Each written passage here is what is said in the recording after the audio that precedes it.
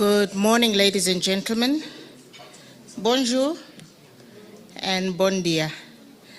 Now, for those in the room, can we just do a quick exercise? We're going high-tech now. As you can see, I'm even holding the facility. At those who need Portuguese and French, if you look at your screen, it's a touch screen. Don't break it. It's a touch screen.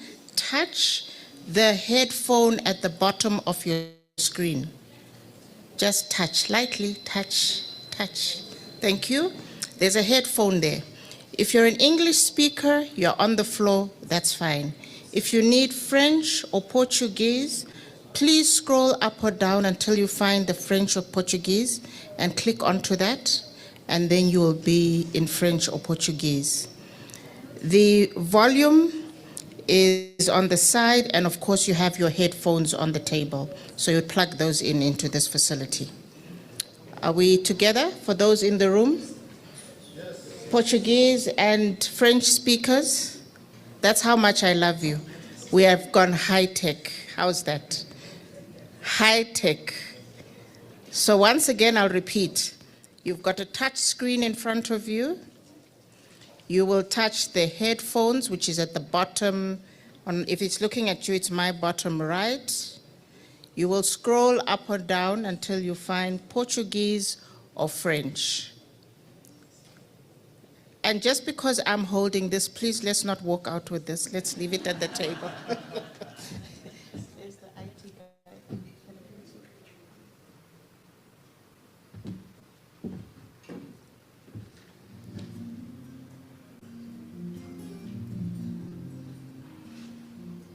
And if it does not make sense, we'll just call this gentleman here to help us. Thank you very much.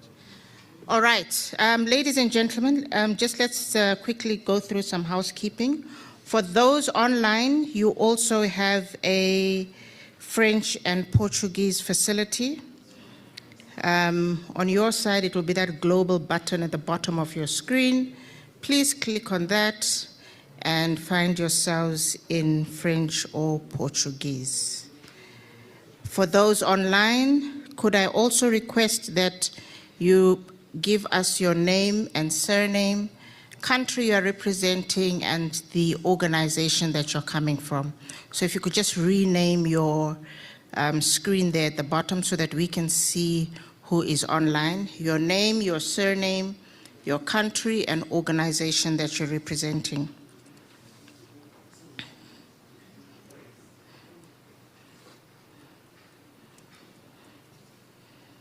Please note online that you are deliberately muted. Should you need to speak, we will unmute you. You are currently muted. As you join, we will, however, unmute you should you need to speak. We do, however, encourage you to put questions in the chat box, and we will pick up your questions throughout the day.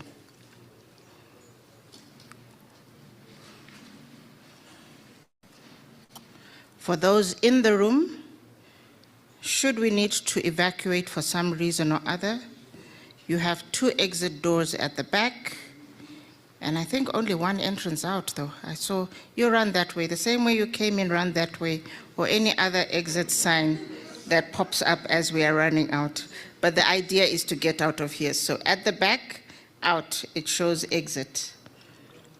The restrooms are in this facility towards the end of the hallway, as it were. Colleagues at the back, I'll take my cue from you. If you're good to go, then I'm good to go. I don't know if you need to put us into recording. Okay.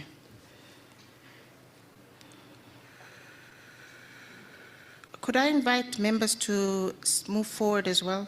Don't be too far back, so that those coming in late can fill the seats at the back. If you can please move forward.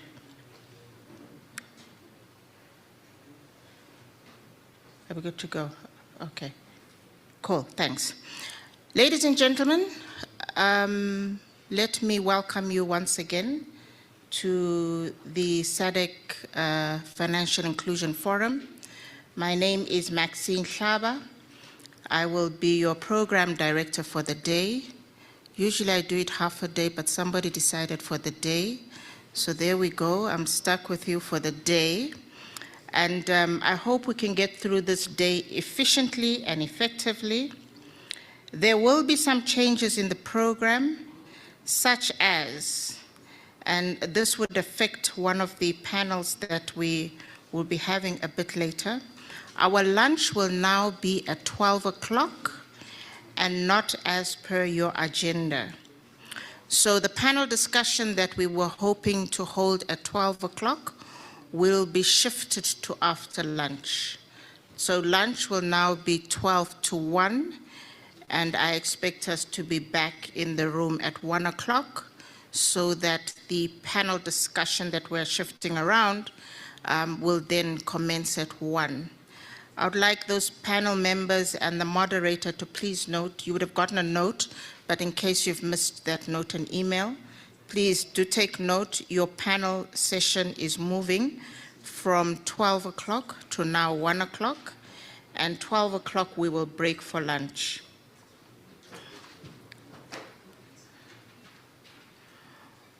With that said, as you walk in, I would like to welcome all of you and trust that those that slept here last night had a good night's sleep and are ready for the proceedings for today. Joining us online and in person, we are honored to have the Governor of the Central Bank of Lesotho, and I'll welcome him a bit shortly. But in person here as well, we have chairpersons of various committees from the SADC structures under the FIP, as well as head of secretariats and distinguished senior officials from member states, and all protocol observed. I'll be advised if there are any changes to the protocol observations. I'd like to welcome the colleagues from the SADC Secretariat as well. And I think I have everybody in. Without wasting much time, I would like to welcome the Governor, and the Governor is going to be joining us online, and we're honored to have him today. So we have the pleasure of welcoming the Governor, and that is Dr. Letete, who is the Governor of the Central Bank of Lesotho.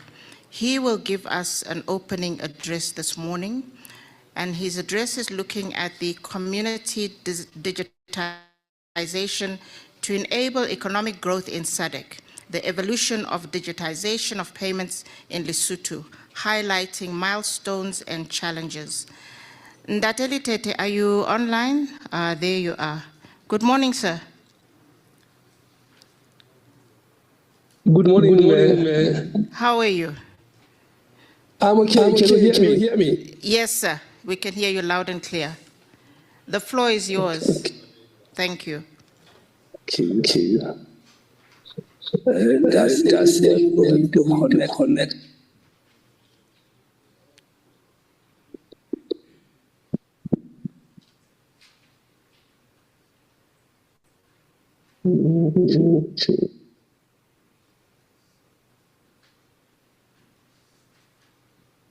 Can you hear me? Yes, sir, we can hear you. Yes, I'm here.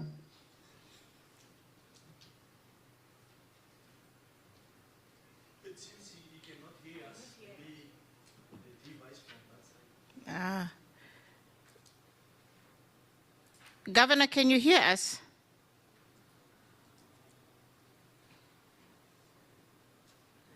Okay, now he's on mute. Governor, you're on mute. Yes, can you hear me now? We can hear you. Can you hear us? Yes, I can hear you. But this sound that I don't know what is happening. Can you?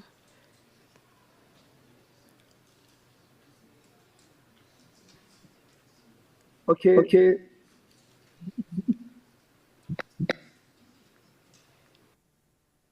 Can you give me just 2?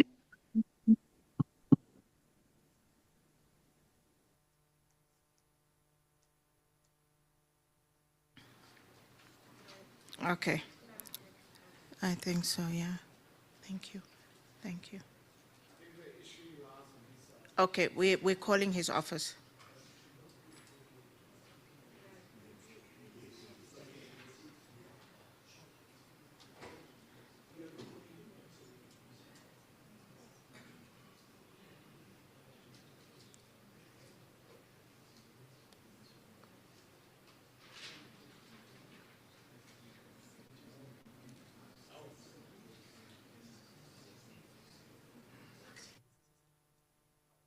I'm still online. But there's a challenge here, program director, that I have to connect one speaker because I'm using two speakers unfortunately, and one should be closed. Governor, in that case, could we maybe allow you to sort out the glitch on your end, and then we'll go on to the next part of the program. It's just a video, and then we'll come back to you. Yes, please. Okay, thank you, Governor. Thank you. Change of program, guys. So we'll run the video that's next in line, and then we'll bring the governor back a bit later.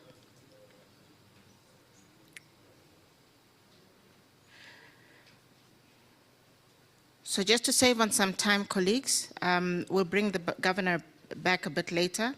We'll go then to our second agenda item, and this looks at ICT and digitization of payments in SADC. Now, our colleague will not be joining us online and or in person. However, we do have a recording, which is what we will show now. Representing, in his absence, since he's not here, George would have given us this presentation.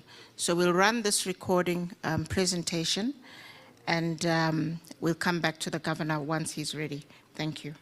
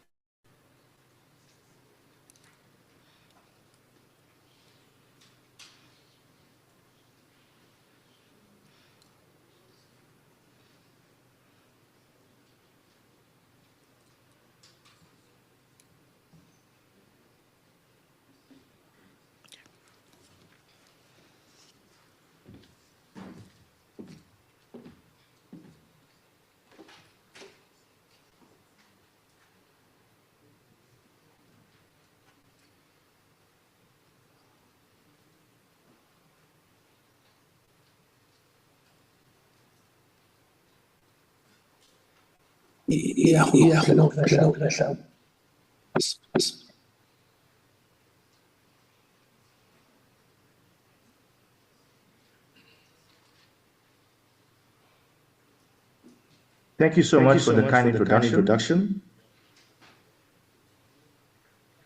A very good morning to you all. I seize this opportunity to thank my colleague, Mr. Rado, from the FIC Directorate for giving ICT Division of Infrastructure Directorate an opportunity to be part of the 2024 SADC Financial Inclusion Forum, supported by FinMac Trust and the SADC Banking Association. So once again, thank you, Mr. Rado. My presentation is entitled SADC ICT Observatory and the digital financial services ICT sector. On this front page, you will see three logos on the right-hand side at the bottom. CRASA, that groups all the regulators. SAPOA, that groups all the designated postal operators. And SATA, that groups all the telcos and suppliers. My presentation has four sections. The SADC Observatory, the SADC Observatory, Digital Financial Services Guidelines and Recommendations for ICT Regulators. I'll go over the SADC Legal and Regulatory Framework with conclusions and recommendations. The objective of the SADC Observatory is for it to become a vital policy intelligence tool to support the strategic planning of the ICT and to be the central point of reference for reliable and up-to-date collection and dissemination of ICT indicators, measurements, benchmarking, and reports. It is a flagship project stemming from the ICT chapter of the SADC Regional Infrastructure Development Master Plan, RIDIP in short, 2012 to 2027. It is also known as the Digital SADC 2027, and it is here. The SADC ICT Observatory is also an output in the Regional Indicative Strategic Development Plan, RISDIP 2020-2030, which is here. It is a pilot project under the auspices of the ICT Division of the Infrastructure Directorate and to be later relocated to the SADC ICT Center for Excellence once operational, where in-depth research and analysis can be undertaken on ICT indicators. Phase 1 was completed in June 2017. So what was part of Phase 1? Member states defined and agreed to collect 81 core indicators and 22 extended ICT indicators, a total of 103 combination of supply side and demand side indicators.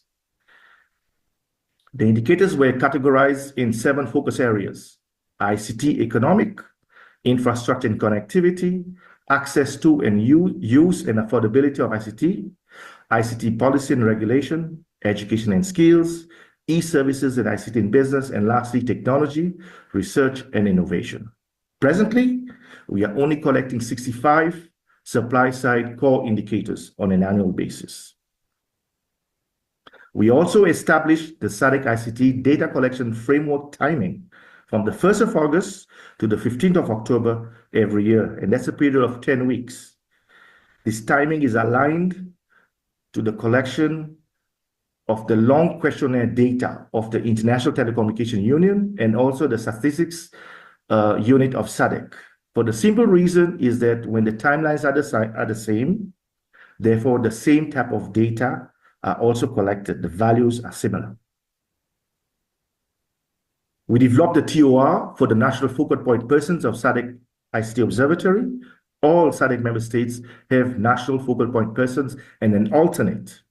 One is from the National Statistics Office, and the second person is from the National Regulatory Authority, the NRA. We developed the model MOU between the National Statistics Office, the NRA, and/or the ministry responsible for ICT to establish a formal framework of cooperation and to facilitate collaboration for data collection between the key ICT indicator stakeholders for the SADC ICT Observatory. To date, 9 member states have put into place an MOU between the NSO, NRA, and/or the Ministry of ICT, and the remaining are at an advanced stage of signing the MOU. It will be part of the recommendation on this matter. We facilitated several capacity building workshops, including development of indices, mobile phone big data leverage in the collection of ICT statistics, including monitoring of relevant sustainable development goals, and etc. We developed model demand-side survey forms, such as the SADC Model Household Survey for ICT indicators, ICT in government, ICT in business, ICT in research and innovation, ICT in education and skills, and ICT in trade and ICT goods. Phase 2 included the development of the SADC ICT Observatory web portal and database system.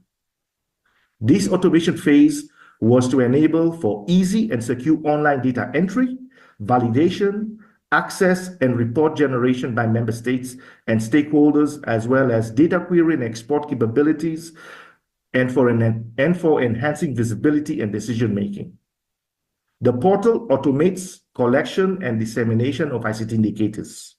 It also reduces data fatigue, which is a challenge that member states were having because they had to submit the same type of data to the ITU, to the African Telecommunications Union, as well as SADC Secretariat, and etc., meaning other entities that are conducting surveys on ICT. The SADC ICT Observatory web portal and database was operational as of May last year, and now has data from 2021 to 2023. The SADC webmaster was also involved in the development of the portal. It has a very secure back end for the admin, for data entry and management. It uses Active Directory, and the front end, in other words, the portal, that is for public access. Data for 2024 is presently being collected, and the canvas will close on the 15th of this month. Then SADC Secretariat will review the data. Where data are missing, we will liaise with the focal points, we will validate the data and publish. When we say publish, that means the data is now fired up to the front end. And this is where public has access to the ICT Observatory data for 2024. An additional benefit that we realized was that 6 ICT indicators are now used for the balance scorecard of the SADC monitoring, evaluation, and reporting framework. Phase 3 is generation and publication of regional reports, country reports, thematic reports, and SADC facts and figures. In 2024, this year, we plan to publish, obviously e-copy, a SADC facts and figures report for the ICT sector. We also envisage for us to do data collection on a biannual basis. So we'll collect data in October and also in April. So please visit the SADC ICT Observatory to learn more about the data in the ICT indicators that we're collecting. In 2023, the SADC average mobile penetration was 90.1, and this relates to 342 million people had a mobile subscription card. The SADC average internet penetration was at 53.8%. That corresponds to 203 million people that had a mobile phone and had internet connection. So the number of offline mobile users that may become potential digital financial services users is around 139 million. Presently, SADC has a total of 44 mobile network operators. We call it MNOs.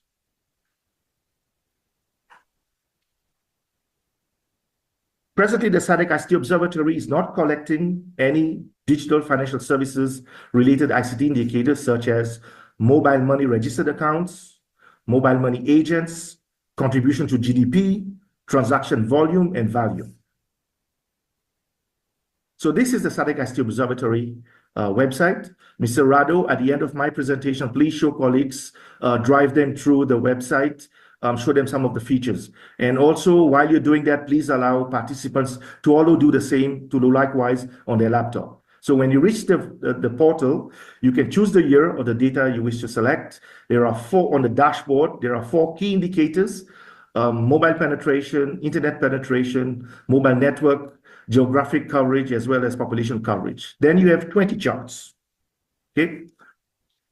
The website is interactive.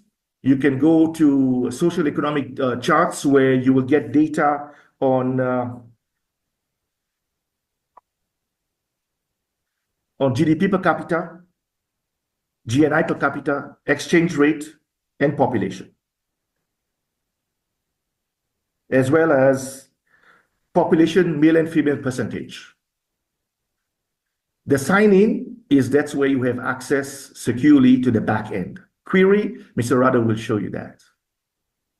Okay, second part of the presentation is SADC Digital Financial Services Guidelines and Recommendations for ICT Regulators.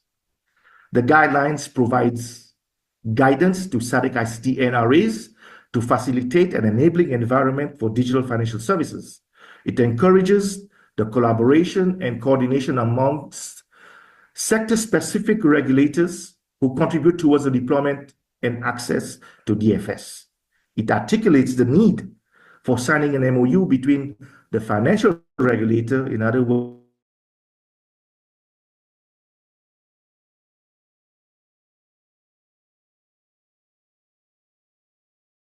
later. It is in line with the SADC strategy for financial inclusion,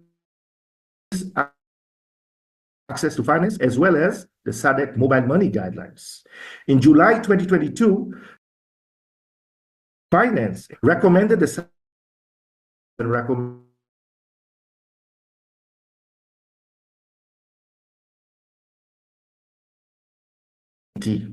eight member states, in other words, Kingdom of Eswatini, Lesotho, Malawi, Mauritius, Namibia, United Republic of Tanzania, Zambia, and Zimbabwe have such an MOU in place, and two member states, in other words, DRC and South Africa, are at an advanced stage of negotiations.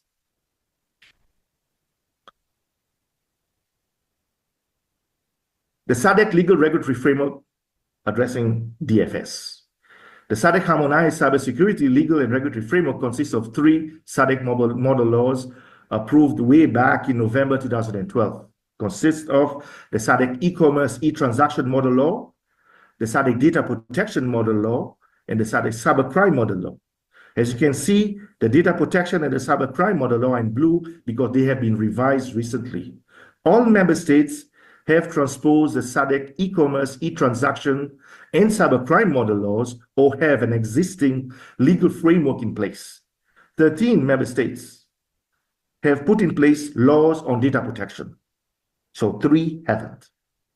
The revised SADC data protection model law is in line with current international, continental, regional data protection best practices and guidelines, including the EU GDPR. It was approved in June last year. It also includes, for the first time, guidelines and an implementation schedule. And member states have 24 months to domesticate the revised SADC data protection model law.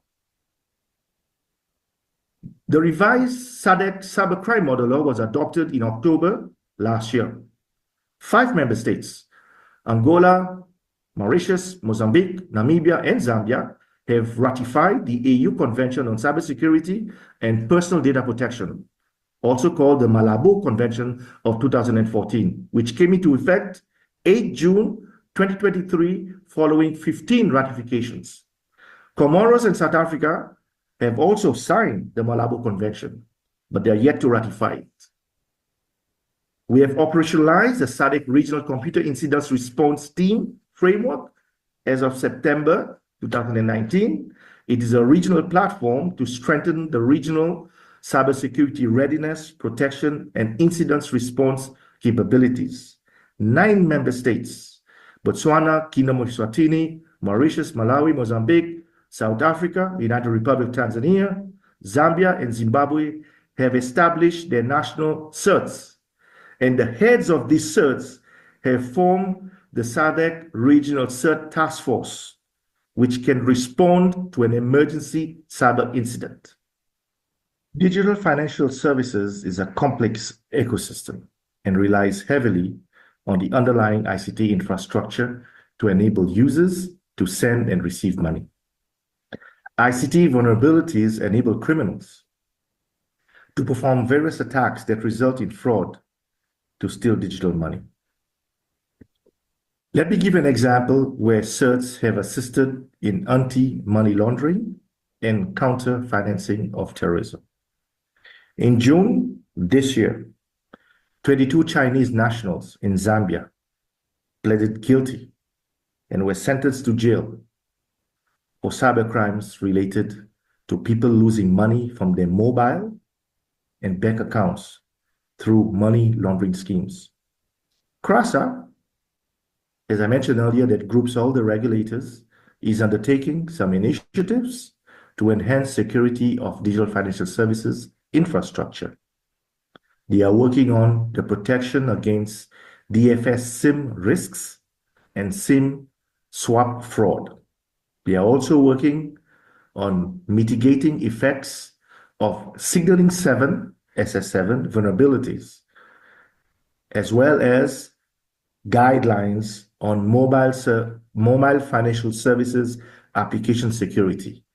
In other words, when guidelines on developing mobile apps that deals with DFS. So I have the following recommendations and conclusions. There are 8 of them. 1, Some information related to mobile and internet penetration from the SADC ICT Observatory may be useful for correlation purposes and also for analysis with DFS data. FIC Directorate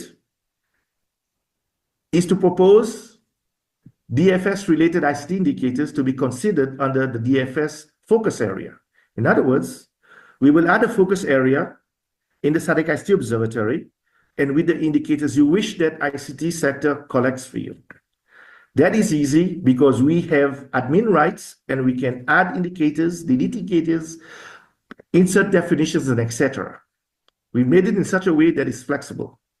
Number 3, we encourage remaining member states, in other words, Angola, Botswana, Comoros, Madagascar, Mozambique, Seychelles, to put in place an MOU between their central bank or reserve bank and the ICT regulator to domesticate the SADC Digital Financial Services Guidelines and Recommendations for ICT regulators. 4, member states are encouraged to domesticate the revised SADC model laws and to establish the relevant institutional structures. For the data protection, you need a data protection authority. And for cybersecurity, you need a computer incident response team. There's absolutely no point having laws in place when you don't have institutional structures for enforcement. Very critical. 5, explore initiatives to strengthen digital skills and financial literacy, especially on mobile money awareness for the masses, to promote digital financial services, fintech, and financial inclusion, especially for those that are unbanked in SADC. Now, this is the big one. Reduce or eliminate tax burden on the ICT sector, including taxing mobile money transactions to balance the goal of increased network deployment for mobile services, connectivity to connect the unconnected, usage, digital financial services, and obviously, as there's more usage, there's also more revenue generation to drive financial inclusion and make SADC more competitive. Number 7, we urge central and reserve banks as well as CCBG members to support and enable national and cross-border mobile payments and transactions to positively impact the SADC regional integration agenda. And lastly, we encourage central and reserve banks to establish the sectorial CERTs and to also participate in national and regional cyber drills. Last year, we had banks from the Kingdom of Eswatini, we had the Central Bank of Madagascar, Mozambique, and the Seychelles, who participated in the 4th cyber drill that was held in Maputo, Mozambique. This year, we are convening the SADC Cyber Drill 2024 from the 24th to 29th of November in Livingstone, Zambia. Invitations will be sent to you through FIC Directorate. I've reached the end of my conclusion, but nevertheless, in closing, we should note the growing convergence of telecoms and financial services under the auspices of digital financial services, where the mobile subsector continues to play a key role in digital inclusion and regional integration. Let's strengthen our endeavors to interact and collaborate to ensure more connectivity, integrity, security, stability, and protection of relating to the provision of digital financial services that will bring about significant positive impact on lives and livelihoods of SADC citizens. Thank you so much for your kind attention. I wish you all a productive 2024 SADC Financial Inclusion Forum. And Mr. Rado, this is the time now. Please show colleagues the SADC ICT Observatory. I thank you.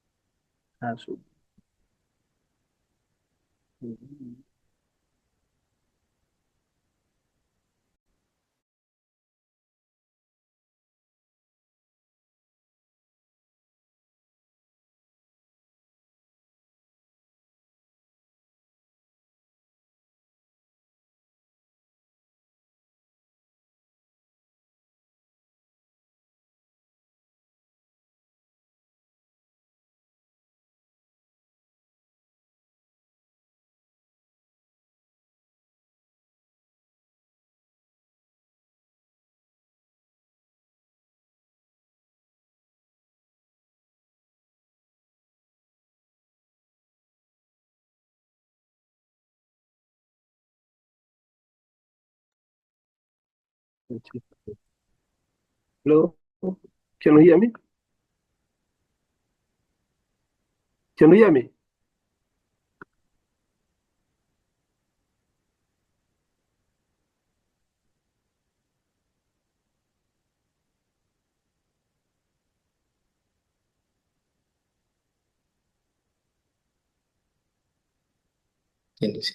Can you hear me?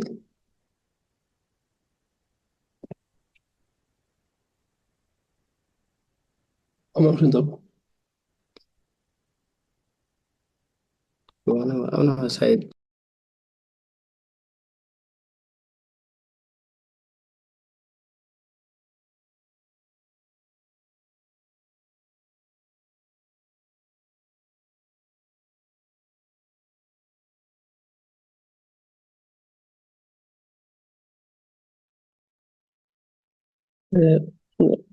Hello, program director. Program director. Program director. Program director, you are muted. Program director, you are muted. Program director. Program director, you are muted. Okay.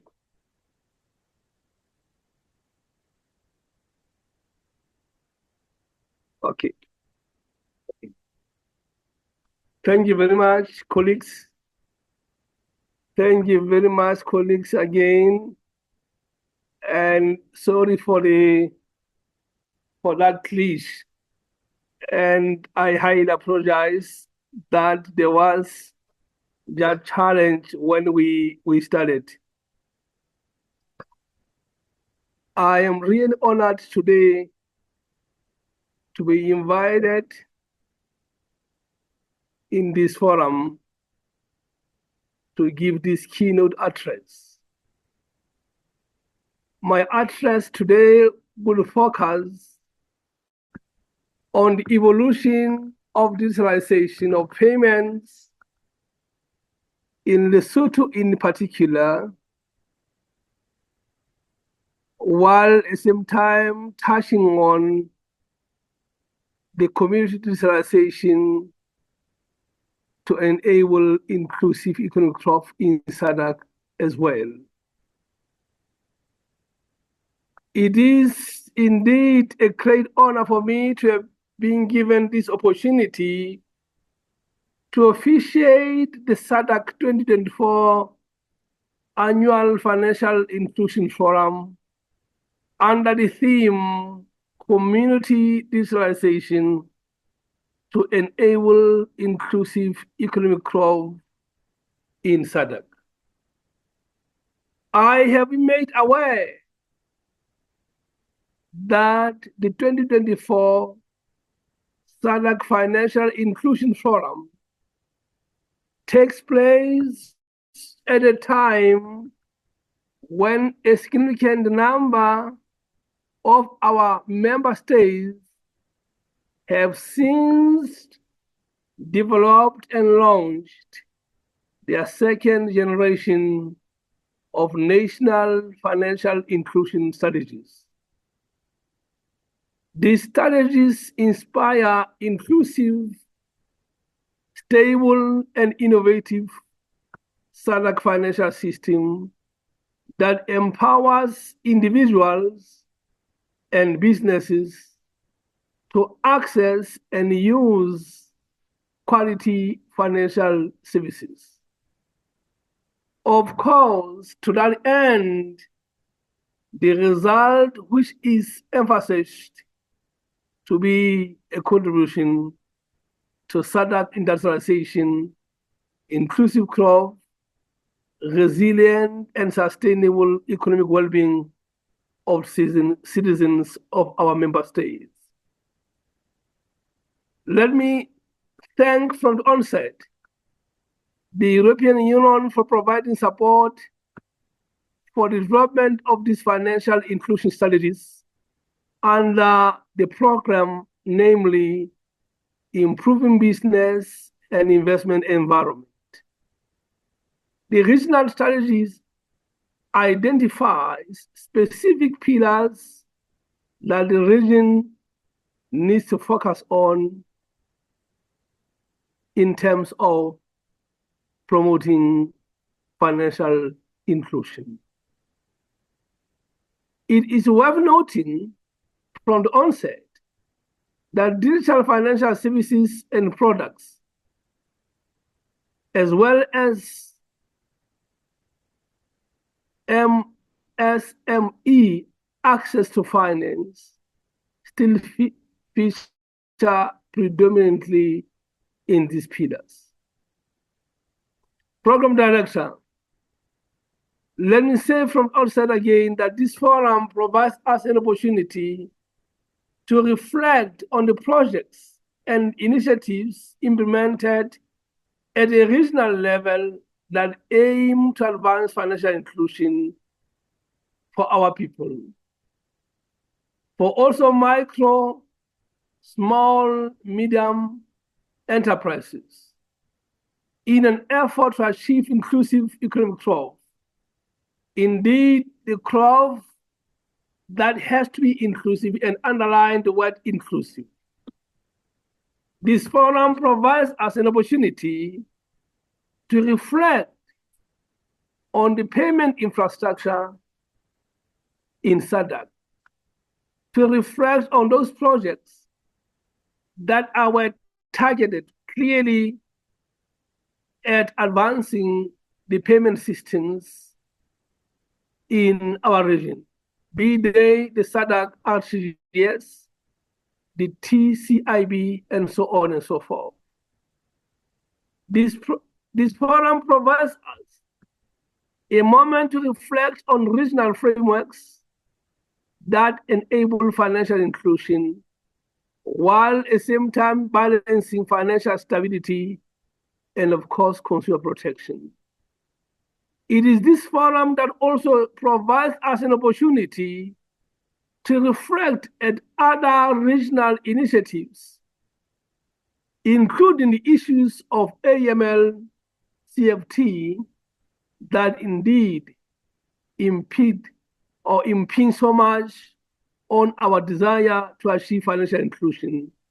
And these are some of the issues that I will speak a little bit to. Program Director, ladies and gentlemen, let me now turn a little bit on our journey of financial inclusion that started, of course, 2 decades ago. Let me start first of all by indicating, as you may all know, that Lesotho is a mountainous country with a very difficult terrain to traverse. As such, financial services based on opening of bank branches could not reach a lot of our people, especially those that lived in the rural areas 3 decades ago. Indeed, during those 3 decades, at the beginning, a large segment of our population remained unbanked and were financially excluded. But today, as I speak to you, the FinScope household survey indicates and clearly shows that financial inclusion statistics have moved to the next better level as we speak. Lesotho has been able to achieve the financial inclusion among households of 91% as of 2021. Indeed, a move from 81% that was realized in 2011. In terms of micro, small, and medium enterprises, the survey shows clearly that the country has been able to achieve 88% of financial inclusion in 2023, which of course was a move from 65% that was noted in 2016. The statistics talk to us in terms of the ability of countries to move their citizens from the pride of financial exclusion to financial inclusion. But the question that is critical here is to say what allowed or what made all this possible in the journey of our financial inclusion. Program Director, there are three more important enablers which I will speak to. The first enabler that made this possible was the leveling of the policy environment. The second was the development of a robust legal and regulatory framework, which I'll explain in detail as I continue. The third enabler that made this possible was the development of supporting infrastructure, which also I'll speak to as we continue. The fourth enabler that allowed all this to happen for the small country called Lesotho was collaboration of different stakeholders in the pursuance of financial inclusion. Indeed, that shows us that financial inclusion cannot be left to one institution to pursue the financial inclusion agenda unless we work together, because it is a collaborative effort to achieve financial inclusion. Program Director, let me turn to the first point, which I called leveling the policy environment. In 2008, the country launched a program that was called the Rural Financial Intermediation Program. This program was aimed entirely at enhancing access to efficient financial services by the rural poor on a sustainable basis.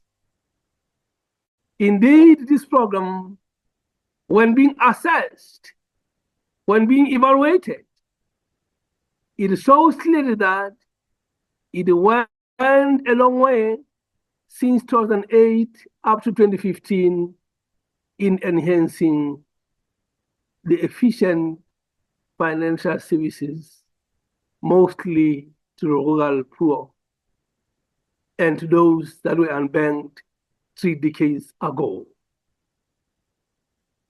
Between 2011 and 2014 as well,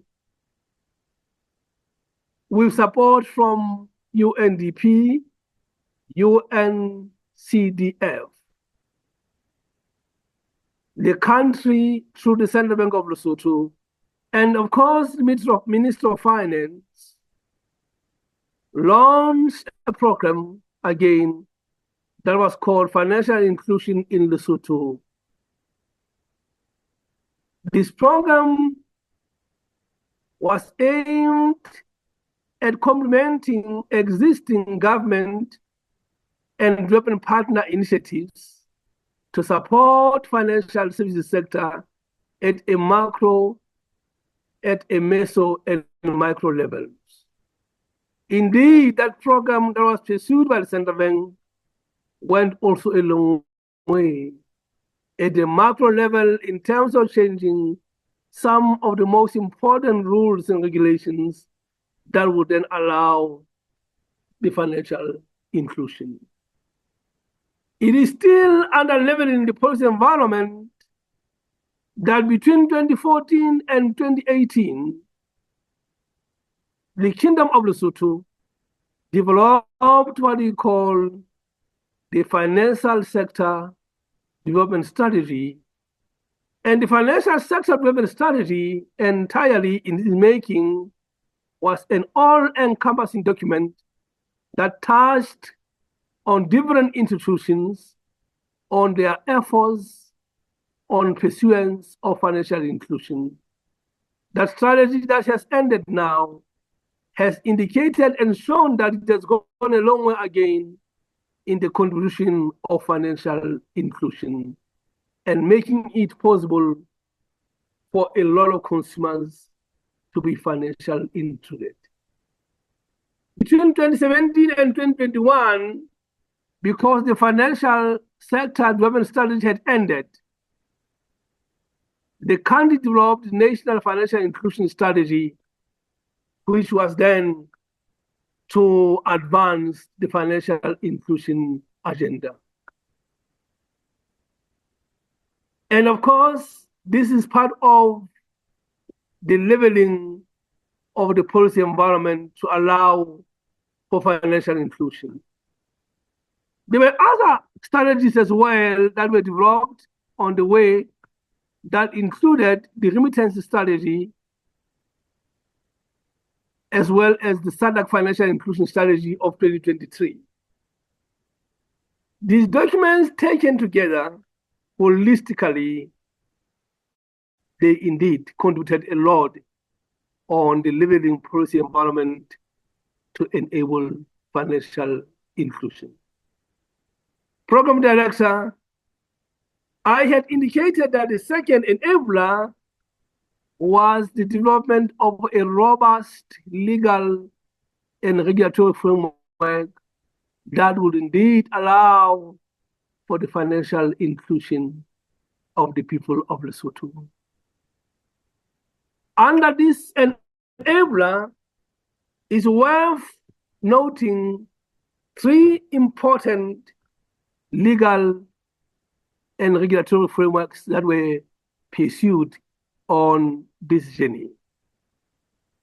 The first one was that in 2012, through the Central Bank of Lesotho, the country enacted the Financial Institutions Act of 2012. This act introduced tiering in the financial sector, leading to opportunities for the microfinance institutions and large financial cooperatives. Indeed, this act was aimed entirely at strengthening the banking sector regulations and supervision. In 2014, the country enacted the Payment Systems Act of 2014. And this act or payment system of 2014 was adopted on a test and learn approach, and it issued the letter of no objection while still developing mobile money guidelines of 2012, which were reviewed in 2013. The guidelines were subsequently superseded by the payment system regulations of 2017, which is email regulations in March 2017. But really, the Payment System Act was a core act that indeed enabled the financial inclusion even more in terms of really being pursued through the payment systems. And of course, the third important again under this enabler was the development of financial consumer protection and market conduct framework. It is indeed notable that as we continue developing or pursuing our financial inclusion agenda, in some instances, consumers are not protected. As such, it became very important that as we pursue the financial inclusion agenda, the country really develops the financial consumer protection and market conduct frameworks, which indeed were also done in later years in this pursuance of financial inclusion. Program Director, I talked about the third enabler, which I said was the development of supporting infrastructure. Indeed, at the national level, the country developed what we call the base transceiver towers, which will then enable the mobile money to penetrate even the rural area. These base transceiver towers, they allowed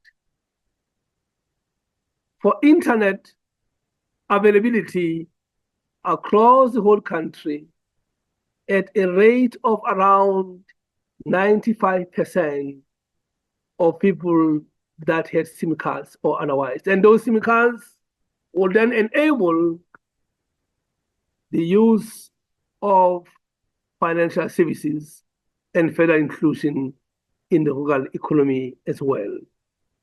There were also other infrastructures that were developed that included the development of Credit Information Bureau in Lesotho, the Credit Reporting Act of 2011. The first credit bureau was licensed in 2014. And of course, it is still continues in its operation even today. As of today, all credit providers, banks, retailers, SACCOs, telecommunications, insurance companies submit the credit information in this credit bureau.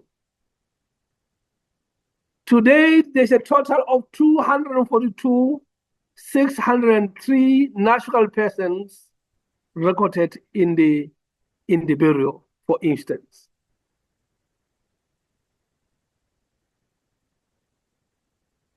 Program Director, under the same enabler, there was development of secure transaction regime and of course, collateral registry in Lesotho. This also included the Lesotho Electronic Registry in Movable Assets, which was launched, of course, in 2021.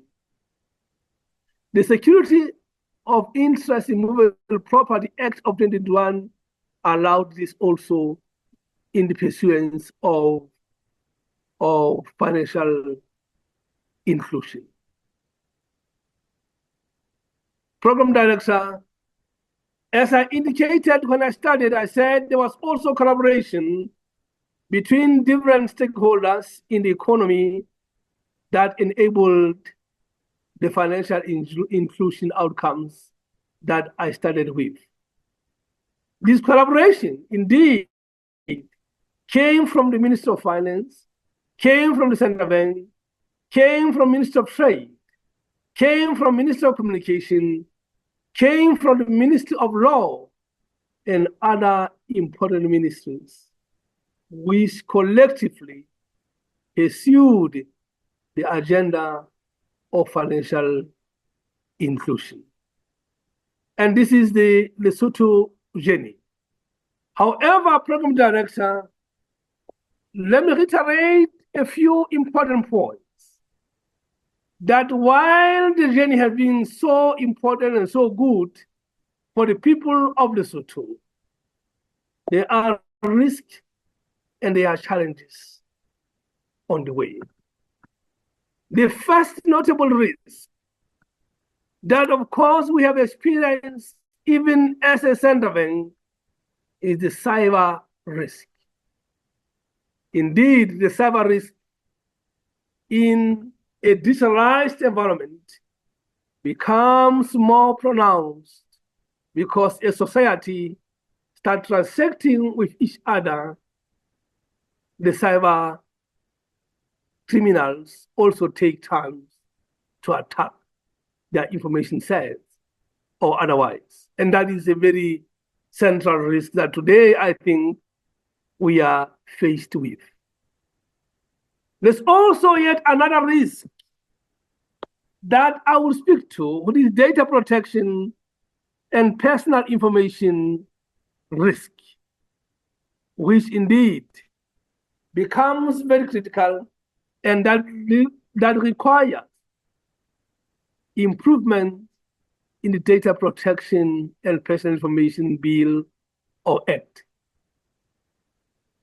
But there are also other emerging issues, Program Director, which, if not taken into account seriously, they will potentially reverse all the gains that have been made on financial inclusion, not only for Lesotho, but also for other countries. These emerging issues include today the anti-money laundering and terrorist financing. As you may be aware, a number of our jurisdictions, as we started in 2024, were under gray listing. And indeed, a situation that is worth really paying very close attention to. The mutual evaluation processes that we also have undergone has indicated some of the weaknesses in our systems that we need to deal with. But while dealing with those weaknesses, Program Director, it is important to ensure that we do not stifle efficiencies in the use of financial services. And I repeat that while we try to comply with FATF standards, while we try to comply with anti-money laundering standards, we should not compromise efficiencies of the system meant to achieve financial inclusion. I am saying this because at the end of the day, if we do not use proportionality as a concept and apply it correctly across African continent, across other countries, we will find ourselves in a situation where all the financial inclusion gains made so far are reversed. This is because as we try to implement, as we try to comply without using proportionality, we end up making the systems costly and therefore kicking out the users of the systems.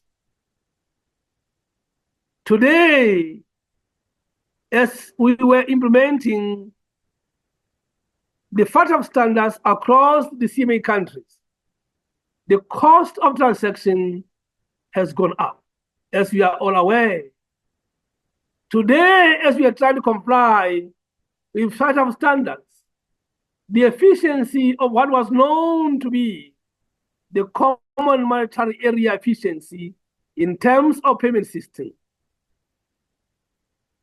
has reduced tremendously.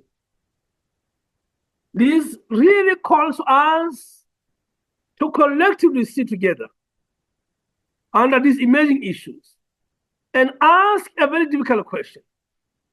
How do we best comply while at the same time ensuring that we remain with uttermost efficiency in the payment system, which are meant to really achieve the financial inclusion of our people?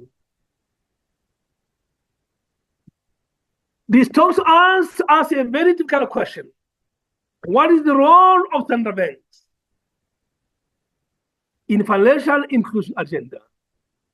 Should central banks change their mandate and include a financial inclusion as a key objective or not? My view on this matter is the financial inclusion and financial stability remain very delicate within central banking, and the two are complementary. As such, there is no need to change the mandate because financial inclusion is implied henceforth. And Program Director, let me reiterate that inclusion is also a developmental agenda based on noble principles of shared and inclusive development or inclusive growth. In conclusion, ladies and gentlemen, Program Director, let me highlight three important points. The first point is working together at a national level if we are to achieve financial inclusion. It is not only at national level, but also at regional level, because financial inclusion for Lesotho does not mean anything if the people of Lesotho cannot trade with the people of South Africa, cannot trade with the people of Mozambique, cannot trade with the people of Zambia, cannot trade with the people of Eswatini. Therefore, financial inclusion does not mean anything. It is only meaningful if the people of our jurisdictions can therefore use the financial inclusion to pursue their own goals of trading or of sending money across jurisdictions. And that's where the financial inclusion would have made the whole sense. The second point that I want to conclude with is being careful in trying to comply with FATF standards. Is being careful and working together with FATF, SAMLA, the country financial institutions, and of course other players in pursuance of a common agenda. It seems to me over a number of times that jurisdictions, as they try to comply with FATF standards, with SAMLA, sometimes they overdo it. Sometimes in trying to comply, they reverse the gains that have been made over a longer period of time. This requires us to engage further in pursuance of a common agenda, in pursuance of a regional integration. That is worth noting, and of course requires our sitting together in terms of really agreeing on how we comply and how we should comply while at the same time safeguarding all the efficiencies that are meant to achieve financial inclusion. Program Director, the last point is infrastructure. The financial inclusion shall not be possible across our jurisdictions unless governments take responsibility of availing necessary infrastructure, part of which goes beyond the central banking, part of which goes beyond the financial sector. Indeed, working together, we can do more if we are to achieve financial inclusion. Finally, Program Director, is the issue of us working together across the continent, across SADC, across the region in fighting cyber attacks, in ensuring business continuity, in ensuring that our people continue to benefit from those interventions that we have made, which are meant to pursue and to help them achieve financial inclusion. Program Director, I want to thank you very much once again for allowing me to make these few remarks. And I wish you well in terms of our further engagement.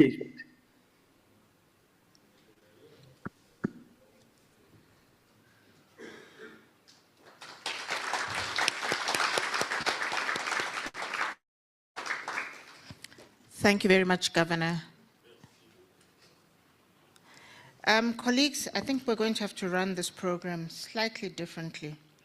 So I will invite our next guest, and that's Innocent Ephraim, to come and talk to us about the overview of the revised SADC mobile money guidelines.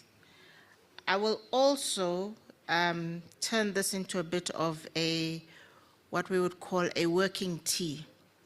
So I will not necessarily break for tea, so that we just try and catch up. However, I will invite you, I know there are some coffee drinkers who might feel they're off schedule now.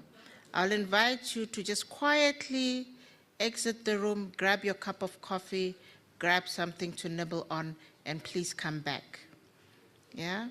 I think that's the only way to facilitate this morning, bearing in mind that lunch is at 12 o'clock. So quietly, just sneak out, grab a cup of coffee. The smoking department people will need to walk for a quick smoke. I don't know how you do that quickly, but you don't have time, quickly. And then I would really love Ephraim to continue with the program. So if I could please ask you, Ephraim, to come through so that we can, Innocent, to come through so that we continue with the program. Thank you.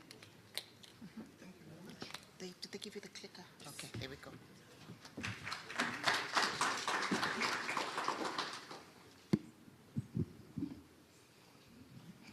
Thank you very much, Maxine. I really appreciate having this moment to talk to you. I'll try pull out that mic to enable me walk around, if I'm allowed. Ladies and gentlemen, my name is Innocent Ephraim, and I do have an opportunity today to walk you through the review and the revised mobile money guidelines. I'll just try to test my clicker. Perfect.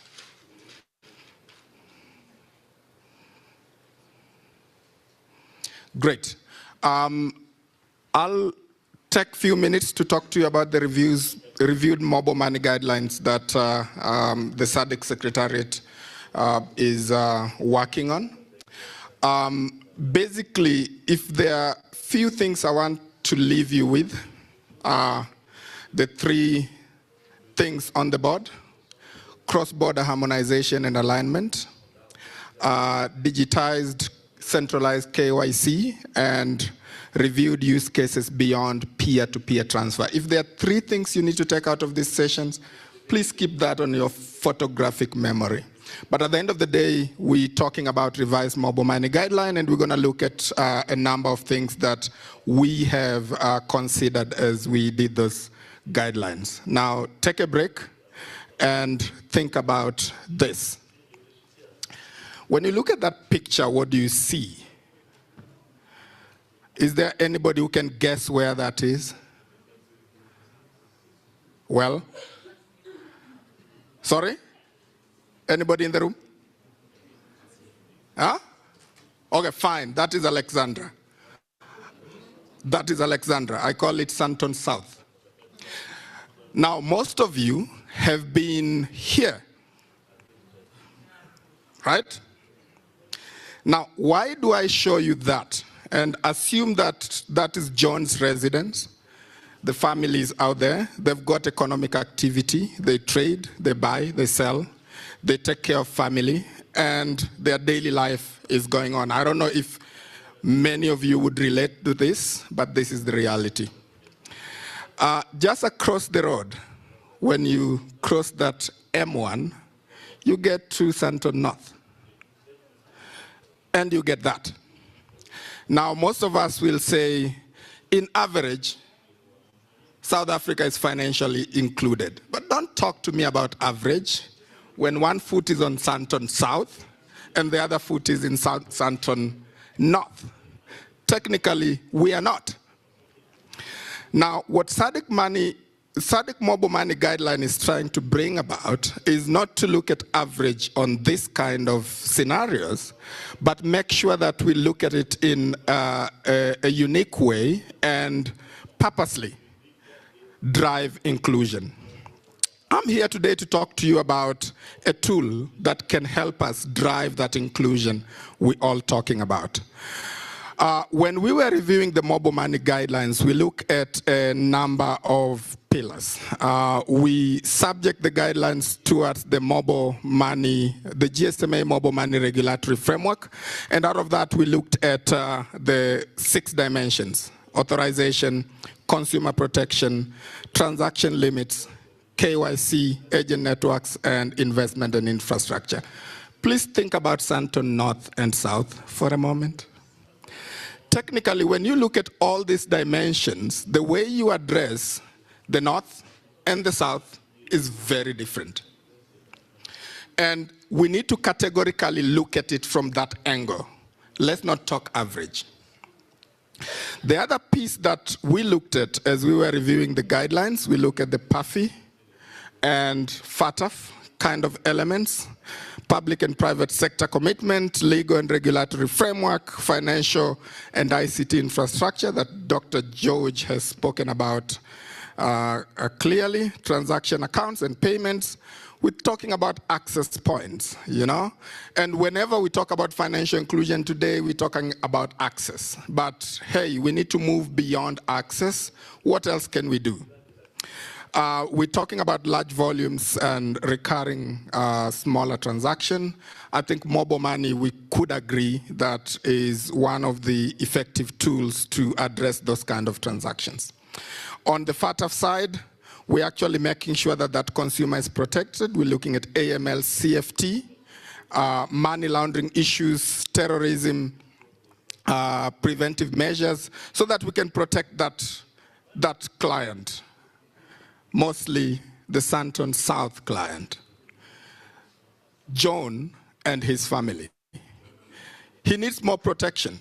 He probably needs to know how to use that product. He probably does not need to be defrauded. He probably does not need to be stuck on credit reference bureau and thrown away because all of a sudden he defaulted on some transactions. So When we look at the guidelines, we're thinking about that.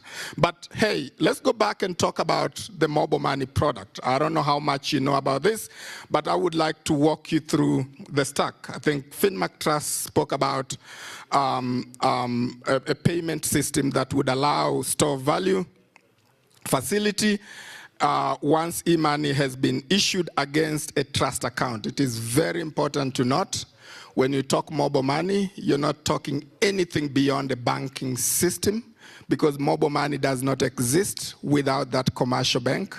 All the money that sits in a mobile money system actually sits in a trust account in a commercial bank.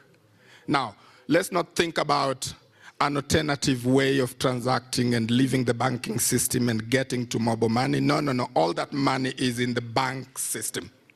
Now, it is very important to note that as we're talking about what mobile money is.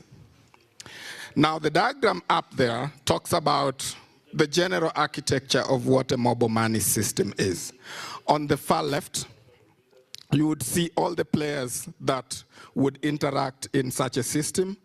And on that side, we've spoken about the accounting system of the mobile money system, which is driven by the e-money system, offered by e-money issuers. As I said earlier, all that money sits in a trust account, and that is within a commercial bank. Obviously, commercial bank also hosts a demand deposits account. So technically, all that money sits within the banking system. That mobile money infrastructure or environment is connected to a larger payment system within a country, which is inherently a real-time payment system. What that really means is when I send you money now, you get it now. It's not an EFT, it's not 2 days later, it's not 5 days later. I send it to you now, it's as quick as an SMS. I'm sure you all know that. Then once that is all done, we're then talking about other entities and services that can connect into this ecosystem, because mobile money is not existing in isolation. If you want to drive inclusion, if you want to drive development at a regional level, we really need to connect it to a lot of other systems, maybe wholesale, maybe retail, but in other words, some systems need to talk to each other. When we go further and look at a national payment stack, which is complemented to a diagram I just showed you earlier, I'm talking about 3 layers. I like to put things in threes because it's easier to remember. At a national payment system level, as we looked at a number of SADC jurisdiction countries, all the way from Malawi to Mauritius, that uses totally different systems. There are 3 characteristics that we saw. One is a KYC layer. For you to get any payment system, we really need to know you. So know your customer. We need to make sure that a customer joining the system is known, is legit, and we can identify them. Secondly, a payment layer. This is where we're becoming more innovative, wholesale, retail, fast payments, and all that. Enabling money moving from one point to another, and at last is data layer. Technically, this is where we allow one system to talk to the other. When you start having innovative products on mobile money platform or on a bank system to allow people to borrow, to allow people to save, to do some credit checks, we need to make sure that data can transfer from one system to another. If you think about that as a national payment infrastructure, I'll give you an example of what that would translate to in real world. This really depicts mostly what a system setup looks like in Tanzania, if I might quote that. On the very top, we've categorized it into 3 groups, but the layer, the orange layer, I wonder if I'm colorblind or not. My wife always says I'm colorblind.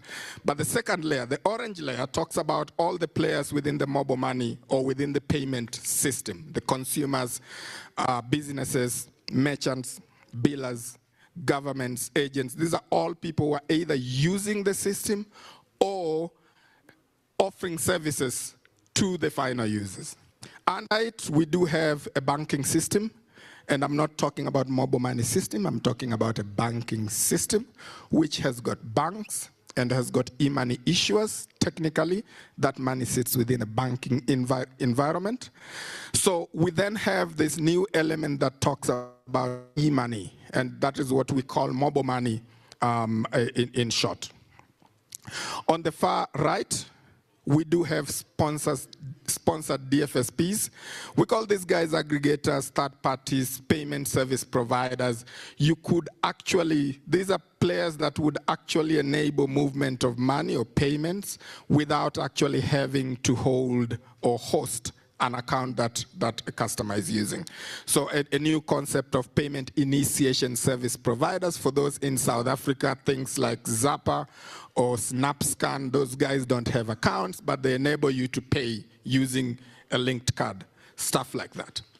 Below it, you've got a real-time payment system, which is a general national payment system, and all other data services, things like your national ID databases, your financial services registry, your settlement accounts, and all that, that would actually bring the national payment system together and functional. If we move forward, and we think about it from a SADC perspective. Now, we've looked at the key layers that enables a payment infrastructure. We've looked at a national environment. We've looked at what mobile money is. And now let's think about a SADC environment.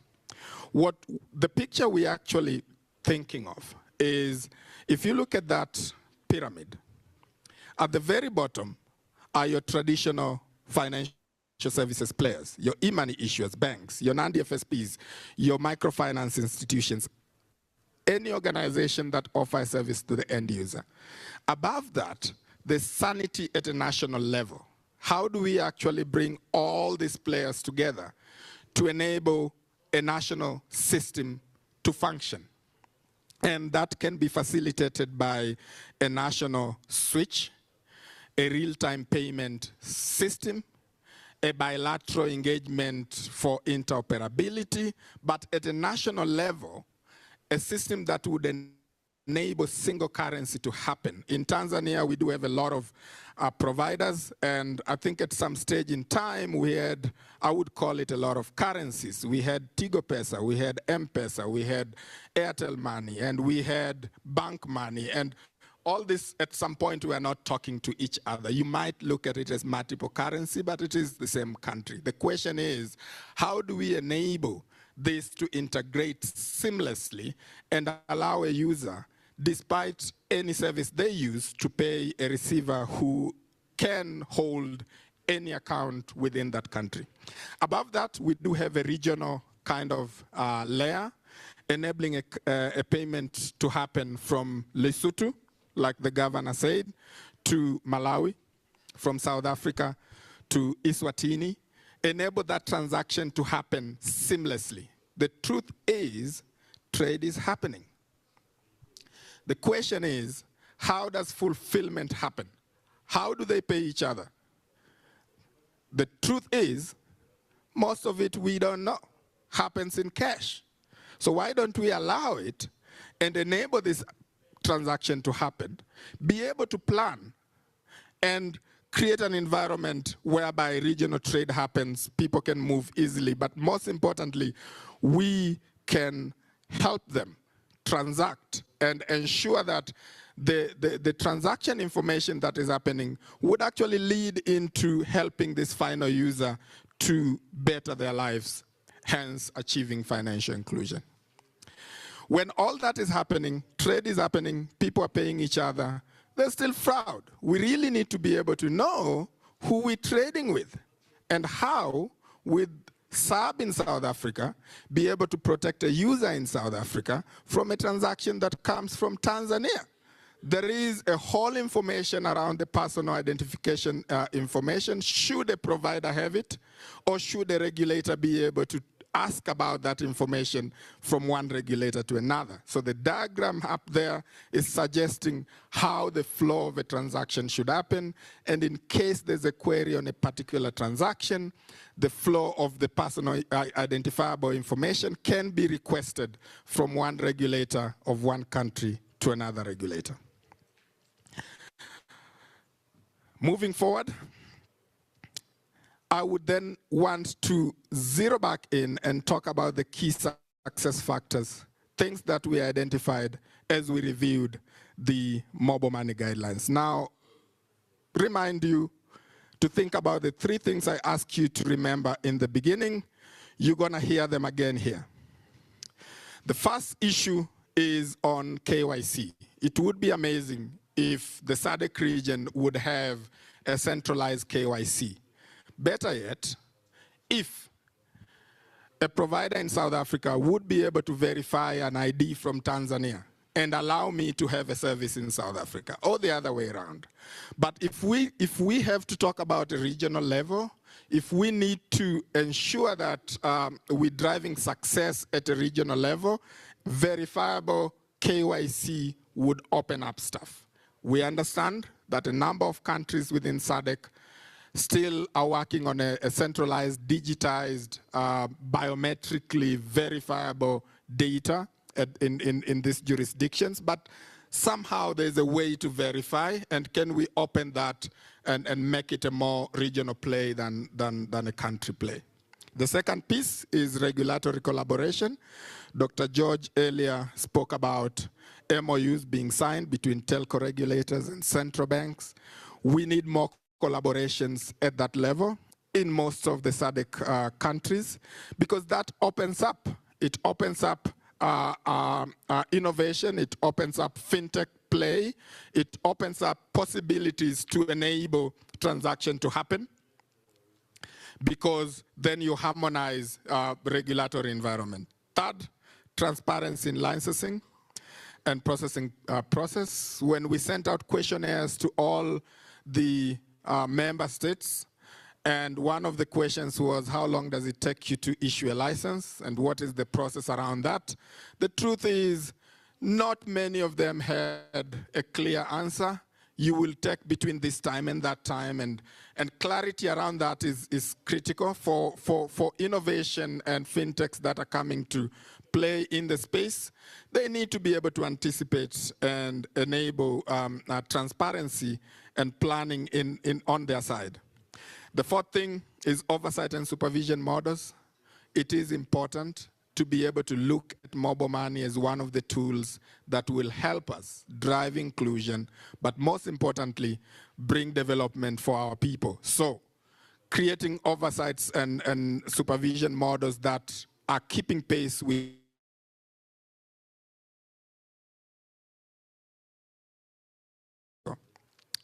the following one is training and capacity building. Each country are in different states when it comes to these matters. It is important, and again, I commend the SADC Secretariat and development partners within the region, FinMac Trust, for the work that they are doing. It is important that we keep pushing this and enable peer learning, enable sharing of experience between these member states, because the truth is we are in different states when it comes to these issues. The other key success factors that we're looking at is regulations. Fintechs are growing fast and they're innovating every day. We're going past access, we're thinking about usage, we're thinking about use cases. How do we actually regulate all this? How do we make sure that the regulators are up to speed when it comes to enforcing and ensuring that the consumer is protected? So implementation of regulatory technology and smarter ways to do proactive oversight is key. Data privacy, we still need to protect that user. So implementation of data privacy and monitoring of data gaps is very important. A number of countries still don't have data privacy laws. Implementation of those would actually bring the region at a harmonized state. Cross-border is real. People are transferring goods and services. They're paying each other. People are moving from one country to another. So cross-border is real. Let's embrace it. Let's make sure that we enable cross-border transfer in a seamless way, but most importantly, a secure way. Mobile money is beautiful. Again, it is very beautiful that it entices and encourages innovative ways to do things. A number of jurisdictions within the region have started thinking about taxing these services. The truth is, it enables payments. So let's think about how do we minimize that fee and create models that will allow users to keep using it. If you tax this service, remember, low volume, low values, high volume. If you put hefty fees on this, it will discourage using.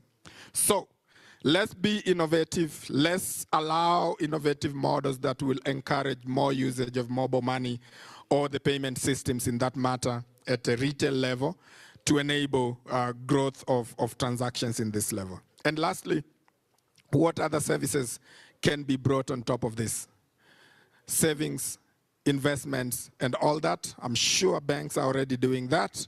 But hey, can we bring that Southern South family into this game as well by creating innovative ways to allow them to save, to invest, to have insurance, and have all those good services that folks on Southern North are having.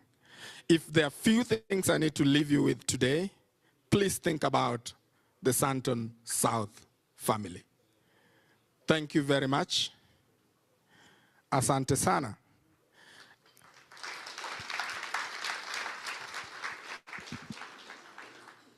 I wonder, Program Director, if this is the time to take questions or this is where I put the mic down.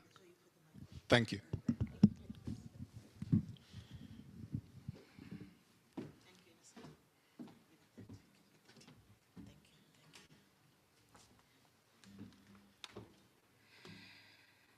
Thank you, Innocent.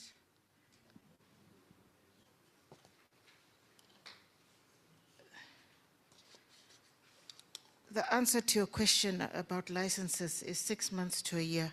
And if you're lucky, 2 years. It's tough, ask me. We're tracking some of those developments. Ladies and gentlemen, I would like now to invite Kennedy Komba, and he's a Director Financial Deepening and Inclusion at the Bank of Tanzania. And he will lead the next panel discussion, and so he'll introduce his panelists. Kennedy, if I could invite you, thank you.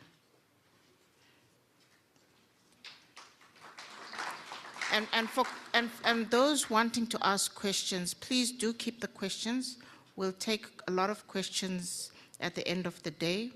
Those online, please keep on inserting your questions into the chat room so that we can answer those as well at the end of the day. So the presenters before us, Innocent and Kennedy and your panel, you will have to make sure you remain until the end of the day. Thank you.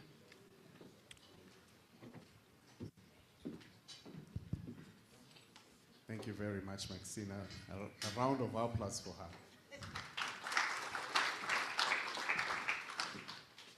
Thank you, ladies and gentlemen. A very good morning. My role is just going to be a moderator, so don't throw questions to me. And I have a very able panelist. It's Mr. Andy Songolani Habako from DRC, I think the National Financial Intelligence Unit. Please, let's welcome him to the stage. Andy, thank you. We also have virtually Mr. Aurelio Matavelo Jr.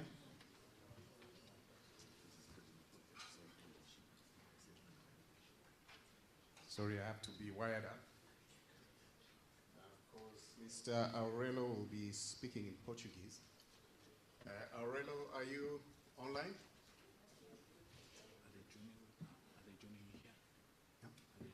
Yes.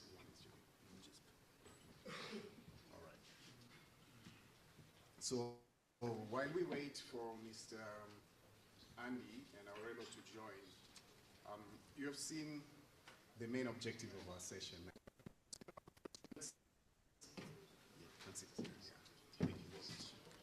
So we're going to spend less than 40 minutes, I think, Maxine. I can't hear. I can't hear. Hello, Mr. Aurelio, can you hear me? Yes, little bit. Yes, little bit. All right. While the IT colleagues are making it possible for you to hear, I'll quickly allow you to introduce yourself and also Mr. Andy here. But we can see you and we can hear you very clearly. As I was saying, Okay. Thank you, sir. So you'll have 10 minutes each to do your presentation. I'll just ask one general question, and we will then allow the panelists, the audience to ask questions if they have, because we have only 40 minutes. Our session, the objective of this session is to discuss the implementation of financial inclusion in the context of AML-CFT. And particularly for countries that are in grey list, FATF grey list, member countries in SADC. We have 5 countries that are there. Around 30% of the members are currently on the grey list. Being in the grey list means you are being required to be in effective observation of FATF. And all these countries that are in the grey list have already started implementing. Quite big progress has been made by our member states in terms of implementing the observations that were made in mutual evaluation. So today we have 2 countries that did make high-level political commitments to implement the observations for FATF, the regional bodies, COPAC in the Western African state, and SMLAG in East African state. Mozambique will be sharing their progress, and also we'll be hearing from our colleague from DRC in terms of the implementation of the progress. While they do so, they'll probably touch a little bit of what is the impact of implementing this progress with implementation of financial inclusion. In view of the fact that we know from 2013 where FATF did issue some guidelines on AML, CFT, and financial inclusion, they made like 5 basic recommendations in terms of proportionality, ensuring that with lower risk, countries should be deliberate and be able to also provide a simplified risk mitigation measures, but that has to be supported with national risk assessment, recommendations relating to customer due diligence were taken into account, suspicious reporting transactions, and so forth. So without further ado, I'll then invite, let's probably invite our colleague who's virtually to start. Mr. Aurelio, you introduce yourself, and you'll be speaking about the implementations of the key recommendations that were observed during your mutual evaluation. What's your status currently, and how do you view it in view of promoting financial inclusion? And then we'll be followed up by Andy. Welcome, sir. Thank you, everyone. I'm really be invited to very important conference. As Portuguese has official language in SADC region,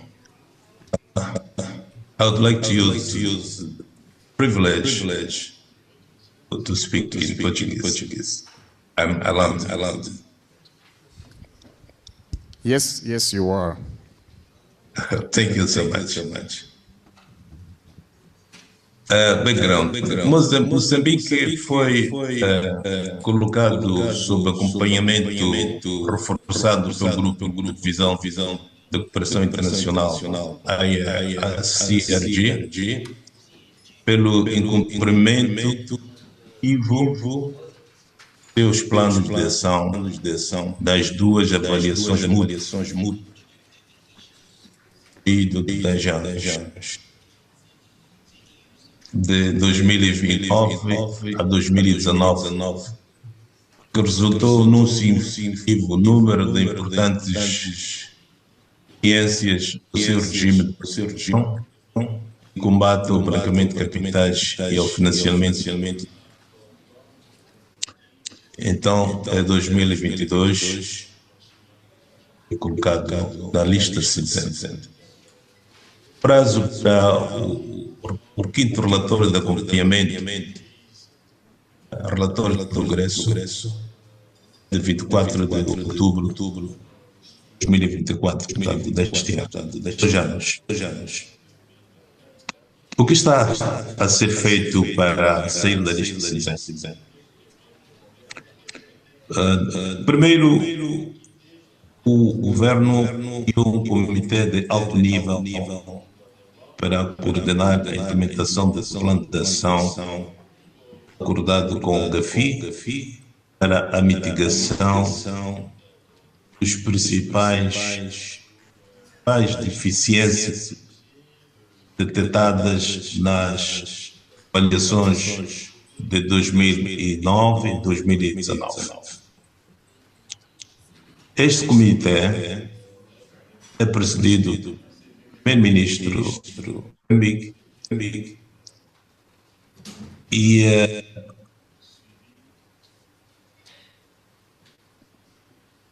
e a sua função principal é a implementação do plano de ação.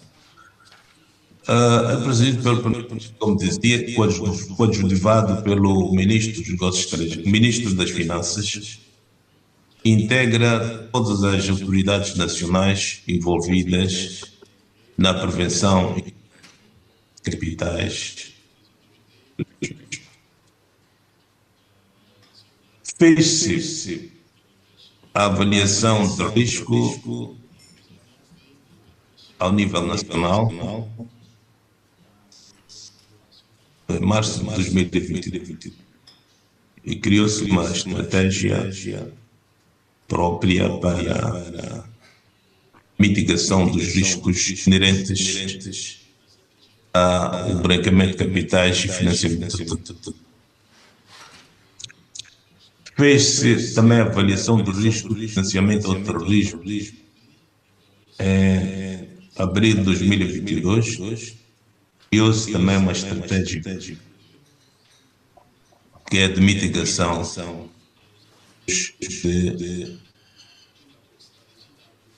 ao financiamento do terrorismo. Para além destas ações, ação de risco macro, ao nível nacional, portanto, há avaliações setoriais de risco de branqueamento de capitais.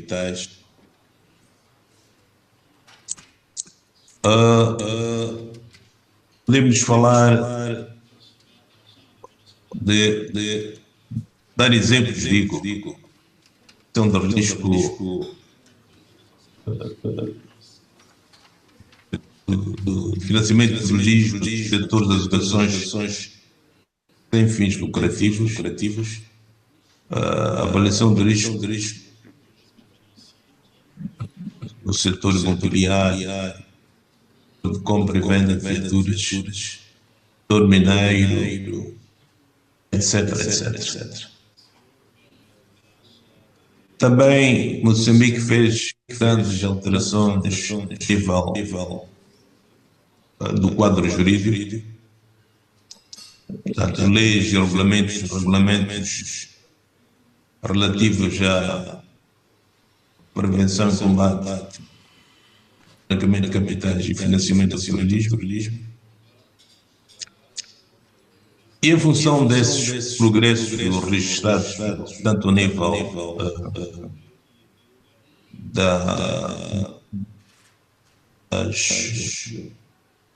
do quadro jurídico, também isso a coordenação nacional com a criação do comitê nível coordenar a implementação a implementação do plano de ação. Nós fomos reduzindo algumas deficiências constatadas. e foi submetido o primeiro relatório de progressos em março de 2022, digo em março de 2023, em que algumas experiências foram sanadas, sobretudo no que tocava ao aspecto de coordenação real, portanto, e fomos apresentando sucessivamente relatórios de progresso em função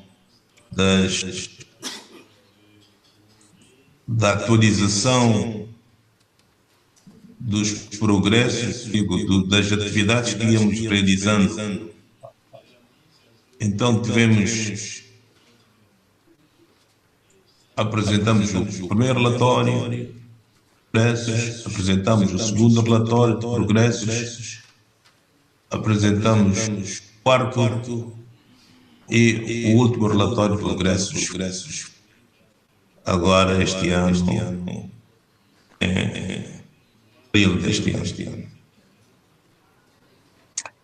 E das 21 deficiências ou das 21 recomendações do GAFIM na área de deficiências detectadas de avaliação mútua, conseguimos cumprir, nesta altura, 15 recomendações full compliance.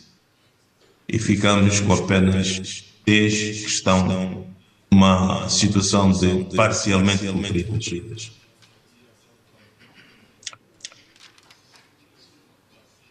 Medidas e o seu impacto na inclusão financeira. A aprovação de lei número 27/2022, de 29 de novembro, estabelece o regime jurídico de contas bancárias, definindo os critérios de abertura de conta bancária básica ou significada.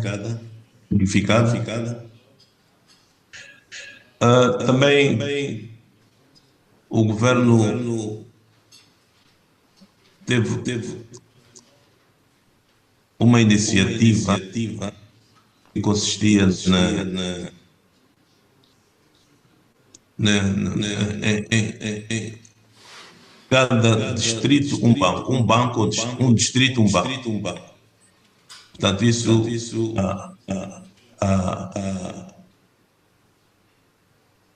a criação de condições para uma bancarização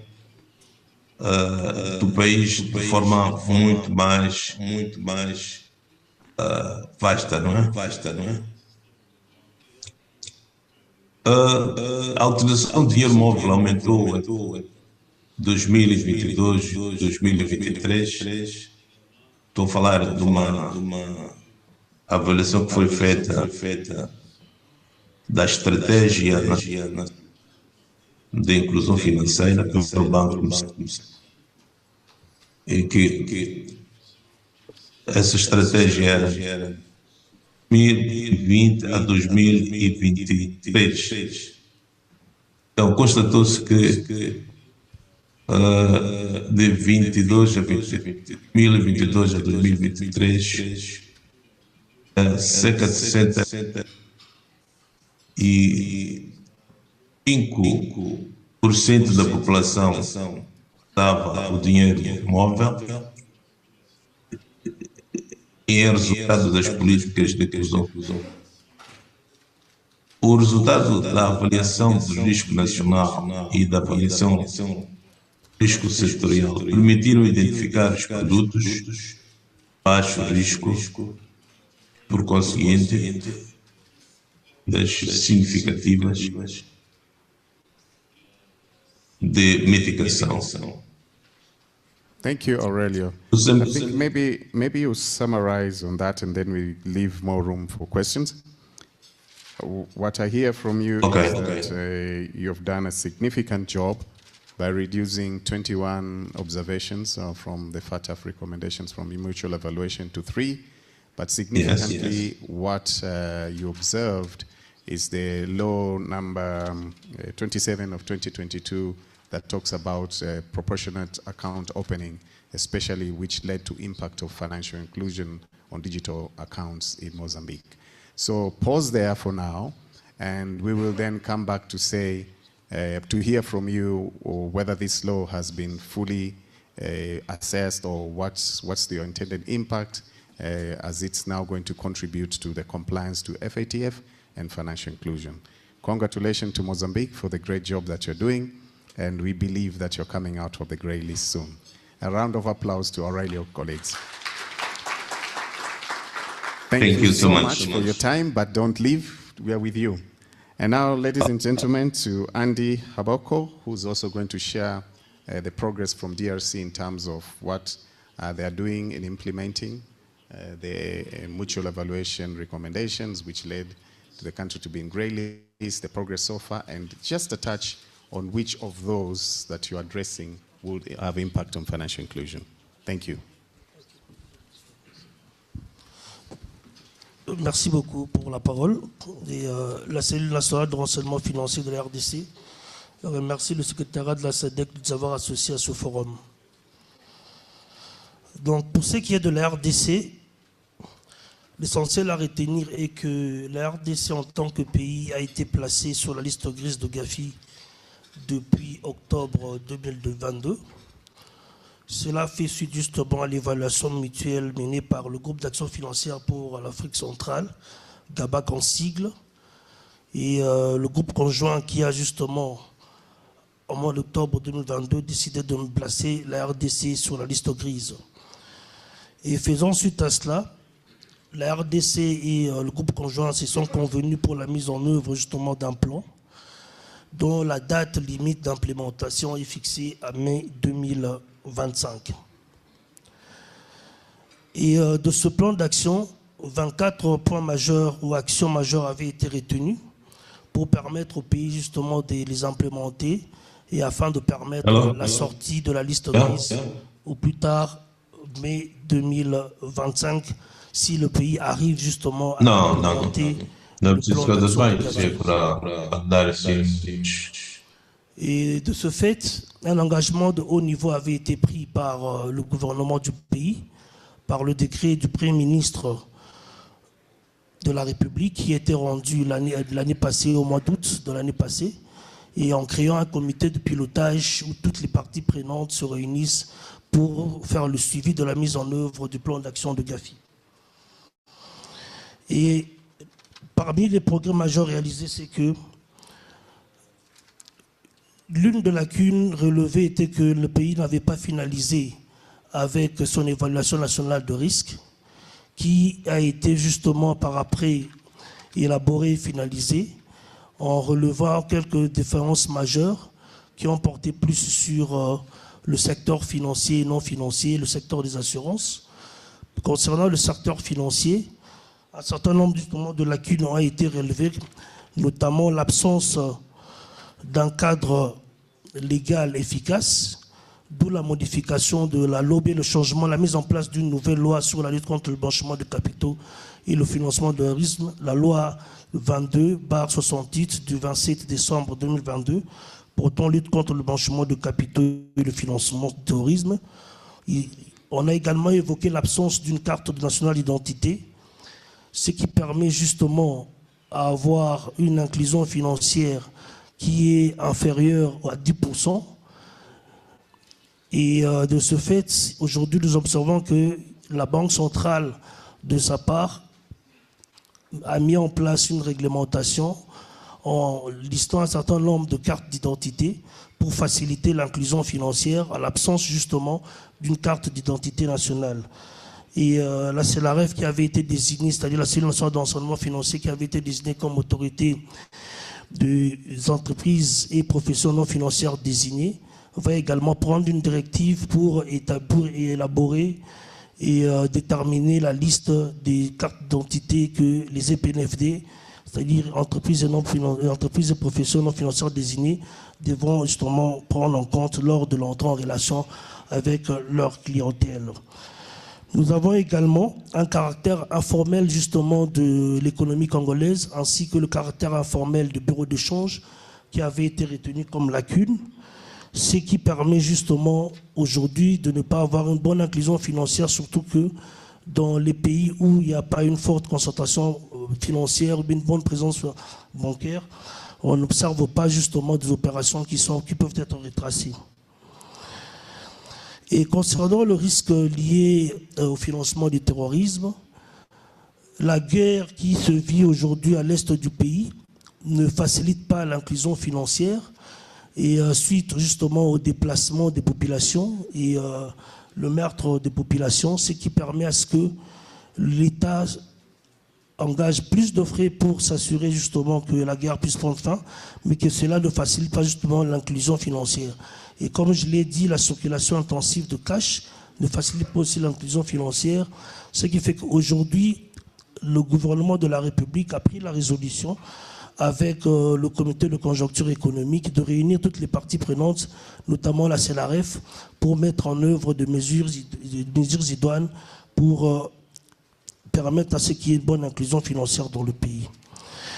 Et pour ce qui est toujours de l'évaluation nationale de risque, les vulnérabilités, les menaces ont été identifiées. Et grâce à cela, avec le plan d'action de Gafi qui avait été convenu avec le pays, nous avons pu, comme je l'avais dit précédemment, publier la nouvelle loi sur la lutte contre le blanchiment de capitaux. Et suite à l'évaluation toujours du groupe conjoint qui a constaté qu'il y avait encore des lacunes avec cette loi, une modification de la loi sera publiée d'ici la fin de cette année afin justement de rencontrer la conformité technique suivant les 40 recommandations de Gafi. Nous avons aussi eu l'adoption justement de la stratégie nationale de lutte contre le blanchiment de capitaux et le financement du terrorisme. Ceci nous permettra justement, ou bien ceci nous permet déjà de mettre en œuvre des dispositifs adéquats pour lutter contre le blanchiment de capitaux. Et la CLRF, pour ce qui est du secteur non financier, étant donné que la lacune était qu'il n'existait pas une autorité de régulation et de contrôle du secteur non financier, le secteur des entreprises et professions non financières désignées, la CLRF, la cellule de renseignement financier, a été désignée comme étant l'autorité de contrôle et de régulation des entreprises et professions non financières désignées. Et d'ailleurs, dans le cadre du plan d'action de Gafi, des contrôles sur pied, sur place doivent être faits. Et aujourd'hui, un contrôle pilote a été déjà lancé par la CNRF pour lui permettre justement de rencontrer le plan d'action de Gafi. À ce jour où nous parlons, la RDC a été déjà en mesure de faire 5 rapports d'étape ou d'envasement au Gafi qui évaluent le progrès réalisé par le pays.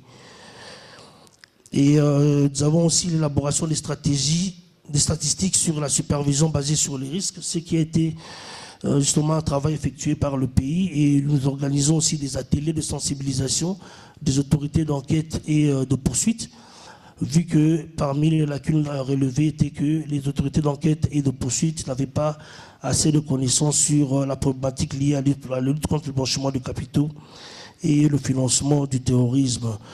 Aussi, les faibles statistiques de déclaration de soupçons avaient été relevées par les évaluateurs, ce qui a permis au pays de mettre en place une solution automatisée afin de permettre à ce que les assujettis puissent déclarer le soupçon en passant justement par cette solution automatisée. Et le renforcement de capacité encore des personnes impliquées, des assujettis, est continu afin de permettre à tous les parties prenantes d'avoir un niveau élevé par rapport à la lutte contre le blanchiment de capitaux. Pour ce qui est des sanctions financières ciblées, 2 décrets du Premier ministre avaient été rendus publics sur la mise en œuvre des sanctions financières ciblées et la création d'un comité de suivi des financières ciblées afin justement d'implémenter les sanctions financières ciblées, étant donné que cela avait été relevé comme étant une faiblesse. Parlons justement de l'impact de ces différentes mesures mises en place par l'État, par le gouvernement congolais. C'est vrai qu'en ce moment, nous observons plus l'implication ou bien les efforts consentis par la Banque centrale avec la publication des différents instruments tels que une instruction sur la gestion des plaintes, une instruction sur le taux d'effectif global, une instruction sur la publication de la gratuité des frais des frais bancaires, justement parce qu'à ce jour en RDC, le coût justement de produits bancaires en RDC est encore élevé, et aussi la faible pénétration des différentes populations vers surtout les coins où nous avons un faible taux de bancarisation. D'ailleurs, pour cela, vous allez le constater si vous faites vos recherches, qu'aujourd'hui, le total bilan de toutes les banques en RDC représente seulement 19 milliards de dollars. Et les banques n'investissent que là où ils savent qu'il y a une économie qui peut leur permettre d'avoir une certaine rentabilité. Concernant justement la mise en œuvre de tout ce qui est condamnation ou bien gel des avoirs, la RDC est en train justement de prendre des mesures idoines sur cela, afin justement de rencontrer la recommandation justement du groupe conjoint. Je pense que je peux me rater, monsieur. Merci beaucoup.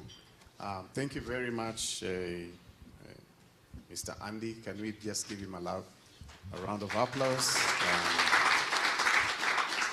And really appreciate you for taking and giving us enough time. So we'll be having around close to 15 minutes before the hour for us to discuss. But in summary, what I picked from the good progress that you've already done, out of the 24 recommendations that you have made significant improvements towards advancing implementation. But specifically, two laws that you mentioned are very important in advancing financial inclusion in Congo, DRC, sorry. Of course, we also acknowledge the fact that the country is facing some fragility. You have internal displaced persons, the terrain and the like, so you really have a challenge in terms of advancing financial inclusion.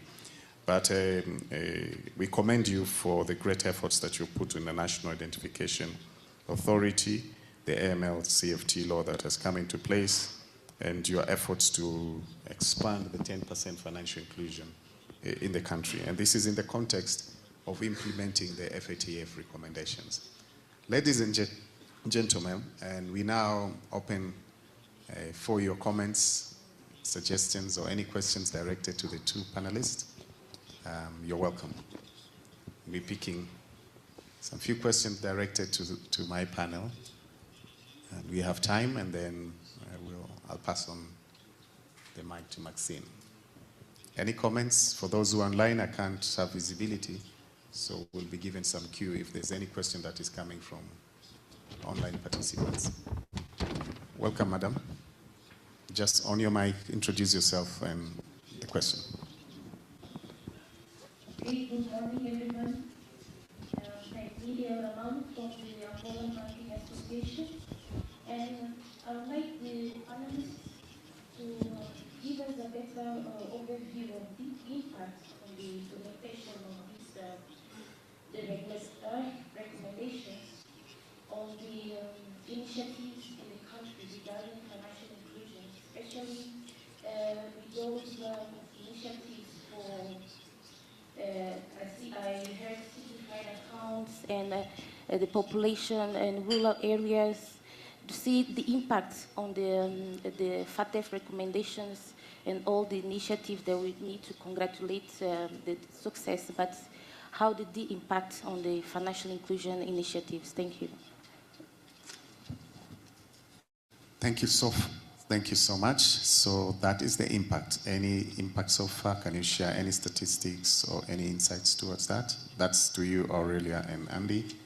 Any other question? We take two and then we'll follow up on the responses. Okay, while we wait for those, would you want to take the advantage and being the first, Andy, to respond to that? Any impact so far that you've seen with the national identification AML-CFT that requires simplification after you did your national risk assessment? Are you seeing some new numbers coming in terms of financial inclusion? Over to you, sir. Merci beaucoup pour la question. Bien entendu, l'impact est réel. Je pense que lorsque vous observez même, c'est vrai qu'en ce moment-ci, c'est plus le secteur financier qui est en œuvre, c'est-à-dire secteur financier dont la supervision est faite par la Banque centrale du Congo. Et l'impact est justement réel du fait que quand vous observez les bilans des banques, même au niveau de la RDC, vous allez constater que le bilan des banques a progressé pratiquement de presque 30% durant les 3 dernières années, ce qui justifie qu'aujourd'hui, on peut dire qu'il y a un impact réel. Et cet impact aussi est surtout ressenti par le fait que, avec la mise en place par la Banque centrale de l'inscription 29 sur les agents bancaires, cela a permis justement à avoir plusieurs personnes qui ont pu aujourd'hui être bancarisées. Et cette pratique d'agent bancaire a permis de pénétrer au moins les espaces ou bien les zones non desservies par les institutions bancaires. Donc l'impact est réel. C'est vrai qu'on fait face encore à des gros défis. Je ne parlerai pas toujours de l'Est du pays où il y a la guerre. Je parlerai même surtout des autres provinces de la République où l'accessibilité aujourd'hui est un peu difficile, d'où l'implication réelle justement du gouvernement de la République avec leur programme de 145 territoires. Cela permettra justement d'avoir une inclusion financière plus étendue et aussi permettre aussi même au secteur non financier d'être bancarisé de la même manière. Merci beaucoup. Thank you very much, Andy. Aurelia, do you have interjections on that? Response to the impacts thus far in Mozambique?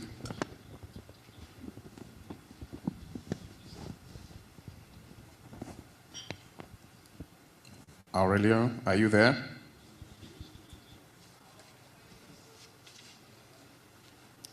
Well, it seems he's having some challenges. Sim, posso. Oh, okay, proceed. Proceed. Então, sim, o impacto é positivo. Eu dizia que o governo criou uma iniciativa que é um distrito, um banco, que possibilita que todos os países tenham pelo menos uma instituição financeira formal. As pessoas têm esta habilidade de fazer depósitos nos distritos.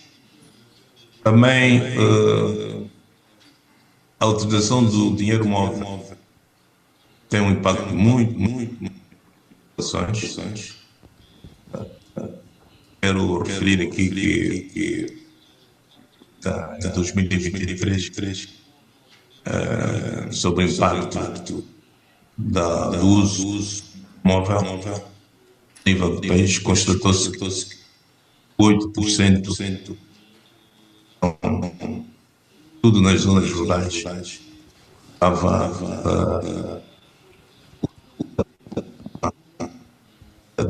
móvel para transações monetárias. Portanto, é um impacto muito positivo. O governo criou em 2020 uma estratégia de sair ao nível nacional e criou, portanto, três pilares. Um era o acesso e o uso dos serviços financeiros. O segundo é o fortalecimento da infraestrutura financeira. E o terceiro pilar, a educação do consumidor e educação financeira. Esses pilares fazem parte desta estratégia que o governo implementou para a bancarização ou a inclusão financeira. Obrigado.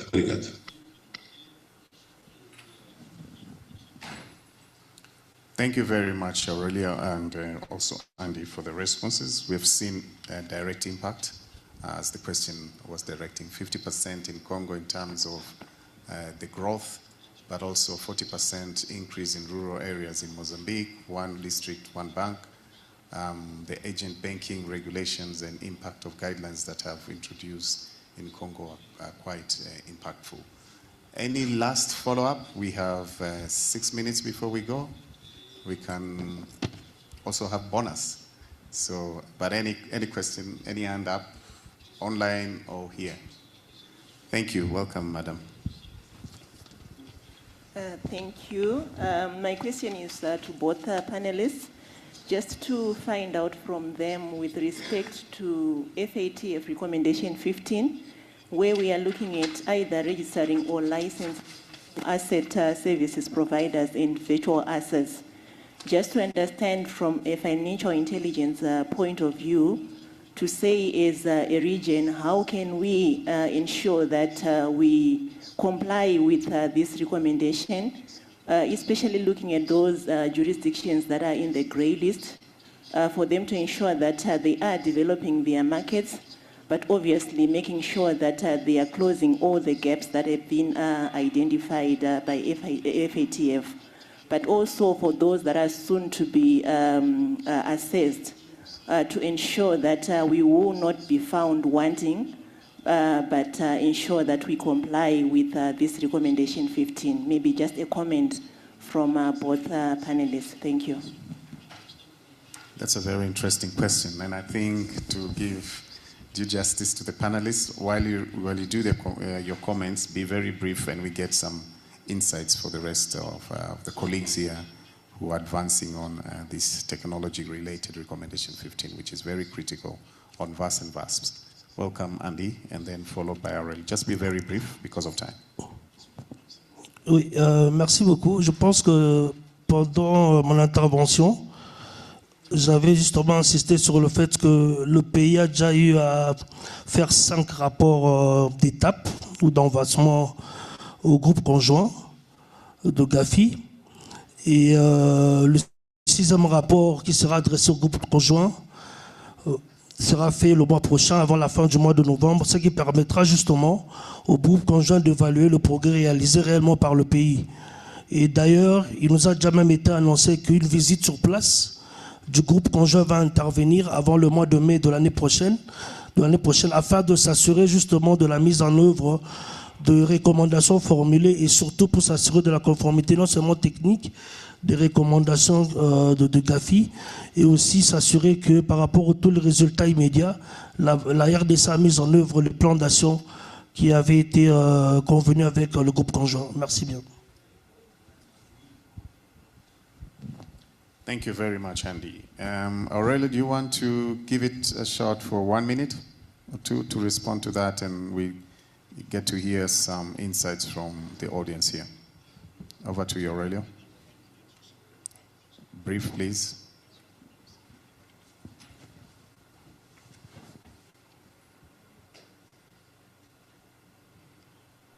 Obrigado. Bem, em relação a... nós também submetemos o nosso 5º relatório de progressos e estamos à espera do resultado na reunião que vai ocorrer agora em outubro, para ter a confirmação ou se sairmos da lista cinzenta ou não. Se não sairmos da lista cinzenta agora em outubro, vamos ter que submeter o texto do relatório até novembro para progressos, e a nossa expectativa é em janeiro, eventualmente sair da lista. Como disse, nós recomendações de 15 já estão cumpridas, dando PES que estão parcial. O que o PES está a fazer agora está no sentido de ver as pequenas deficiências em gestão de fato. Então, em janeiro, se não for agora. Exato. Obrigado. Obrigado, obrigado. Thank you. And now, colleagues, any insights in terms of where you are as a member state implementing Regulation 15 in terms of probably you've done specific risk assessment towards implementing Recommendation 15. Maybe you're revising your laws, instituting new regulating VAS in your market. Maybe by a show of hand, how many countries are confident that they have implemented Recommendation 15 from the questions of our colleague because of time? And then we can touch that bilaterally. Any progress on Recommendation 15 by show of hand? Oh, none. So, Rado, the work has to be done. Maybe you do something about that. Recommendation 15 and 16 is something that we all need to really put some effort. Thank you for that question. Ladies and gentlemen, allow me now to end this session here and return the session back to Maxine. As you do that, a round of applause for a very able panelist. Thank you so much.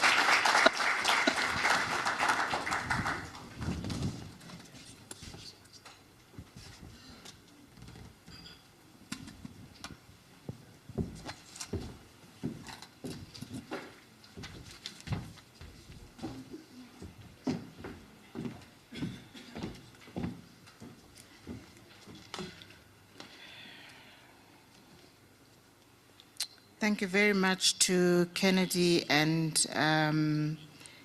the colleagues.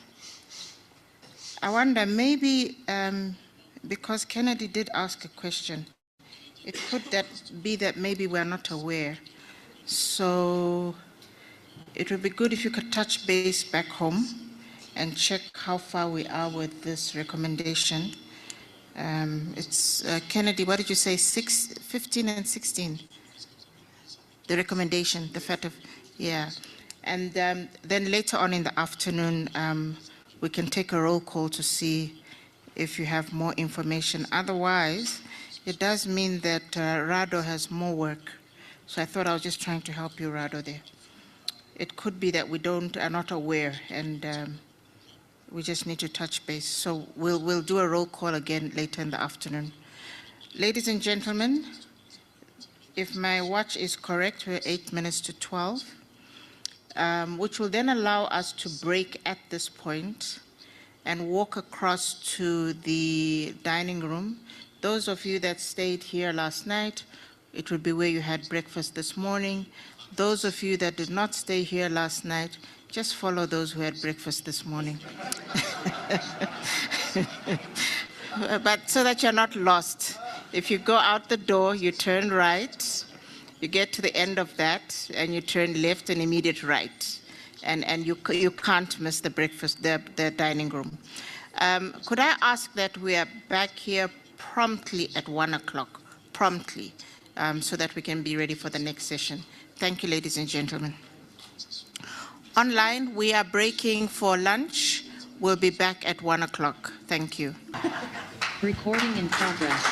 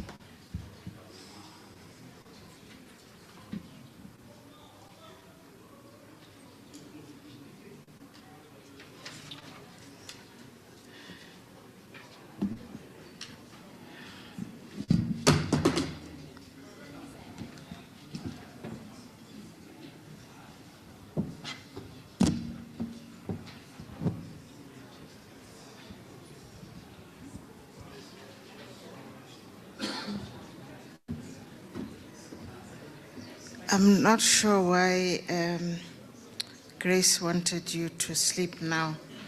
I still need you wide awake, wide awake, wide awake. Thank you very much, Grace, for that, together with your panelists. I think that was very informative. Not me, but I'm not sure, maybe Anna, because you see she's Mavis.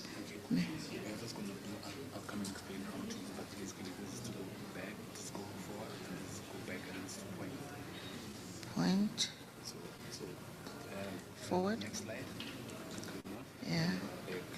Okay. Okay. Where is Mavis?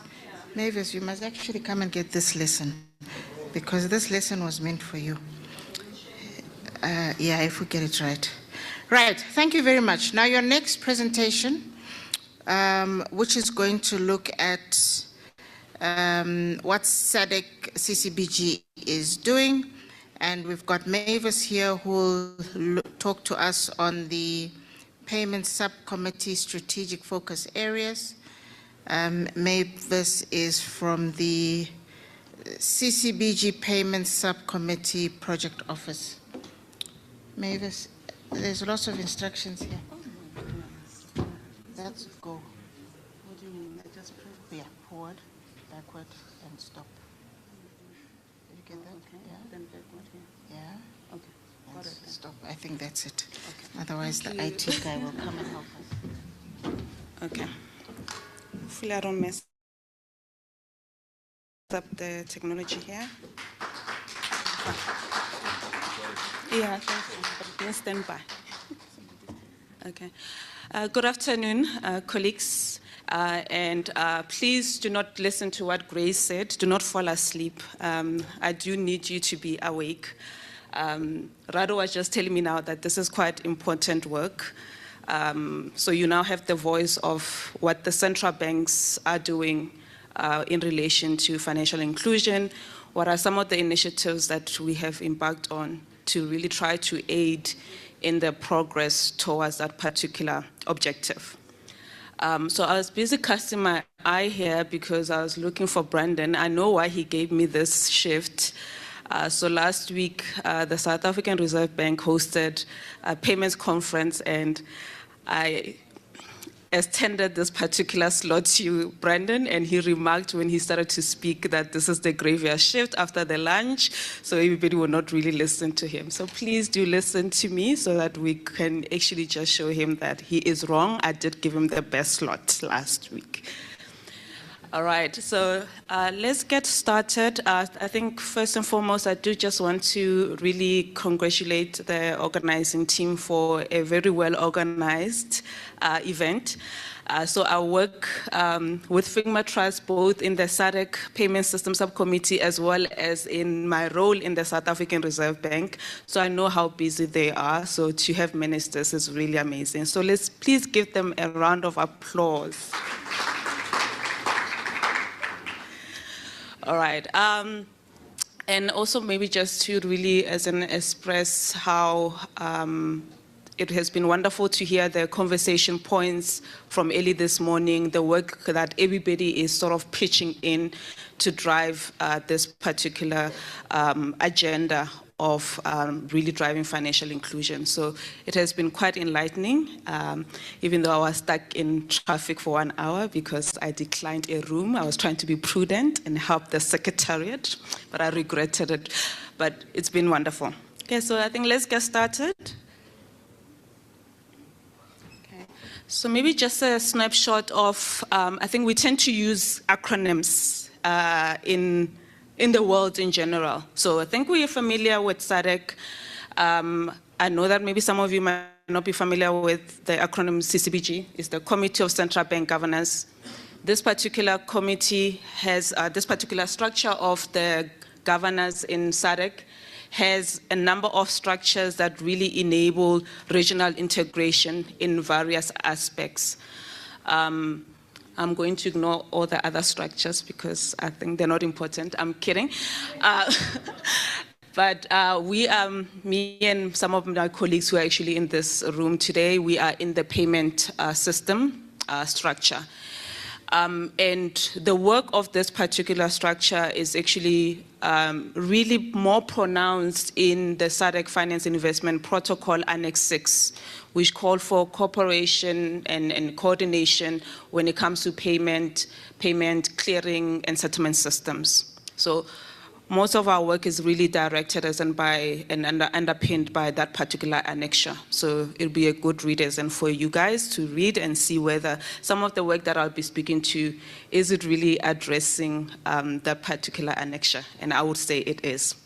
So obviously there's 15 member states and each country in the payment system subcommittee, I will abbreviate going forward. We call that subcommittee PSS in short, so Payment System Subcommittee. So the PSS has the country leaders or members, or the key members in the PSS are actually the heads of payments or directors of payments. Okay, so we are really able to really drive key work because you have as in those individuals who really as in could make as in the change and initiate the relevant conversations with their structures in the country, their associations, their markets, and so on. And ultimately, what this particular structure aims to do is to really contribute to the regional integration agenda by enabling, by integrating as in payment systems, the various as in foundation enablers of payment systems, such as in harmonizing your regulations and so on, in order to, one, obviously contribute towards financial inclusion, but to also then as it enable seamless regional trade, and of course, by doing that, to contribute towards economic development. I did just want to highlight that the chairperson of the CCBG happens to be the governor of South Africa, and he likes to joke around in the CCBG structures to say that this is the one structure where the work that we do, you actually can see it, you can use it. So we actually have the easiest of jobs because we're able to demonstrate what we've done. So you look at the one structure such as the macroeconomics, they do a lot of research, but you know, like as you can read the research report, but you can't really say as an, okay, how is their work? I think as an I can, but a lot of people cannot as in really say how their work is able to be seen. Whereas in this case, we all use payment systems. So what this particular structure does, the interventions that we do, you are able to actually, people, the public, businesses, interact with what we do daily. I'm sure you have made a payment today, you have checked your balance today, etc. All this is enabled as in by the colleagues who are in these structures. So I just wanted to pinpoint two flagship projects that as in you probably are aware of. If you're not aware, it's a good opportunity to go and do a bit more research after this. Chat to me during tea break. I actually do have some of my colleagues who are part of this as an initiative. So we, in 2013, we implemented the settlement system for the region, which is SADC RGGS. It turned 10 years old last year. And if you would have seen probably as on the SADC Secretariat in LinkedIn page, as well as on the South African Reserve Bank LinkedIn page, in June, we migrated to the ISO 222 messaging standard. A phenomenal achievement because a lot of, as in your central banks, as well as financial market infrastructures, only need to migrate to that particular standard by November 2025. We've also then rolled out TCIB, which is the retail instant payment system for the region. So these were the two flagship projects that as in the past 10 years, as in this particular structure has rolled out. Amongst many other work, but I thought let me just as in pinpoint that. So I think before I deep dive into what strategic work we are currently as in driving, I was thinking about this concept of inclusion because inclusion comes up in a number of conversations, whether it's financial inclusion, there's also inclusion in the conversation points around diversity and inclusion. And I was thinking whether do we really understand what it means to, in terms of the word inclusion.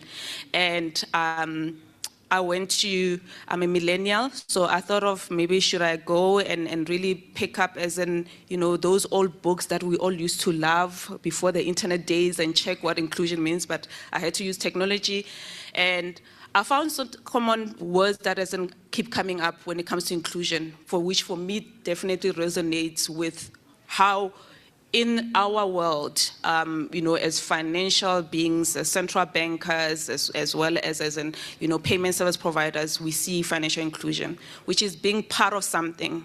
So you want everyone, whether you have, as in the Gogo in Messina, whether as in you have, you know, Lerato, who's an investment banker, to feel that they are part of something.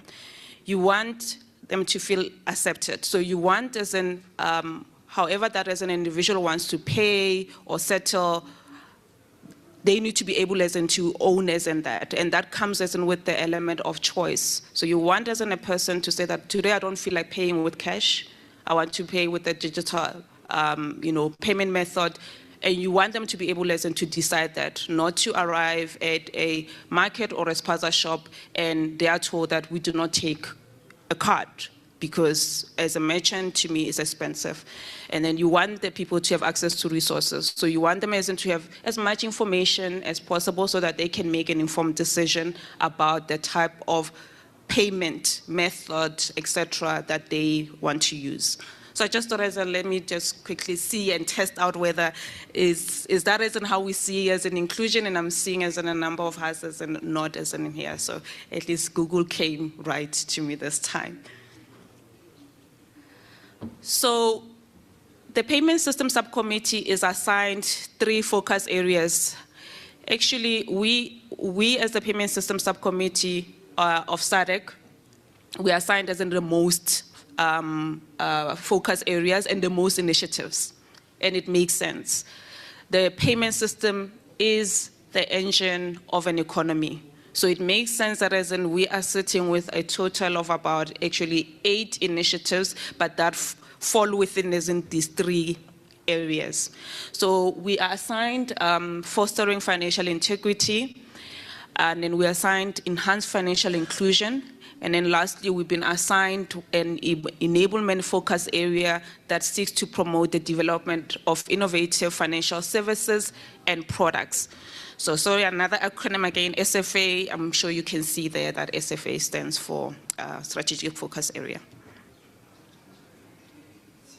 So, and in all this work essentially seeks to address some of the key topical areas that the G20 through the Financial Stability Board has done great work on, which is to really as an address the whole element of, you know, payments being cost effective, payments being efficient in terms of as in how quick that payment as in gets to you from the sender to the beneficiary. So here we're talking about speed, and then access. So the level of access as into these payment as in methods, and then transparency, so that essentially there's all the information that a consumer or a business has to make that informed decision to be able to go and transact using platform or payment service provider that to them is offering the best price, has provided information, all the information that they require around by when that payment is likely to reach the destination that is and they are sending the payment to.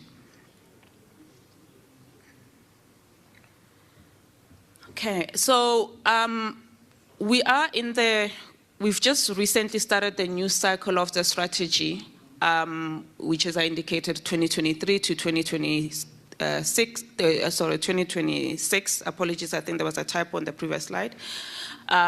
So we run on a 3-year strategic cycle. We recently completed the 2021 to 2023 cycle. It's important to indicate that the strategic focus areas themselves, we didn't change them. So financial integrity and financial inclusion have always been the strategic focus areas for this particular subcommittee or for SADC. And I wanted to just as in tease out some of the really critical work that we did in the previous cycle, because obviously now I'll be moving into then what now? What are you focusing on now? So as part of some of the work that we did, under the fostering financial integrity, we actually conducted a pilot to test out the feasibility of an eKYC think as in we speak to this point that one of the key barriers as in that exists as in right now, and more so as in South Africa, which does have a large number of migrants, is the issue of know your customer and that identification process, which essentially then excludes a lot of people out of as in the formal payment as a system landscape, because your banks as in will not want to then as in provide as in services to those as in individuals that they cannot as in verify and so on. So we ran as in a pilot between Lesotho and South Africa, and this required all the authorities. So the central banks had to agree to this. The Home Affairs authorities also as in agreed to this pilot. And it was essentially as in testing out as in the feasibility of an EKYC as in registry.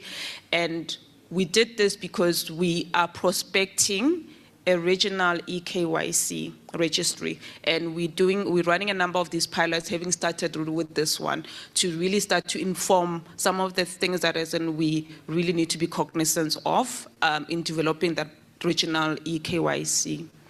So we've pulled out as in some very key, interesting as in information that is coming through as in from there, and is currently still being analyzed, and we then are also then prospecting, doing additional as in pilots, while the groundwork on the bigger picture of having a regional EKYC also takes shape. We also then developed a monitoring and evaluation platform.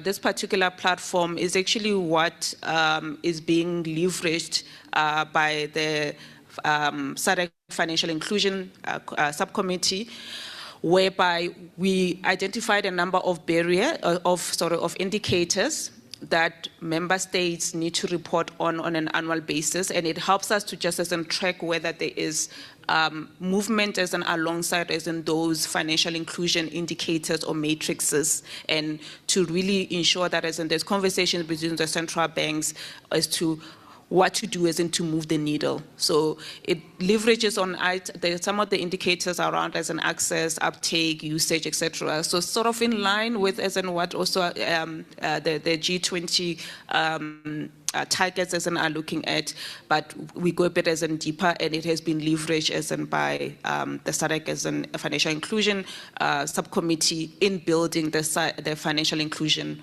portal for SADC. We also, as I did indicate, we did as in develop and implement the regional fast payment system, which is TCIB. It's an acronym that stands for Transactions Cleared on an Immediate Basis. And then lastly, I've skipped as in one, but I take it that as in you can as in see it there, which was the third one, but I wanted to just move to the last one, which was a very important one, which is that we set out as a criteria to enable non-banks to be able to settle in the regional settlement system, which is SADC RGGS. And by doing so, we also essentially set out as in that criteria to then enable non-banks to participate in the TCIB payment scheme. So from a technical point of view, the systems can have non-banks essentially participate as in them. Your challenge are the regulatory frameworks in those countries. The systems themselves are ready. We've already enabled that. The issue is then as in the regulatory frameworks as in of the different countries. So starting with the first SFA, the first SFA actually has 3 initiatives, but two of them relate to each other, and those relate to the EKYC. So hence, as an I've only indicated as in 2 here. So I will speak to you as into the first one, and the first one speaks to the strengthening the level of application and compliance with AML and CFT standards, global and international as in standards as we know them. And here, for us, we started to take a different approach. So we take cognizance of the importance of safety in the payment system, and ensuring that as our own jurisdictions, we really stay on top of financial crime. But as a payment as a system community, we were at the head of enabling as in payments. So we have more vested interest in terms of access, efficiency, etc.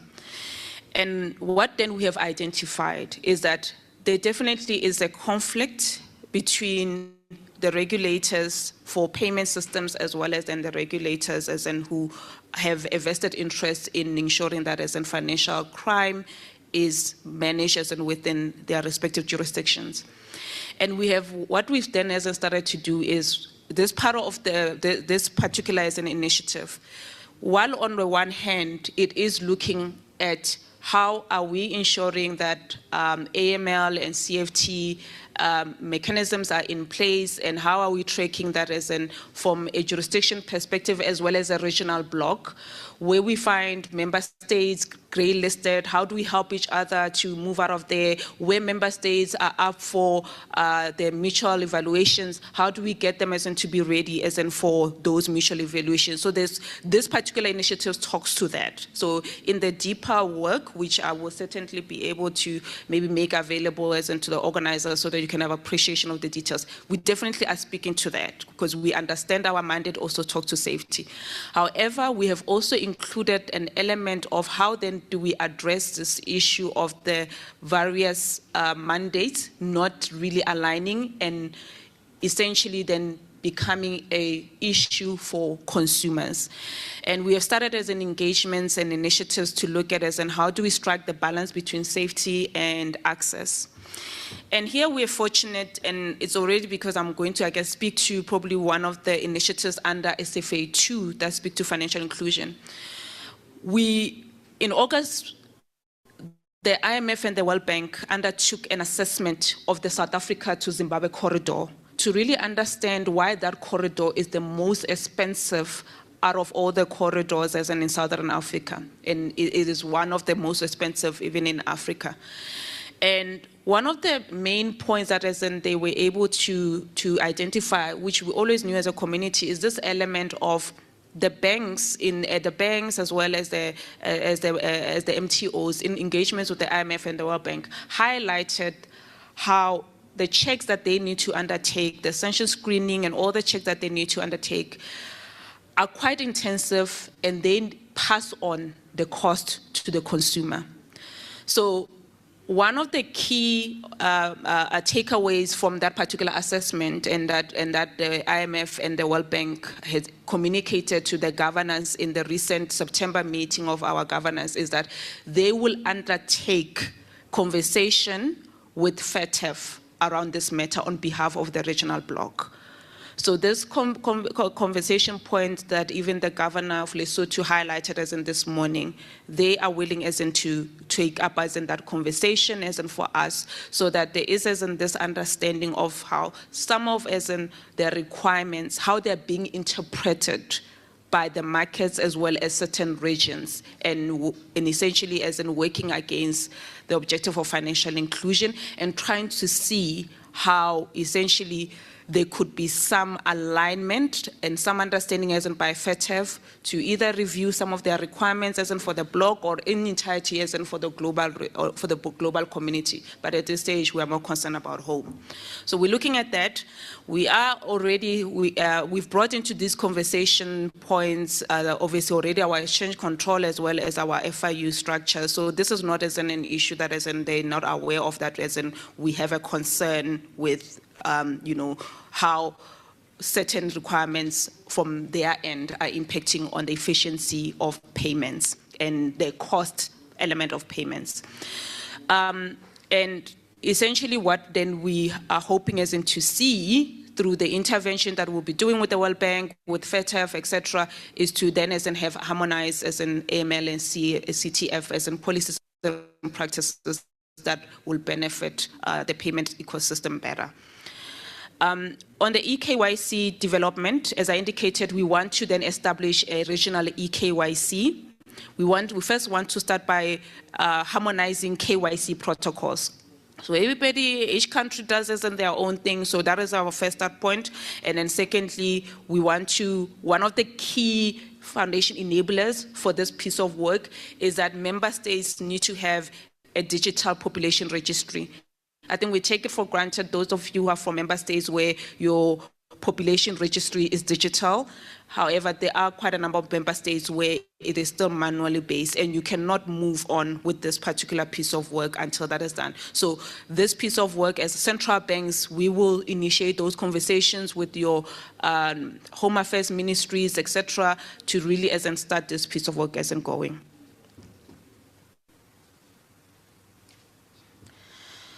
So when it comes to financial inclusion, and this is where most of our work actually resides. And under financial inclusion, we have 4 initiatives. For the purpose of this presentation, I've only zoomed into 3 of them. Okay, and it's because I think they resonate more with this conversation. The first one is around cross-border remittances, and I think we are a global community. Cross-border remittances is not only as a conversation point within SADC. We all have started to, move around in the world, enjoying opportunities everywhere. And at one point of time, you need to send money back home, or you need to send money to a friend, and so on. So it's quite a reality for us in this space.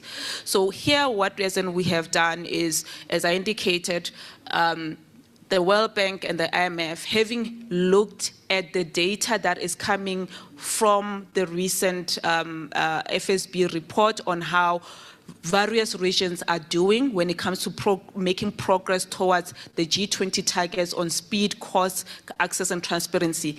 They raised an alarm. They are concerned about what they are seeing in Sub-Saharan Africa, but then they have zoomed into SADC and extended a hand to us to help us address the issues of cost, speed, access, and transparency, because those are the main issues that impact FI, real FI from a usage point of view.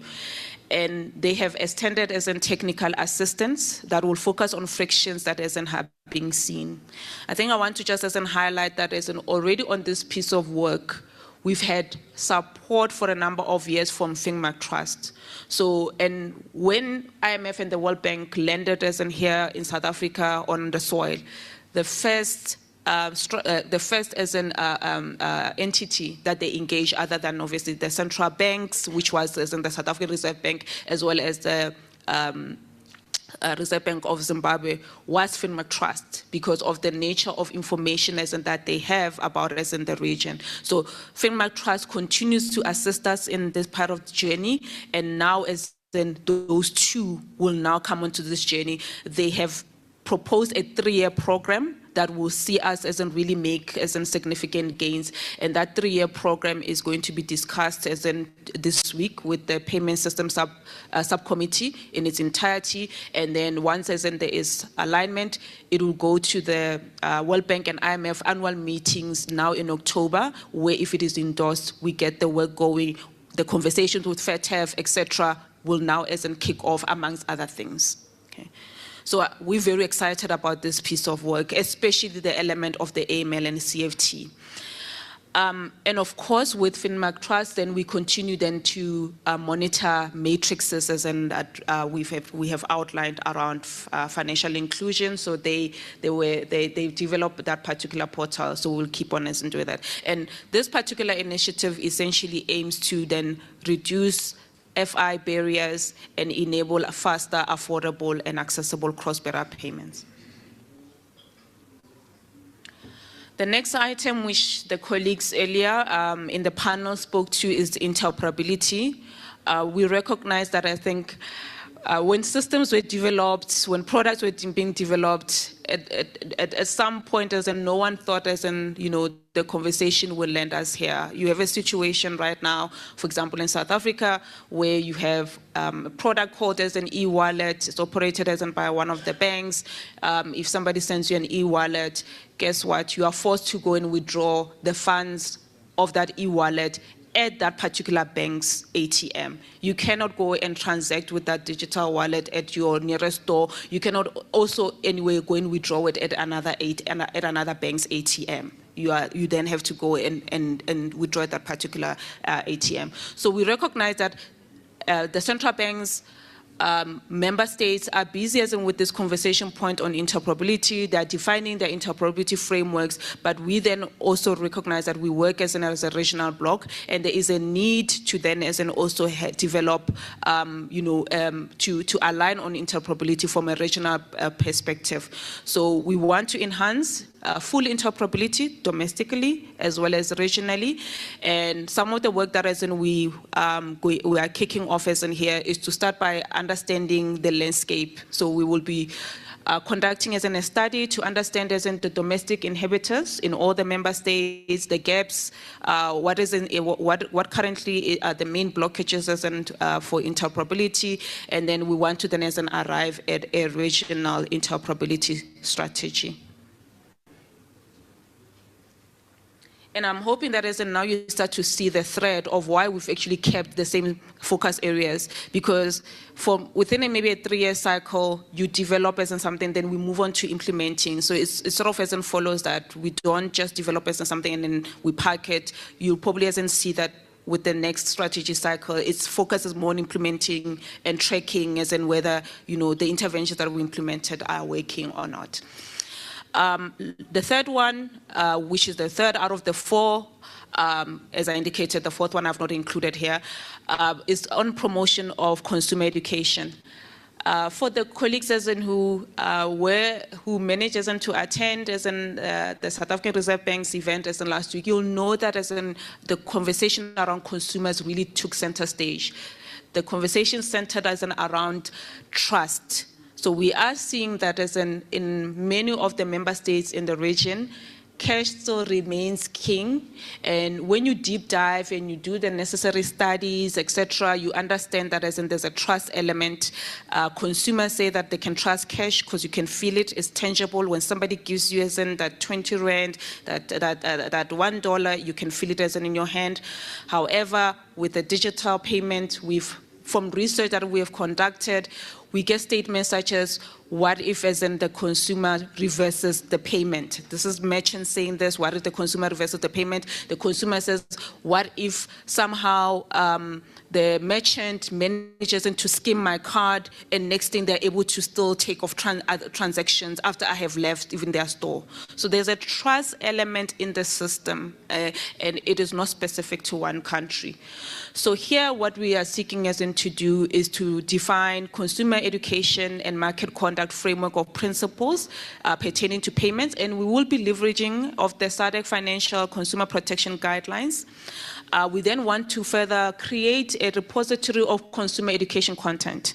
Here, colleagues, we are really struggling. Payments is a very technical space. We struggle to explain concepts in vernacular, in simplest form of language. And he's not in the room, so I'm going to cite this. Recently, there's been a change in the CMA that the governor of Lesotho spoke to. And there's a need to do a lot of media drive. And the head of payments in our central bank was then asked to do an interview in Setswana, one of the languages, official languages in South Africa. And you should have seen us. The interview was taking place at 1 p.m. Him and I from 12 were trying to translate the payments languages into Setswana, and him and I are Pedi. We speak Sepedi. So it was quite a hard task. And this is why we want to do this, to creating those repositories, find ways to translate this information into language that our people can understand. That is why there is no trust. People cannot understand what is being sold to them, the products, what are we talking about when we say instant payment, etc. And they will keep on using the payment methods that they've been using, even though they're expensive, because, for example, they do not understand, as an example, what PayShap is, and so on.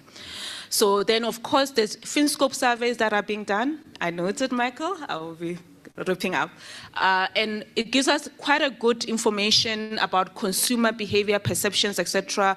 And we want to really keep on leveraging that to develop this consumer education content. But more so, we also want to now adapt those surveys to really tap into understanding the level of financial crime or financial crime awareness, so that we can also, as the central bank, start to working with our partners, do the necessary interventions around financial crime and so on. Okay.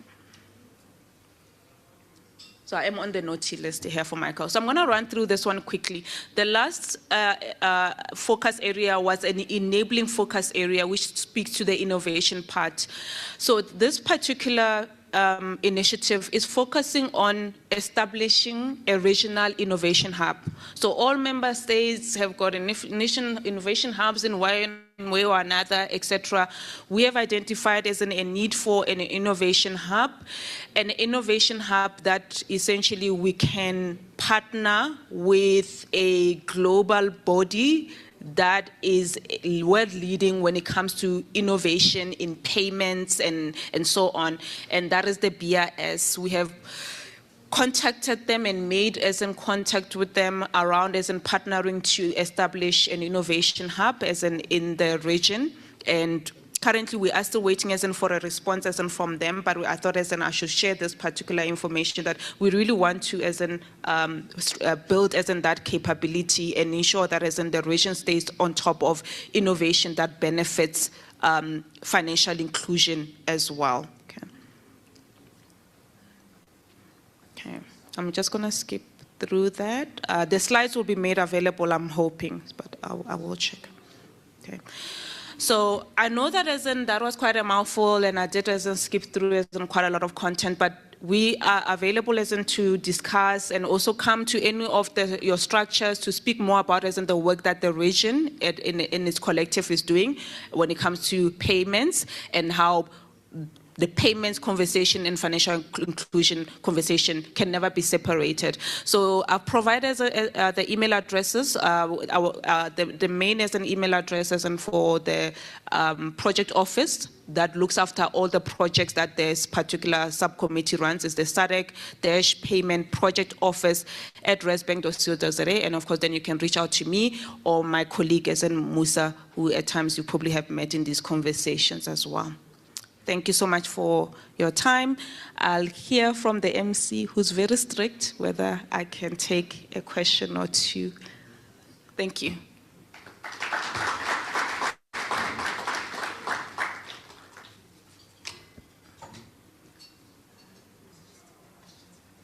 Perfect.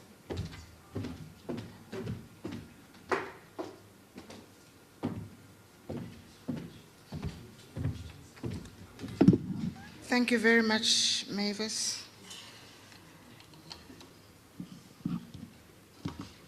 I like these forums because sometimes we don't know what we don't know.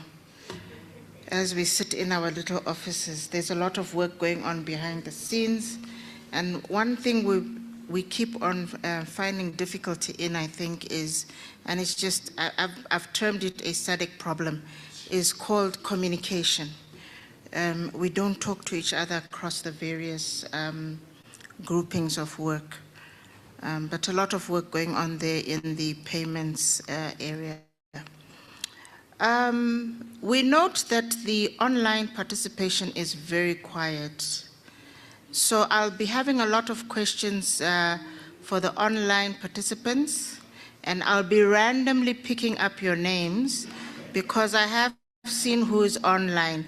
And I'll only do that if nobody asks a question when it's question time. Ladies and gentlemen, now, I know we had breakfast, then we had tea, and then we had lunch. If you really desperately want another coffee, cup of coffee or smoke break, we're not going to break for that.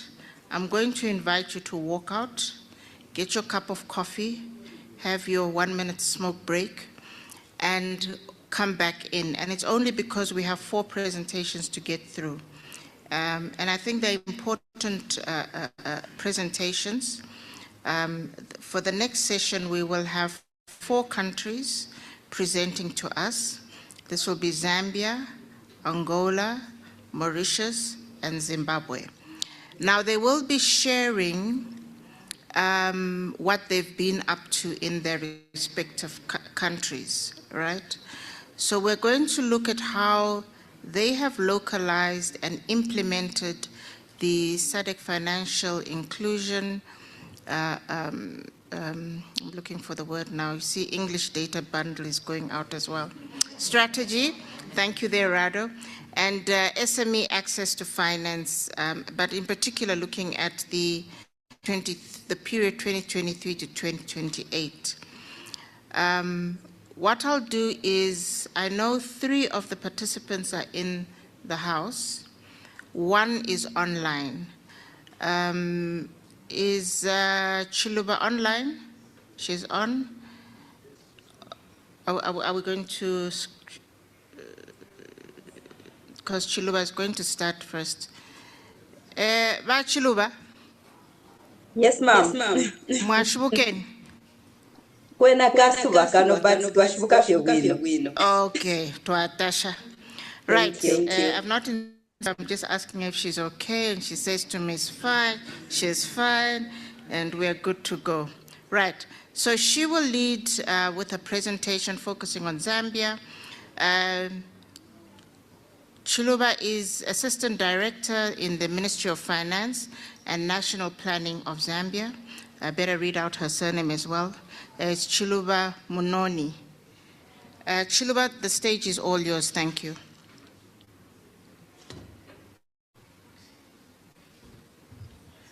Oh, and each of the participants, before I forget, you've only got 15 minutes because I'm really excited about thereafter, where I ask the online participants questions. So Chiluba, you have 15 minutes. Thank you. Thank you so much. Let me just share my presentation.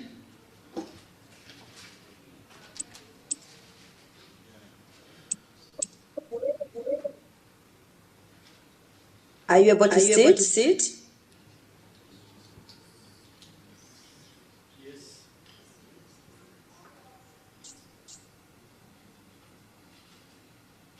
Okay, so the introductions have already been done. Let me just quickly get into my presentation. So my presentation, I'm going to look at the background, the progress of select key indicators on our first national financial inclusion strategy. The challenges and lessons that we've learned so far from our first national financial inclusion strategy. And I'll also talk to the national financial strategy 2, which we launched this year and is going all the way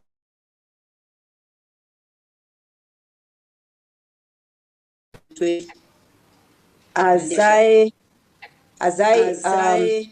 discuss these presentations, you'll see how they are aligned to the SADC region strategy, as well as most of the issues that the previous speakers have spoken to. So in summary, in Zambia in 2017, Chiluba, yes, could you put your presentation in slide mode, please, for us? Thanks. Okay, sure. Thank you. Is that okay? Brilliant. Thank you so much. Thank you. So in 2017, the government of Zambia, we did develop the National Financial Sector Development Policy. This is a policy that then governs how we are going to develop our financial sector. So this policy document is the one that anchors all other strategies that we're doing in the financial sector space. And so we started with the National Financial Sector Development Plans in 2004 to 2009, and the second one was in 2010 to 2014. So building on this, we developed the National Financial Inclusion, the first National Financial Inclusion in 2017, which ended in 2022. Our first financial inclusion strategy was aimed at accelerating financial inclusion through universal access to and usage of a broad range of quality and affordable financial products and services. Just to highlight a few of the key indicators and achievements that we made during the implementation of the first strategy. So regarding the level of financial inclusion, we use the FinScope surveys to measure our financial inclusion.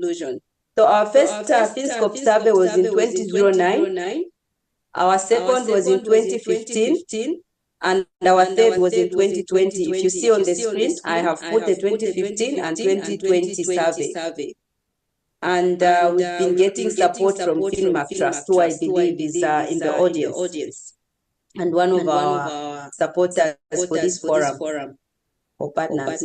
So if you look at the level of financial inclusion for Zambia, moved from 59.3% in 2015 to 69.4% in 2020. I will not speak to all of them, but I'm sure you can see on the slides you've shared. But what would be of interest is probably the urban-rural gap.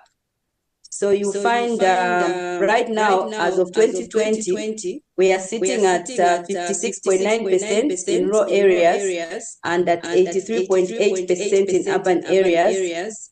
And so there's need for us to actually narrow this gap if we are to move to the target that we have for this strategy we are implementing now. Before that, we never measured the financially healthy adults. So in 2020, of the Zambian adult population, it was reported that only 13.6% of the adult population were financially healthy in terms of being capable of managing their financial resources should there be any hiccup in their financial flows in their lives. So this is quite low as well. I know we've talked about financial literacy, even as a region. So for Zambia, as of 2020, we stood at 23.6%, which is very low.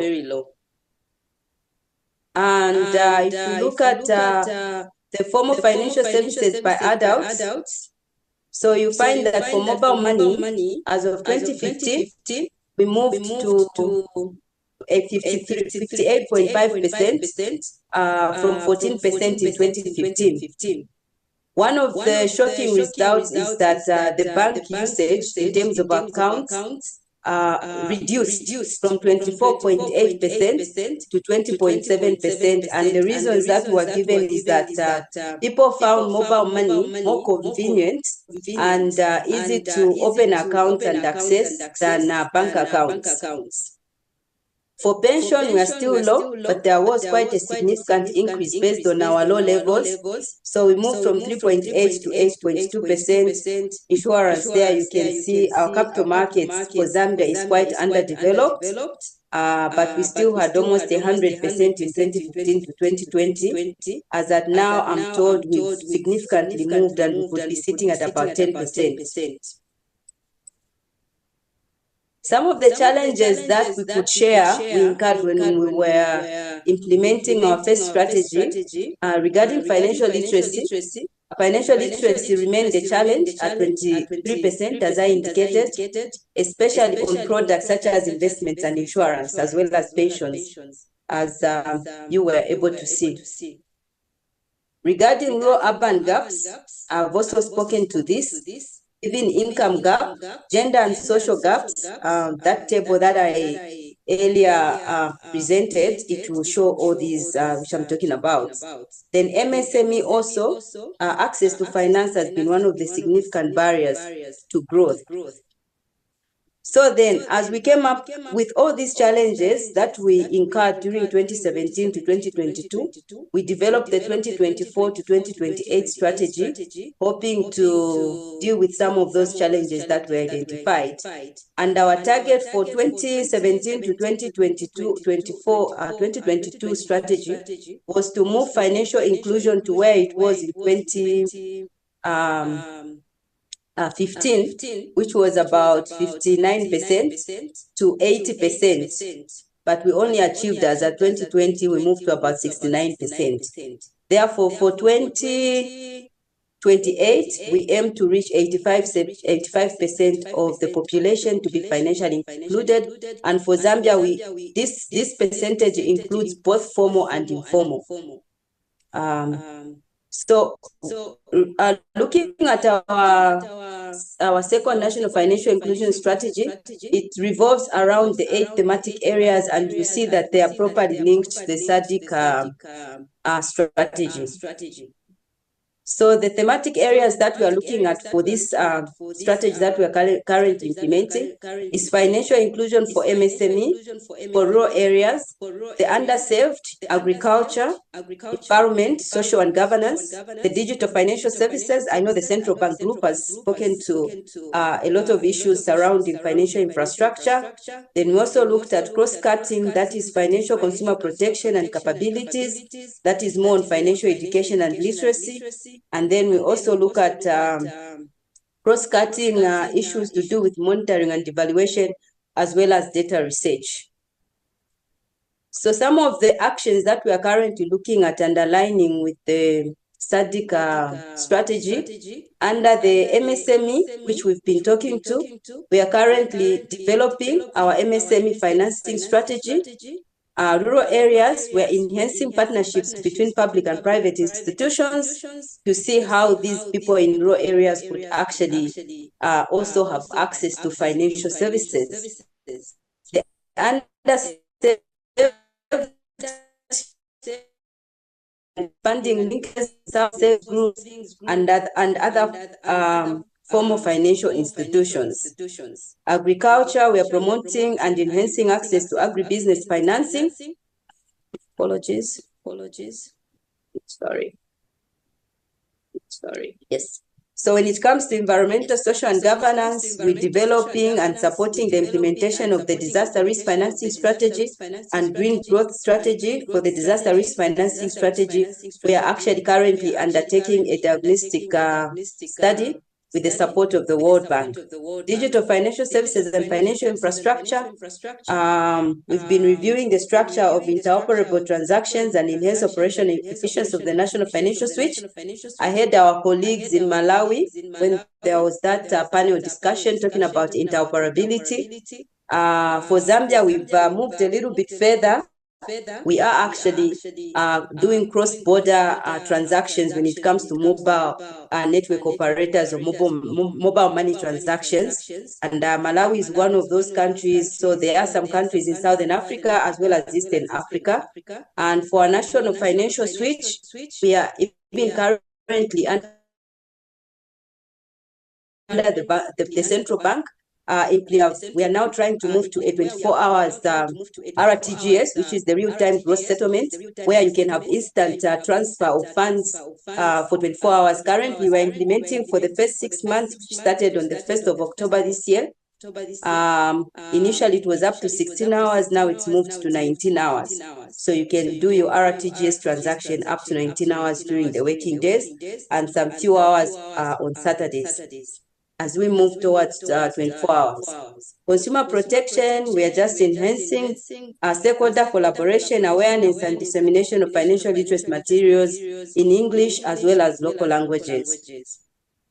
How we are structured to support these actions that we've put up for ourselves. We have a steering committee where the Ministry of Finance chairs, and we have the Deputy Governor of Operations, which is basically our central bank, the Bank of Zambia. We have the Secretariat that is sitting with the Ministry of Finance, and Implementation Committee that is chaired by the Ministry of Finance and co-chaired by the Central Bank. That's how closely we are working, and we are organized around these 5 working groups. We have pensions and insurance, capital markets, environment, social and governance. We have the digital financial services and financial infrastructure. We have the financial consumer protection and capability, monitoring and evaluation, and data and research, which just shows how we are actually trying to align ourselves to the SADC strategy. In concluding my presentation, as you have seen, so much has happened since the last FinScope survey, which was undertaken in 2020. Therefore, there's substantial unreported progress under financial inclusion. Remember, I mentioned that mobile transactions have significantly increased from the statistics that I've presented, and that was in 2020 when the COVID was just about to hit. The fortunate part is that COVID actually brought about a lot of progress regarding digital transactions. So we expect, as we are undertaking our FinScope survey this year, which is expected to be out next year, that there will be a very huge gap or jump in terms of progress in digital transactions. And there's also need for the region to have a mechanism to support member states undertake regular and consistent surveys for better decision making. Imagine we did our FinScope in 2020, and our next is will only be undertaken this year to be reported in 2025. You can imagine so much has happened, and we don't have any mechanism through which we can actually report. It's a very expensive task. I know FinMac Trust currently is working with our central bank, which is working with other government institutions to ensure that the FinScope study is done.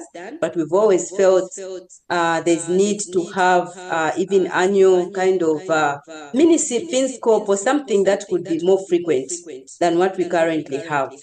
Then also, member states' financial inclusion peer-to-peer country assessment should also be encouraged and supported to help us be accountable and to just take note of the progress that we're achieving. And I think it just helps member states to ensure that they actually align themselves to the SADC strategy, which we have set before ourselves. Thank you so much. That's my presentation.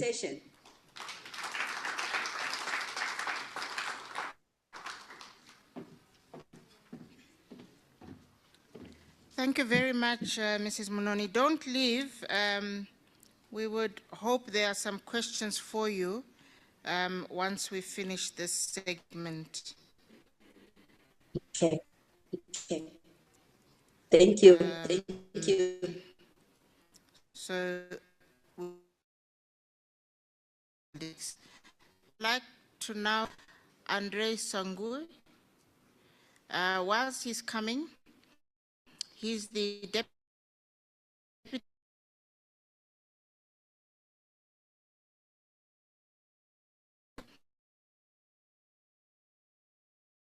Department at we're going to have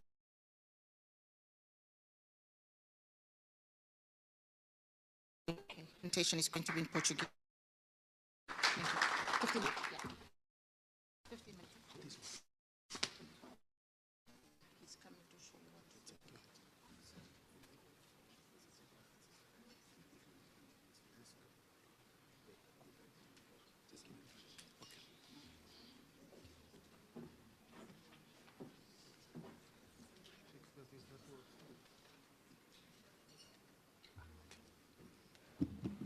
Good afternoon, Bar. Good afternoon, colleagues.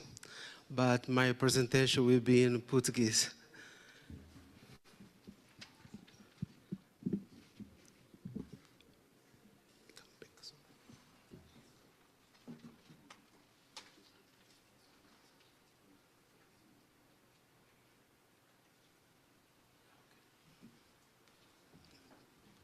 Bom, boa tarde a todos.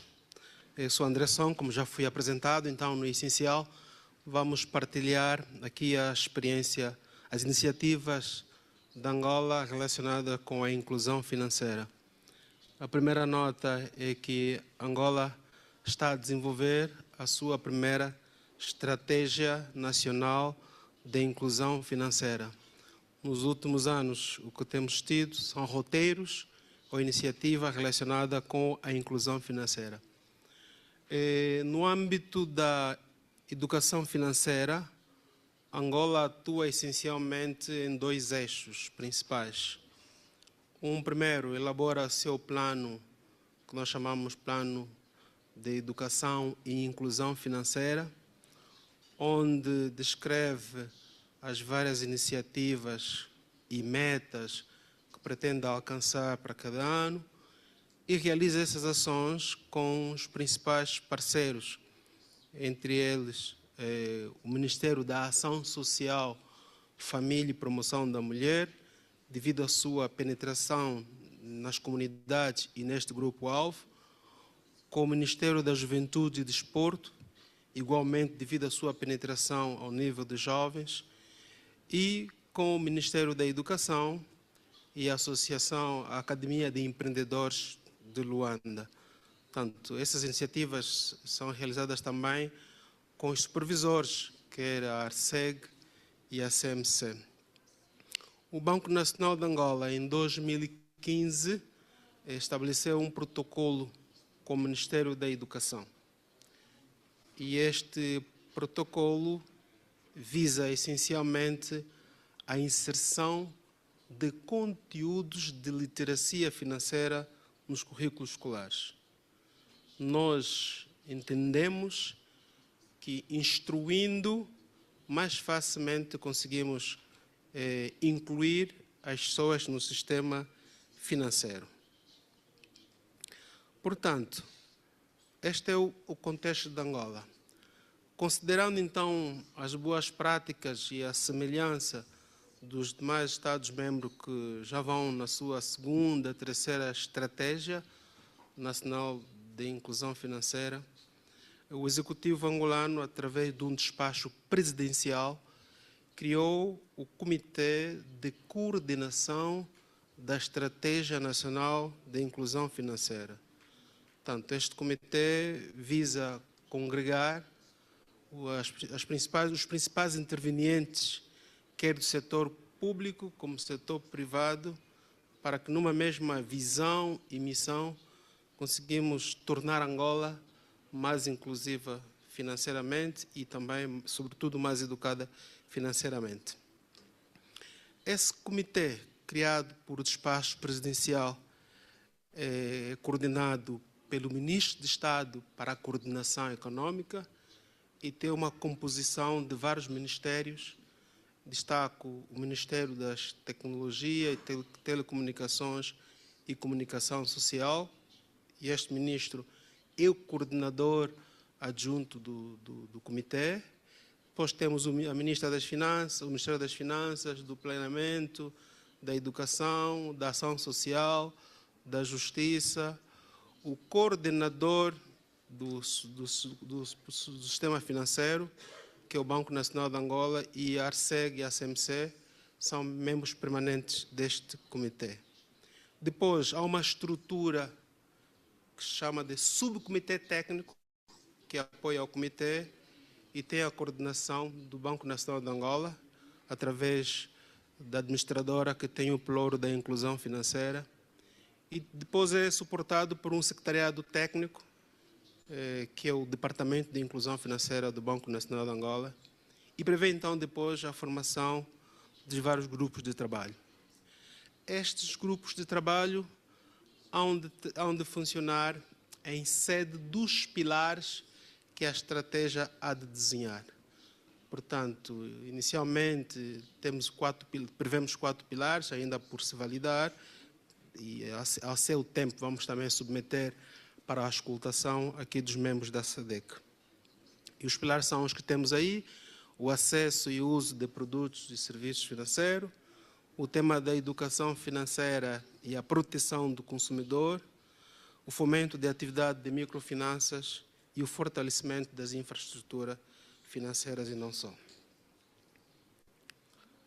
Associado a isto, portanto, aqui temos um roteiro, um plano das ações para a elaboração da estratégia. Portanto, 2022 e 2023 foram praticamente o período da pré-formulação, em que realizamos os inquéritos, o diagnóstico, realizamos o inquérito de fortalecimento de capacidade e inclusão financeira de Angola com apoio do Banco Mundial, realizamos o estudo de diagnóstico da atividade de microfinanças em Angola e realizamos também um estudo de diagnóstico sobre a inclusão financeira, que teve o suporte e assistência técnica da SADC, bem como o primeiro inquérito FinScope em Angola e o primeiro inquérito de literacia financeira em Angola, bem como o Observatório de Inclusão Financeira. Relativamente ao inquérito de inclusão, isso já dou nota a seguir, portanto, foi também depois criado o comitê, que já me referi, e agora estamos no processo da elaboração da estratégia e prevemos então, até próximo mês, novembro, ter esse primeiro draft, ser submetido à consulta pública e também dos parceiros, e prevê-se para março de 2025 o lançamento da primeira Estratégia Nacional de Inclusão Financeira.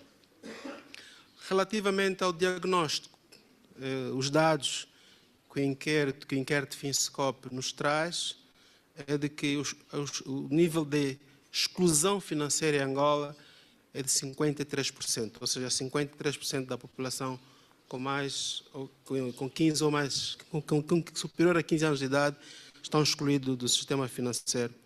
Temos um nível de inclusão de 47%, dos quais 7% inclusão financeira informal, e a taxa de bancarização situa-se em 36%, e a penetração dos pagamentos móveis ainda estão apenas em 4%. Temos então aqui a grande oportunidade, através dos pagamentos móveis, tornar Angola mais inclusiva financeiramente, como já dizia.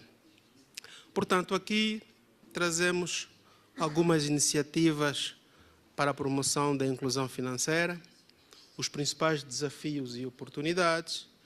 Um dos principais desafios que temos é aumentar a taxa de bancarização, porque ela traz depois vários ganhos, entre eles o tema da formalização da economia, o tema da formação de poupança no sistema financeiro para permitir investimentos e o acesso a contas, quer os cartões, quer TPAs, que facilitam depois as transações financeiras. Portanto, pretendemos também aumentar o índice de literacia financeira em Angola, porque ela torna as pessoas mais conscientes e permite as pessoas tomarem melhores decisões e, consequentemente, sobretudo relacionada quer com a gestão dos recursos financeiros, quer com o uso dos produtos e serviços financeiros.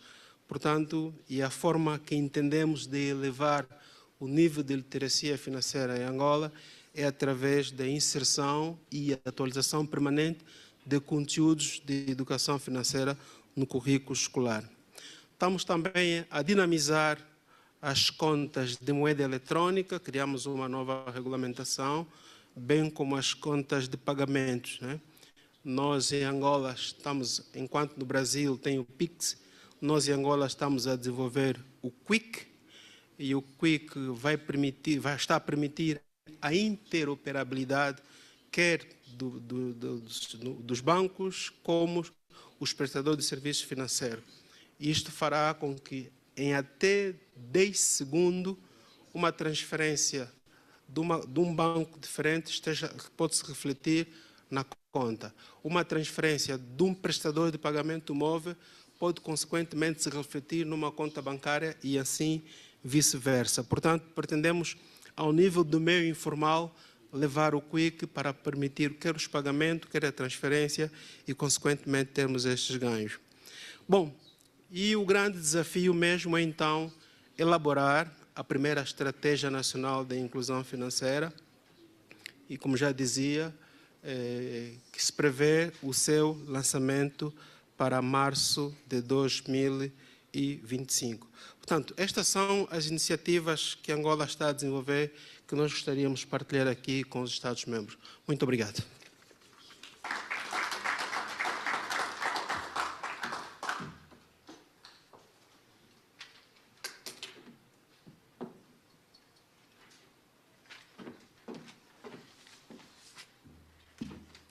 Obrigada. The translator was struggling there a bit, so I hope we understood what was being shared with us. But you'll get the presentation. Could I now ask Jose Lee from the Bank of Mauritius to come through and provide his presentation? Jose is Assistant Director, IT and Business Continuity Division. Thank you, Jose.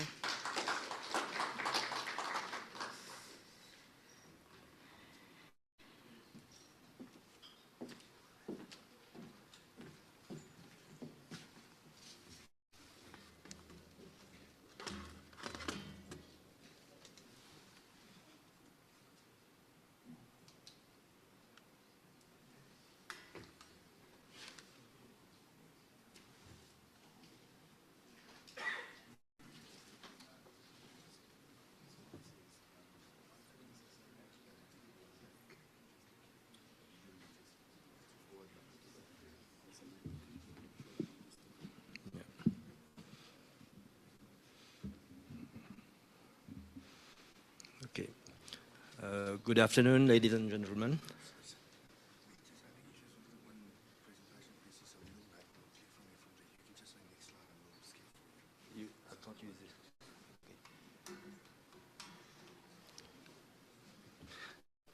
Okay, thank you. First of all, I'd like to thank the organizing committee for holding such an insightful forum in order to share our experiences in each country, it's a SADC member country. And I'd like to introduce myself. I'm José Lee from the Bank of Mauritius. I'm the Assistant Director of the IT division at the bank. So today I'm going to give you an overview of the achievements or key success stories at the national and regional level for the financial inclusion and small SME access to finance. In fact, as from 2016 up to now. But I'm going to give you a little bit of background prior to 2016. So at the national level, we had the implementation of the real-time cross-settlement system at the Bank of Mauritius. In my opinion, it was the foundation for the financial inclusion process in the country. Then we had the check truncation system and the Mauritius Credit Information Bureau. At the regional level, we are a member of the SADC RTGS system. We also implemented the COMESA regional payment and settlement system. I must tell you that life was not easy when the first RTGS was implemented way back in 2000 in Mauritius. At that time, SWIFT was still on the old X25 protocol network, but we gradually improved, and we are today at the very top of the technology industry. And post-2016, we implemented the national payment switch for card-based payments, as well as instant payment system. I'm going to elaborate on these systems in the other slides. And we also implemented we are also in the implementation phase of the centralized KYC system. In fact, the centralized word, it's a bit misleading. In fact, it should be eKYC. The centralized word was used because at that time, when we started thinking about implementing such system, we thought about having all the data centralized at the bank. But in fact, after due consideration, we found that it would be a duplication of work to store these data at the central bank. Instead, we decided to make use of data at source, that is from the government bodies that are the owners of those data. Then the third item is about the key enablers and benefits. The enablers were the central bank, the government, and the telcos mainly. And the benefits that we enjoy was the reduce in transaction costs and easier access to finance. Okay. So at the national level, the RTGS was, as I mentioned earlier, was implemented in the year 2000. This enabled the transfer of local funds in real time for large value payments using the SWIFT network. Then we had the MCIB, Mauritius Credit Information Bureau, which was launched in the year 2006. It's a repository of all credits granted by banks to their customers and non-bank financial institutions. All the banks, they get access to the credit profile of their customers whenever they are applying for credits. And this is quite an efficient system because within less than 60 seconds, a bank can have the credit profile of a customer applying for credit.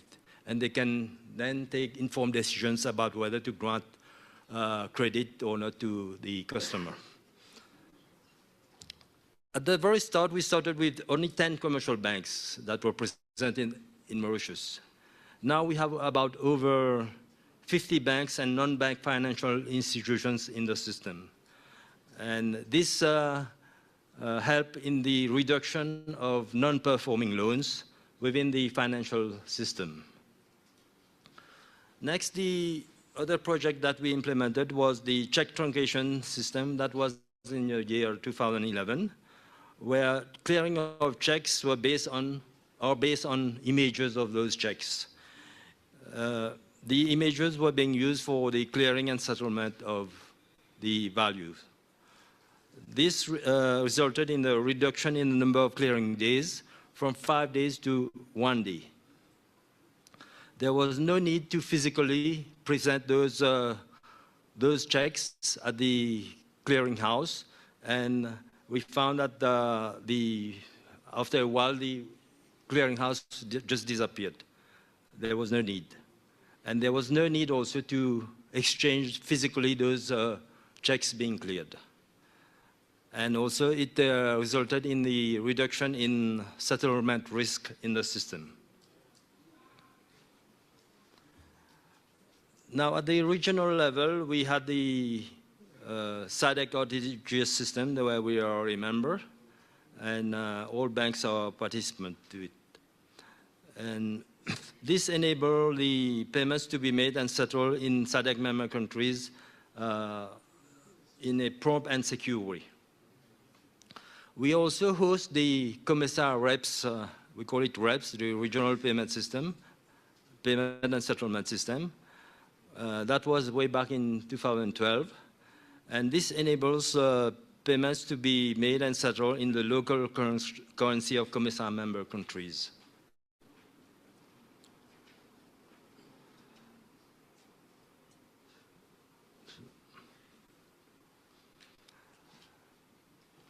So post-2016, we have the implementation of the national payment switch for card-based payments and the instant payment system.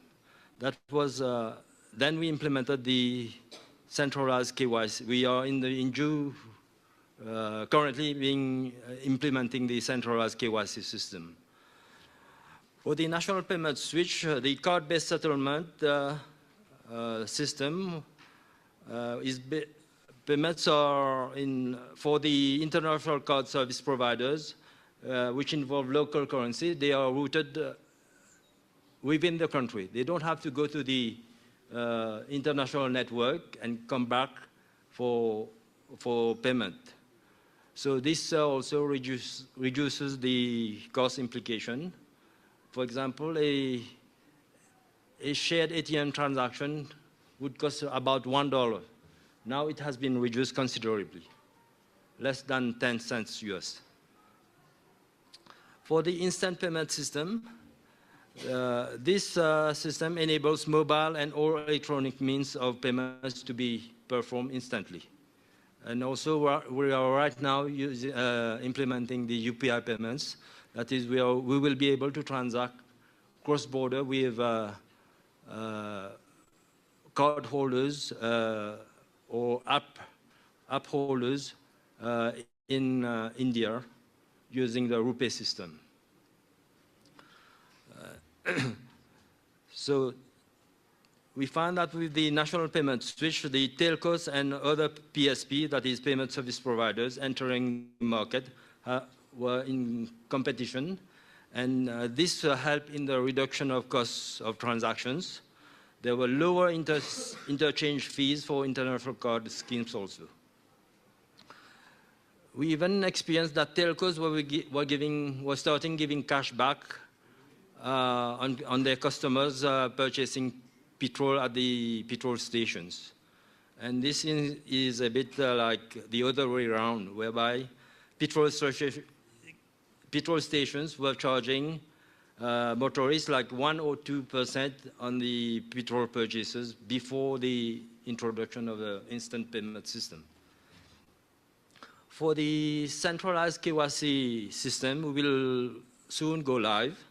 The system is ready, but participants which are not completely ready because they have some interfaces to build within their systems.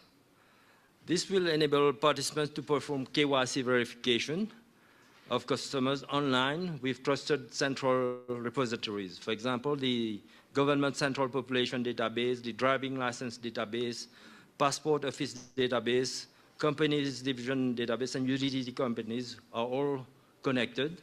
And whenever banks have to do their KYC due diligence, those information will be pulled from those trusted database.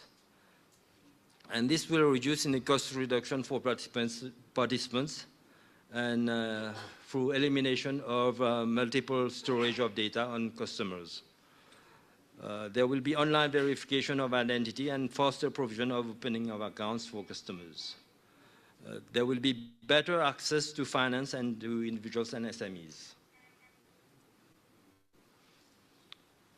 So now for the key enablers and benefits, the enablers was the central bank, the government, and the telcos. The Bank of Mauritius laid the necessary infrastructure by setting up the National Payments Network and SWITCH, which is the backbone of all national and international payment schemes evolution. Government made available for the central bank trusted database in order to provide financial institutions with trusted data, thus enabling faster and more efficient access to finance to customers. The telcos, there was improvement in the national communication network infrastructure. We are now on the 5G network. We have completely eliminated the copper network and replacement by fiber optic network. We call it the Fiber to Home project. The telcos also compete with banks in providing payment services, thus reducing all the transaction costs that I've mentioned earlier. So now we come to the benefits. The benefits I mentioned is a reduction in the cost of transaction and easy access to finance. There was an introduction of a level playing fields for participants to compete on the market, thus reducing costs and better access to financial instruments on the market. For example, microloans could be granted promptly online at a minimal cost. PSPs and microfinance companies entering the market. And last, I give you some statistics for the instant payment system. So as you can see from the chart, way back in July 2022, the number of transactions was about less than 800 million transactions for the IPS. Within 1 year, this amount of transaction has more than tripled, both in terms of volume and value. And that's all. Thank you. Merci and obrigado.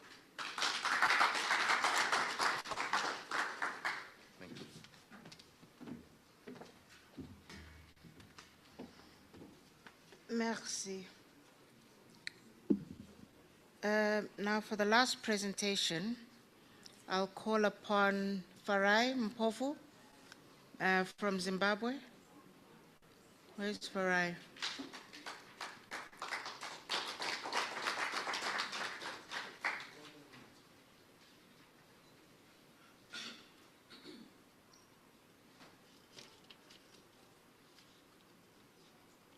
Farai is Director, Investor Education. Yeah. Okay, so the clicker is not working. Okay, all right. So Farai. You can switch for me. Yeah, okay. The clicker so is I'll not need working. to look up to you, the corner. Yes, yeah. Oh, the clicker is not working. Yes.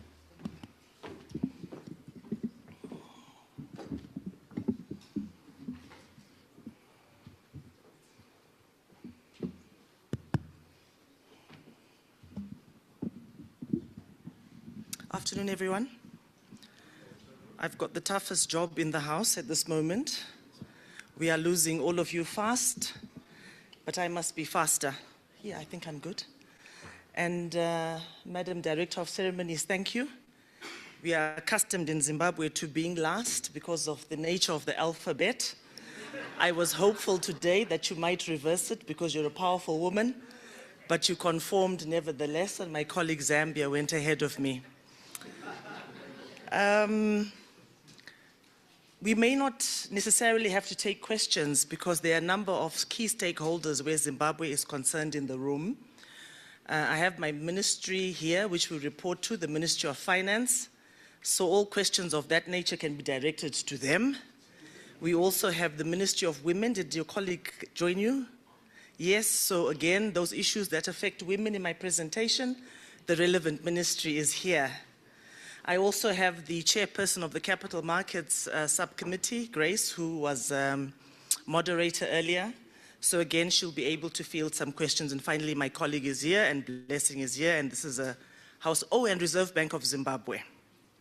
So without further ado, let me run through my presentation. It is short. It is picture heavy. So hopefully you'll be visually engaged. And we are actually zeroing in on the capital market in our presentation, and we've gone quite granular. So I'm hoping, having said all these things, we are now together and we can jog through the next 10 minutes or so. Everybody happy? Okay, so having mentioned that we've gone quite granular, and thank you for moving the slides for us, I wanted to bring back that person we are talking about into the room. And I hope you can see her. And when I say her, it is an issue for the Ministry of Women who's present in this room. What the capital market is doing, and we're a capital market regulator, by the way, for those who might be wondering, we have a situation where we have a reserve bank regulating the banks, we have IPEC regulating insurance and pensions, and we've got ourselves doing the non-bank work in the capital market. And that is where I'm going to confine my comments because my colleagues have done a fantastic job of giving us a broad overview. So we're just going to narrow right in and bring the whole thing home. So the capital market, for many, remains a mystery. And if it has been difficult to talk about pensions and insurance and banking, you can imagine how much more difficult it is to talk about inclusion in the capital market space. And that has been the challenge.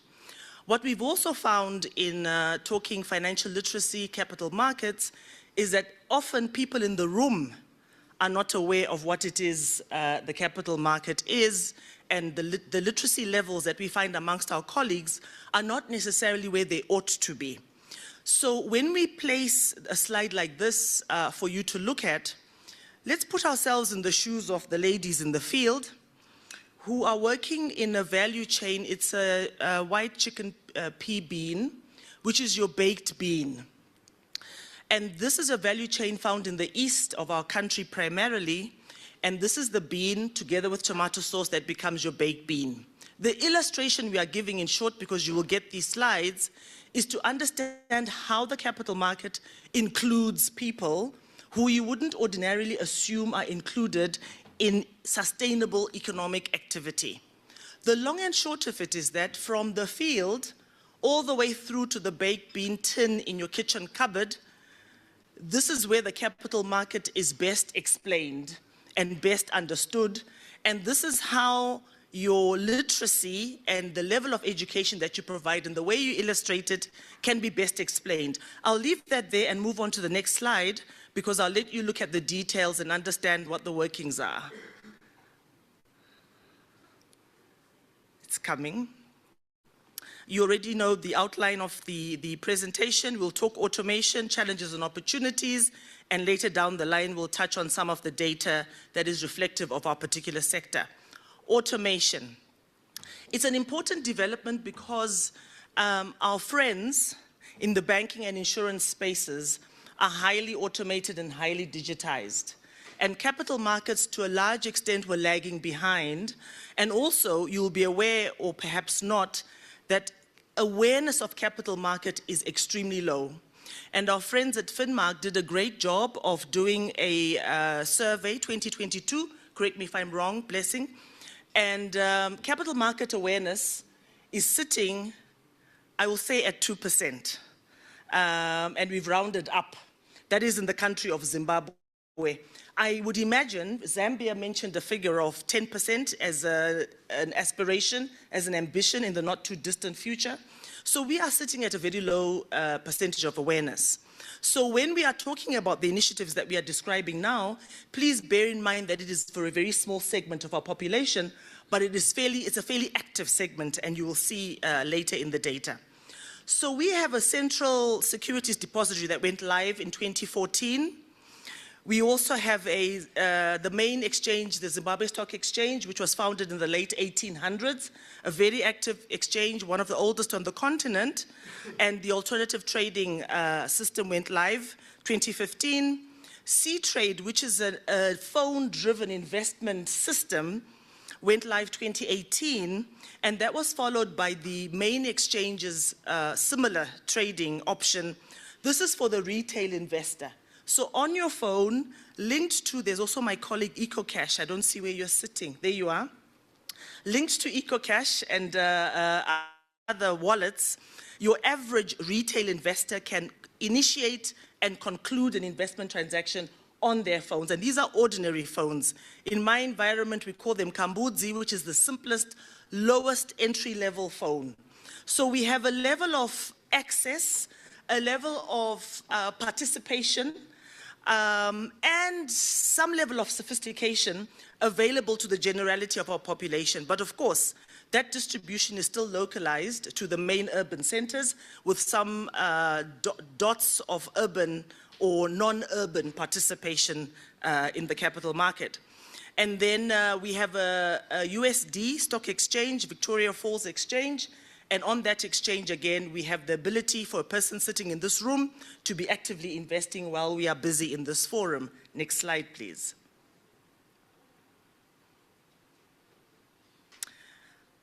Our environment is fraught with challenges, but I think in those challenges, we've also seen a lot of opportunity. One of the illustrations I'll give, borrowing from the presentations that my various colleagues have made, is that whereas you present digitization or migration to card-based activity or migration to mobile money, for example, you point out the challenges and you also indicate that there's a level of success that has been achieved in that area. In our environment, owing to our peculiar circumstances, those were not challenges, they were necessities. Therefore, our migration and some of the numbers that colleagues would have shared earlier, it was a necessity which has brought people into a highly automated and highly digitized environment and a cashless environment, where the preference is to be cashless, but of course, many of you are very well read in some of the dislocations that you do find in our environment. Therefore, the main challenges we encounter with financial literacy, which is the main subject of the day, is that budget is never enough, and I'm certain it is the same in your environments. The human resources to cover that 98% of the population that does not know about capital markets is problematic, and ultimately, notwithstanding the assistance we get from FinMark and other entities and agencies, monitoring and evaluation remains elusive, in the sense that how do you cover the population, in what format do you do that, and how does that information generated compare to others who are conducting similar work? So under our opportunities, we have had to innovate a lot within the Commission and develop a lot of material, some of which you will see in the slides to follow, to ensure that we are reaching the population in an appropriate and relevant way, communicating with them. Somebody earlier spoke about trust. I think it might have been my colleague across there talking about payments, the trust levels, and speaking in a language that people understand. And I'm glad that these presentations are coming together in a way which is very helpful as a conclusion to today's deliberations. We also found that the challenges opened us up to working in collaborations and partnerships. A regulator wouldn't typically be found doing some of the work that we're doing, but invention is the mother of, necessity is the mother of invention. That's what we've had to do, and we found that very helpful in terms of achieving scale. And finally, one of the things that we determined to create was a capital market index to truly measure for ourselves what we believe the awareness level is. We say this because instruments used in the past, and I think, Blessing, you're already aware of our views, are looking at the broad financial markets, and the financial markets are dominated by banking and insurance and pensions. And typically we found that survey instruments were crowding out capital market indicators. And as a result, each time we tried to input and re-input these into the survey, we were finding ourselves being crowded out and crowded out. So ultimately we decided that in-house, led by Grace, the chairperson at this level, but also who is corporate finance and market development in our environment, we then developed an index which is giving us, we believe, a better idea of where we are going with the various initiatives that we have described. So I want to just take you to one line of this slide, the rest you can read for yourselves, where you see individual investors. You would be correct in assuming that in light of all the reading that you do about Zimbabwe and the things you see in the news and the various developments on the monetary front, you might assume that individual investment, retail investment has gone down. I'm showing you 2023, and then I will show you 2024 separately, because they are not directly relatable for me in order to illustrate to you, but you will see for yourself that the number continues to track upwards in terms of retail investment, which for us is a fantastic endorsement of the work that we are doing and a fantastic realization that there is value to be had in the capital market from a retail investor point of view. Next slide just illustrates the same individual line highlighted there for you, that we're still trending in the right direction in terms of number of investors and not in terms of value, which I won't delve into in this particular forum. I also wanted to talk about, because we are in a digitization discussion here at the forum, when we look at online trades, which is where the bulk of our retail investors are playing, there are some who are visiting their stockbroker and asking for assistance and giving instructions, and the investment is done by a securities market intermediary. But we also have a significant number of generally young people who are going online and doing their own business, so to speak. And this is a lot of investment that is taking place alongside all their other activities. They're working full-time, they're running around with what are commonly called hustles at the moment, but they're also investing on the sidelines of all of that. And we find that to be a very interesting development and one which we would like to track and monitor. And the numbers here tell you the story of what is actually happening. My level of distress and our distress as a commission is that on the value side, this still remains minuscule compared to institutional investor activity. But nevertheless, as I say, the absolute number is going in the right direction. So we are very happy with that, and I'm sure my colleague at EcoCash, if he had a chance to come back, he could tell us to the extent to which their wallets, the wallets of individuals are funding investments and backwards and forwards and how the money is moving. That could be a cause for another sort of panel discussion if we had the time. Next slide, please. To talk about how this has been achieved, how has this level of literacy, acceptance, trust, conveying material at an understandable, relevant level.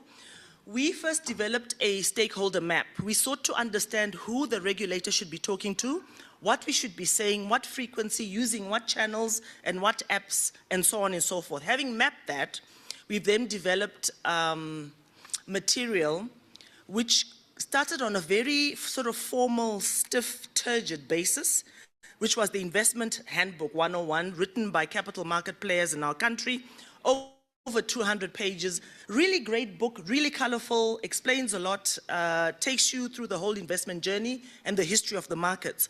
But it's a great book for people in this room to read. We would enjoy it. But it said very little to the average would-be investor out there. What then happened is that we developed this into, it's freely downloadable. You can download it. Those of you who are in this room who are keen, please download it. It's also available as an audio book. So as you are driving, because you didn't take a room here overnight again, as you were driving late, you could have been listening to the audio book and learning about the capital markets in your own time. It's in English. The work we've done also has developed a light format for WhatsApp. So with limited data, you should be able to flick this book around and be listening to it on the go. Whether you're in the girls in the field who are growing the bean, they could be listening to that audio as they're going about their work and learning about the capital market. We went further and summarized this big 200-page book, and it's become somewhere between 25 and 30 pages. Those fewer pages were then translated into the main local languages. It could be argued that if you can't understand a 200-page book, the chances are you won't understand the 25-page book. But when something is in your language, something happens, I think, mentally. If you are accustomed to consuming material in that format. And we found that the local translations have been very effective. We also will convert those to audiobooks with the fullness of time. And in addition to that, the book has various other formats that have been developed, including video, audio, radio drama. And this radio drama, it plays out in our context, in languages which the younger people understand, situations that they understand. And it also incorporates some social, economic issues, you know, teen pregnancy, parent-child frictions, etc., which means the material can also be used at community level. So not only are you educating kids in school, you are also able to then incorporate communities in having these conversations, which is why we started off with an agriculture type setting, because we've worked with them. We're also working with tobacco farmers, understanding that, you know, if, for example, you are not able to do your tobacco this season, does it mean that's the end of you financially, or should you not be looking at alternative investments and divesting out of your tobacco risk, for example? So we are able to deploy these tools in communities. And we've called one initiative #MySchool and another initiative #MyCommunity. Finally, and we'll end on a video note, we have translated a summary into Braille, and we were amazed at the recent launch at the fact that the room was dead quiet as they heard and saw and listened to somebody who ordinarily was excluded from a financial markets and capital market conversation, now feeling included and understanding that this material, this investment area, the various asset classes are also available to a segment of their population. So on that note, Madam Chair, I'll leave the podium and I'll let the video play. Thank you very much.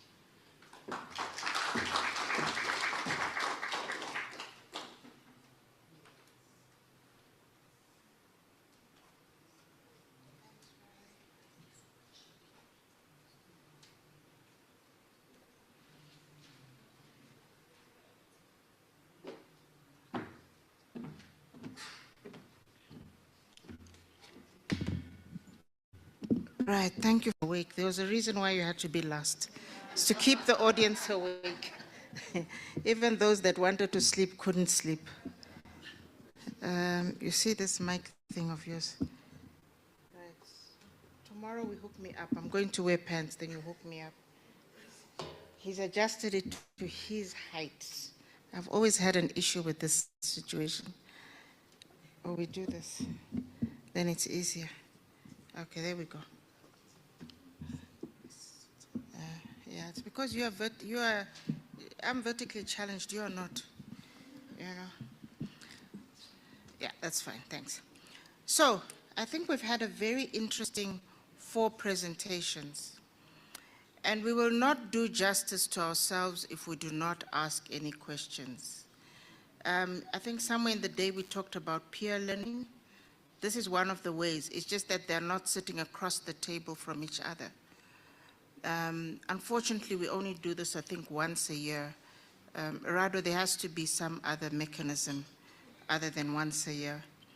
I think it not only keeps us engaged, but, you know, when you're sitting in your office then wondering, because your minister or governor or somebody, PS, is going to come to you and talk about financial inclusion, and you're looking for numbers because it's election time tomorrow, and they want to tell a good story out there, right?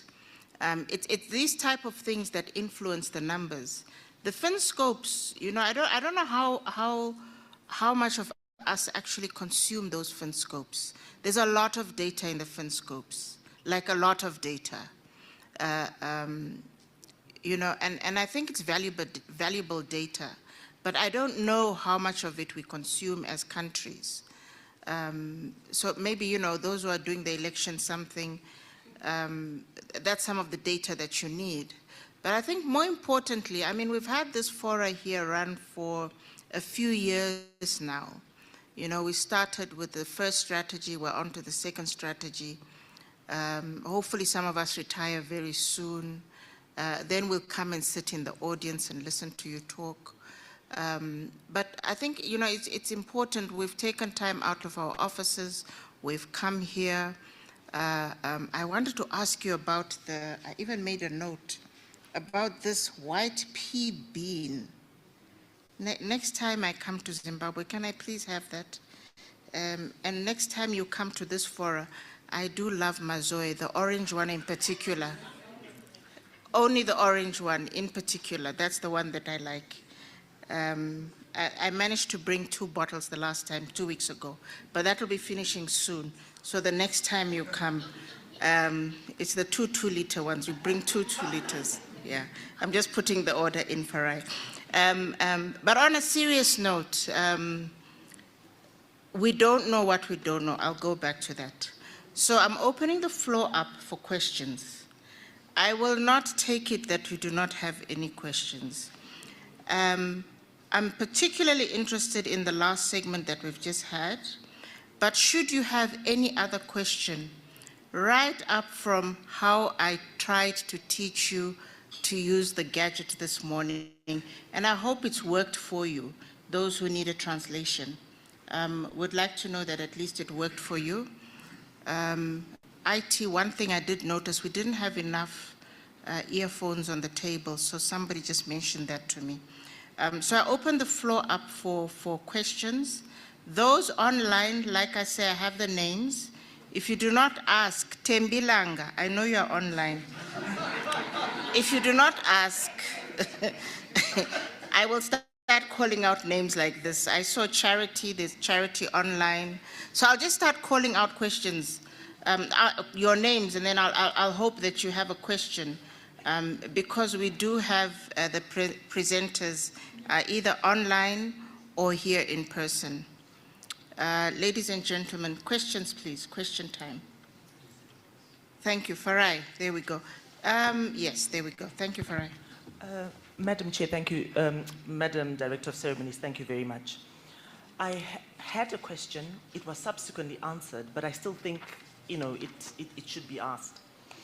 And at a time when we are talking financial inclusion and, well, inclusivity generally, I was interested with the discussion where we had Angola and WHO up on the podium talking about grey listing and the various efforts attendant to ensure that the various observations are addressed.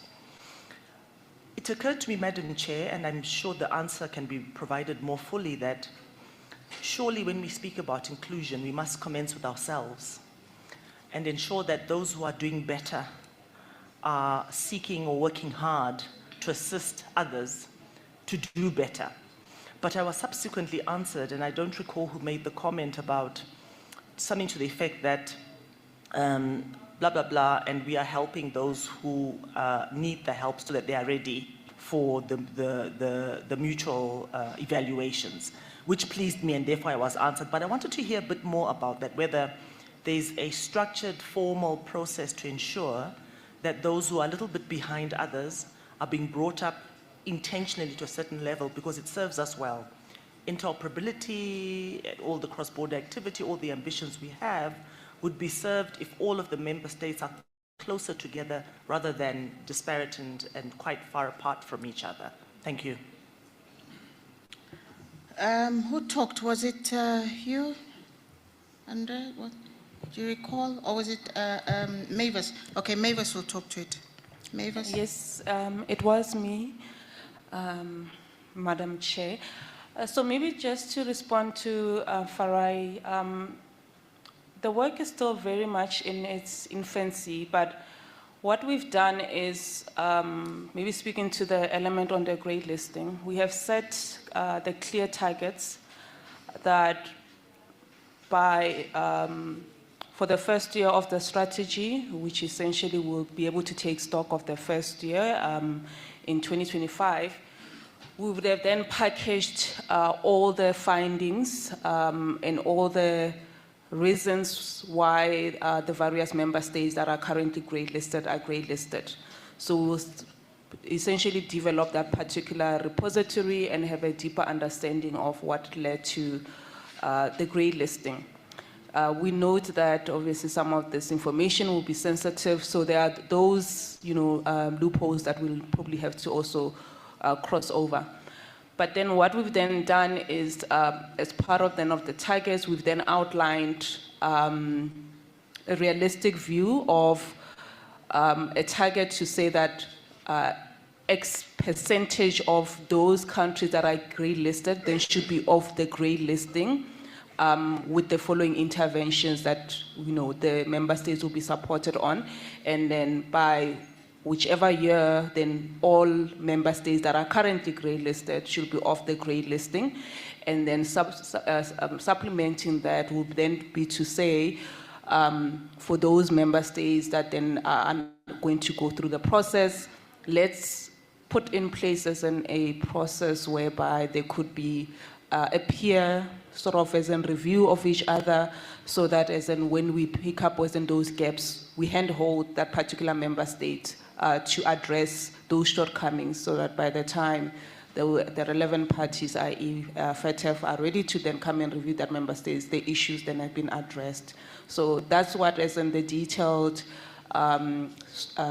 strategy work speaks to, that I indicated that due to the timing that wasn't granted, I was not able to cover. Hopefully that helps.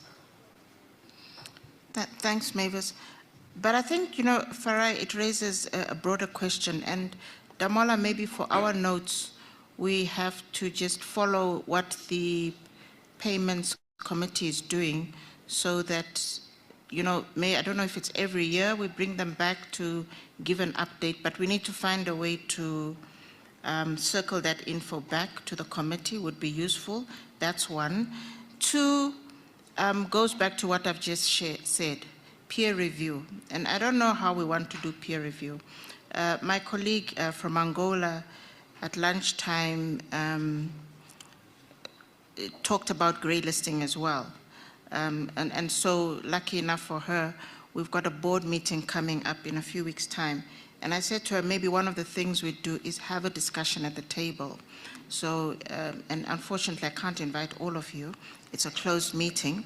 But we have to find ways and different platforms to have that conversation. And also understanding, and I don't know, Mario and Rado, where we find a platform, because it's not only those in the financial sector hardcore where the problem is. It's a bit broader outside the banks, insurances, etc. So it's probably to find a way to also find out what else and where else the issue is.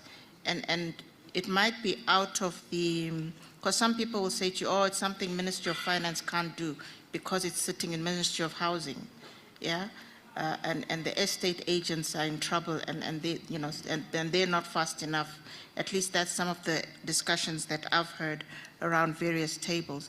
But there has to be a way for us maybe to talk to each other, some platform, somewhere. And thank you very much, Farai, for that. Very useful, because yes, it is true. Everybody seems to be going down that trajectory, and we're not too sure why. Any other questions? Yes, sir. Please do introduce yourselves, colleagues, as you talk. Hi, everyone. My name is Tando, Tando, from National Treasury, South Africa.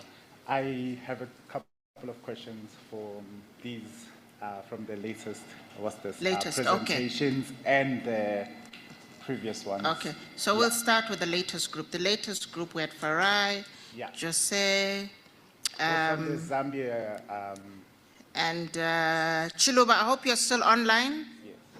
So Chiluba, Andre, Jose, and Farai. There we go. Yes. So my concern is regarding the financial education numbers, right? And I mean, I saw it at about 23%. For South Africa, I think we've been stagnant at around 50 to 53%. We are not moving. Sorry, they say they can't hear you talking to the mic. Talk a bit Oh, closer. okay, Yeah. sorry. So with South Africa specifically as well, the numbers are not moving with financial education. And I'm no financial education expert, but my thing is, are we giving out the memorandum or the answers to the questions that we ask during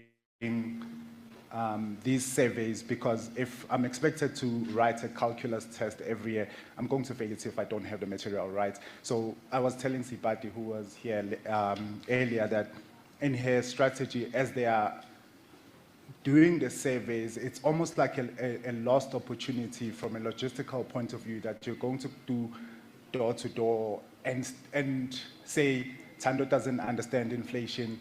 I'm going to come back next year and ask Tando, do you understand inflation? And Tando still doesn't understand inflation, but you haven't provided the material for that.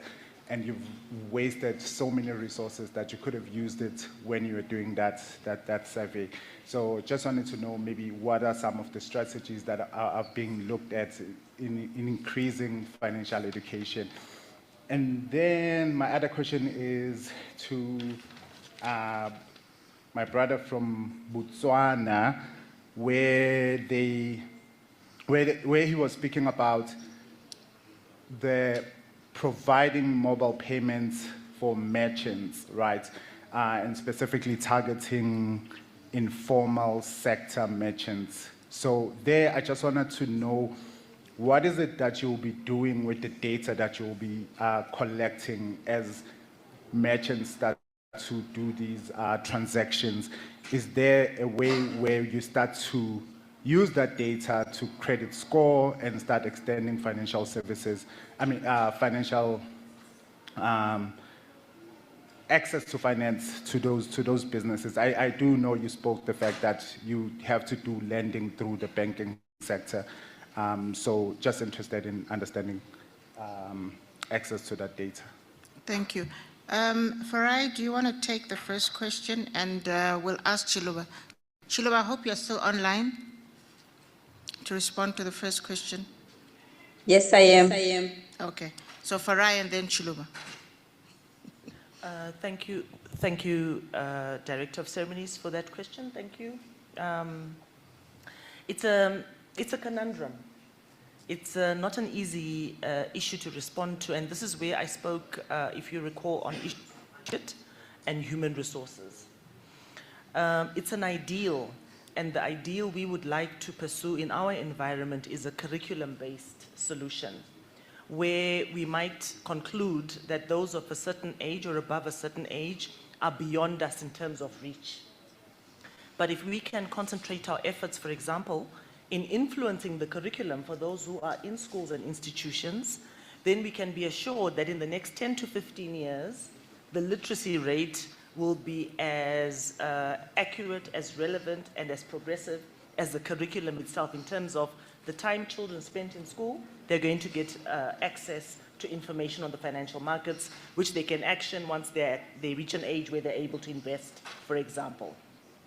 For the group that you describe, assuming we're successful with school going, for the group that you describe, that is the people in this room and outside of a certain age, those are the ones where we are trying to package information which can reach them either via our websites, social media, face-to-face interventions. But I must hasten to say the face-to-face census-type interaction, certainly in our environment, I don't think will have a big success rate. And maybe my colleague Blessing can comment, because he administers a survey at a regular interval, and he would be very alive to the challenges which they encounter and why they have a particular sample size. But I would say, given the level of mobile money penetration, if we can borrow that and say that is demonstrative of potentially the ability for us to reach the adult population with material which can educate them on the financial markets and investments, then it means that the success rate is potentially good, but we now need to develop the resources which we can share using the various platforms, Madam Director of Ceremony. Blessing, do you want to say anything to add on to that?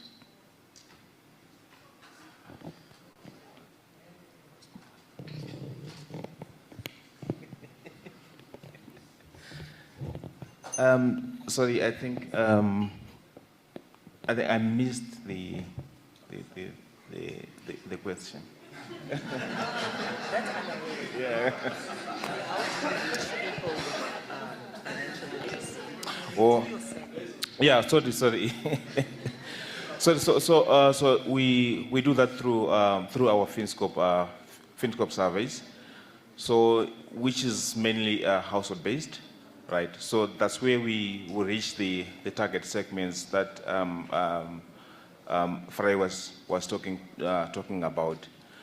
So in some instances, we might not be able to reach the correct respondent, because sometimes that let's say, when selecting the respondents, we use a certain methodology in terms of the case grid approach. So sometimes the one selected might not be the one that will be available at that time. So then you have to substitute and get the respondent which is available at that time. So that's the response that I can give for now. Thank you. Yeah. And Chiluba? Thank you so much. You can hear me? Yes. Okay, thank you. So, yes, our financial inclusion, though there's a serious echo, I can listen to myself. Okay, just hold on. They are sorting. Okay. I can go ahead. Okay. So, regarding financial literacy activities that we are currently undertaking, yes, we've recognized that our financial literacy rates are very low. And we've also realized that there is a positive relationship between financial literacy and financial inclusion. So what we've done is, if you saw from my presentation, under consumer protection and capabilities, we had put that there's need for us to enhance stakeholder collaboration, awareness and dissemination of financial literacy materials in English and local languages. So what we've currently done, like the previous speaker from South Africa indicated, is that we've incorporated financial literacy in the school curriculum, starting from grade 1 all the way up to grade 12. So those are some of the interventions that we are doing. And those that are out of school, there are those children that are out of school. We are also doing some local, where even the curriculum has actually been interpreted into local languages, as well as undertaking radio programs for the local community, so that they're just aware of what financial services are. And we're also working very closely in collaboration with a number of partner financial institutions, as well as other organizations that are in this space. And I can give an example of financial sector deepening. Zambia has been very active in reaching out in rural areas to just support in regarding financial literacy. So those are some of the interventions we planned for our 2024 to 2028 National Financial Inclusion Strategy. Thank you. Thanks, Chiluba.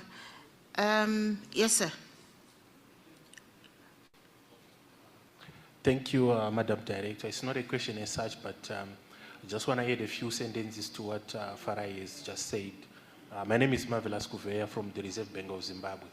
So in terms of the strategies that we are implementing to ensure financial education, what we've done is we are working with the Ministry of Primary and Secondary Education in Zimbabwe. They are doing a curriculum review to include financial literacy issues into the new curriculum. So we recently had stakeholder consultative meetings with the ministry. So we invited the banking sector, which include the banks and microfinance institutions and other partners to that consultative meeting, wherein institutions were putting in initiatives that they want to be included in that new curriculum. So this is for the school-going children. Then those who are outside school, the older ones, the madalas like us, what we are doing is, in partnership again with other financial sector regulators, we are doing financial literacy awareness campaigns in the form of like road shows, going to all, especially to the remote areas of Zimbabwe, like in the rural areas. We just go there with those big trucks. We do some financial literacy awareness campaigns, tell people about financial literacy issues. So these are some of the issues that we are doing. And then also, finally, at the Reserve Bank, we are in the process of developing a financial education framework, which would then stipulate the initiatives that we're going to do in terms of enhancing financial literacy in Zimbabwe. Thank you, Madam Chair. I thought I would just add those few sentences to what Farah said. Thank you. Thank you. So I think, it's very useful to note that there's a lot of collaboration, right, that's going on. But also, I think an interesting fact is to note that you're actually taking this to the schools now, and it's in the curricula. So tomorrow, because I suspect you're not staying here, tomorrow at breakfast, you're going to have a conversation with Farai, Chiluba is far away, and the colleagues from Zimbabwe. There were attempts, though, in South Africa a few years ago to do that. I'm not too sure what happened to that. That was to include literacy at that level in the curricula. A former colleague used to champion that. And then there was the question to Orange. Onalitata, are you still around? There was a question to Orange. What happened to Orange? They're not here. Are they having a problem? Could you just help them there?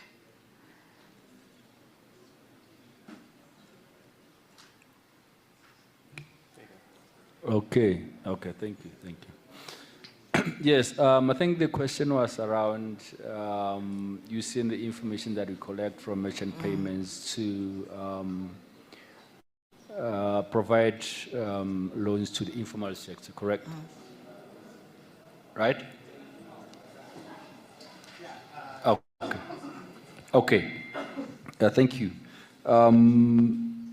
So when we, after launching the service for our customers, what we found out was that some of the customers who were using the loans for their business, especially the informal sectors, where they would take the loan and then purchase stocks for their businesses.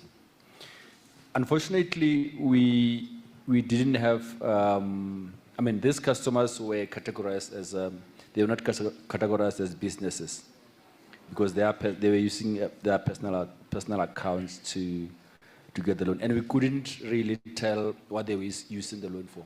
It's only through, researches that we are doing on the ground, word of mouth to say, now I use this loan for my business, I'm not using it for my personal use. That is when we decided we now need to come up with a facility for the informal sectors. Unfortunately, we didn't have the category to say which of the loans were taken by customers and which of the loans were taken by the informal sectors. It is now that we have merchant payments, which is another wallet with which is going to be a personal wallet and business wallet within the same SIM card. Now that we've got a category, we've got the information and we can be able to categorize this as personal use and business use. And we can score this and be able to provide the loans to the SMEs. This is the plan, sir. So in short, yes, this is what we are planning to do. We are going to be providing the same facility to the informal sector, as well as the SMEs. I think the plannings have been started already. You were right on time with your question. And I believe by mid next year, we would have launched that service to our customers. Thank you. So when you see Sipati tomorrow, ask her to share the experience me and her had last week. And it talks to that. And we had somebody from just attending the payments conference last week in South Africa. And we had a dispute on something, but he then pulled out his phone and showed us how he's running two accounts on his phone. One is his banking app, which he can access, but the other, and which we found, at least I found very interesting, was the telcos, right? So what he does with his M-Pesa account, he can do all sorts of things with that account, even borrowing instantly a certain amount of money and showing us that the loan is approved there and then. There and then. Speaks to the data, and at some point I'm sure the SADC Secretariat will have something around data, because I think data is your next big thing, and what do you do with it? His argument is, yes, banks and financial institutions collect data, but I think for some reason the telcos turn that data around faster than other sectors do, and use it to their advantage. But do ask her tomorrow when you see her. Colleague from Angola, I saw you putting up your hand. You wanted to make an intervention. Colleagues, put on your headsets, please. Por favor, ponham vossos escutadores. Bom, não sei se, no essencial era ainda relacionado com a questão do colega que fazia referência que quase que os números da educação financeira não estão a evoluir. É comum em algumas regiões, em alguns países, quando olhamos para o tema da literacia financeira, desenhamos modelos para realizar palestras, seminários e atividades mais voltadas, sobretudo, relacionadas com a Global Money Week e com o Dia Internacional da Poupança. Penso, se queremos ver os números a subir, temos de forma estruturada e através do sistema de ensino inserir ou atualizar conteúdos de literacia financeira. E em alguns casos mesmo, termos disciplina. Só desta forma é que o nível de conhecimento e os graus de literacia financeira poderão subir consideravelmente. Portanto, penso não haver outra forma de melhorar o nível de literacia financeira se não apostamos fortemente no sistema de ensino. Então, deve haver essa parceria, essa colaboração entre reguladores e os ministérios da educação e até de ensino superior para alguns casos. Por aí, ao nível também dos funcionários públicos, né? Porque se não se ensina a educação financeira na escola, não temos como ensinar a educação financeira para o país todo. Então, essas notas em relação à pergunta do colega. Obrigado. Obrigada. That's true. That's true. In many homes today, depending on who is the elder there, those kids get the money to go and do the necessary. Sir, you had a question? Yeah, I just want to come in with a comment, not necessarily a question, because the subject matter we are talking about is quite interesting, that of financial literacy. I'm Dixon Gwende from Malawi.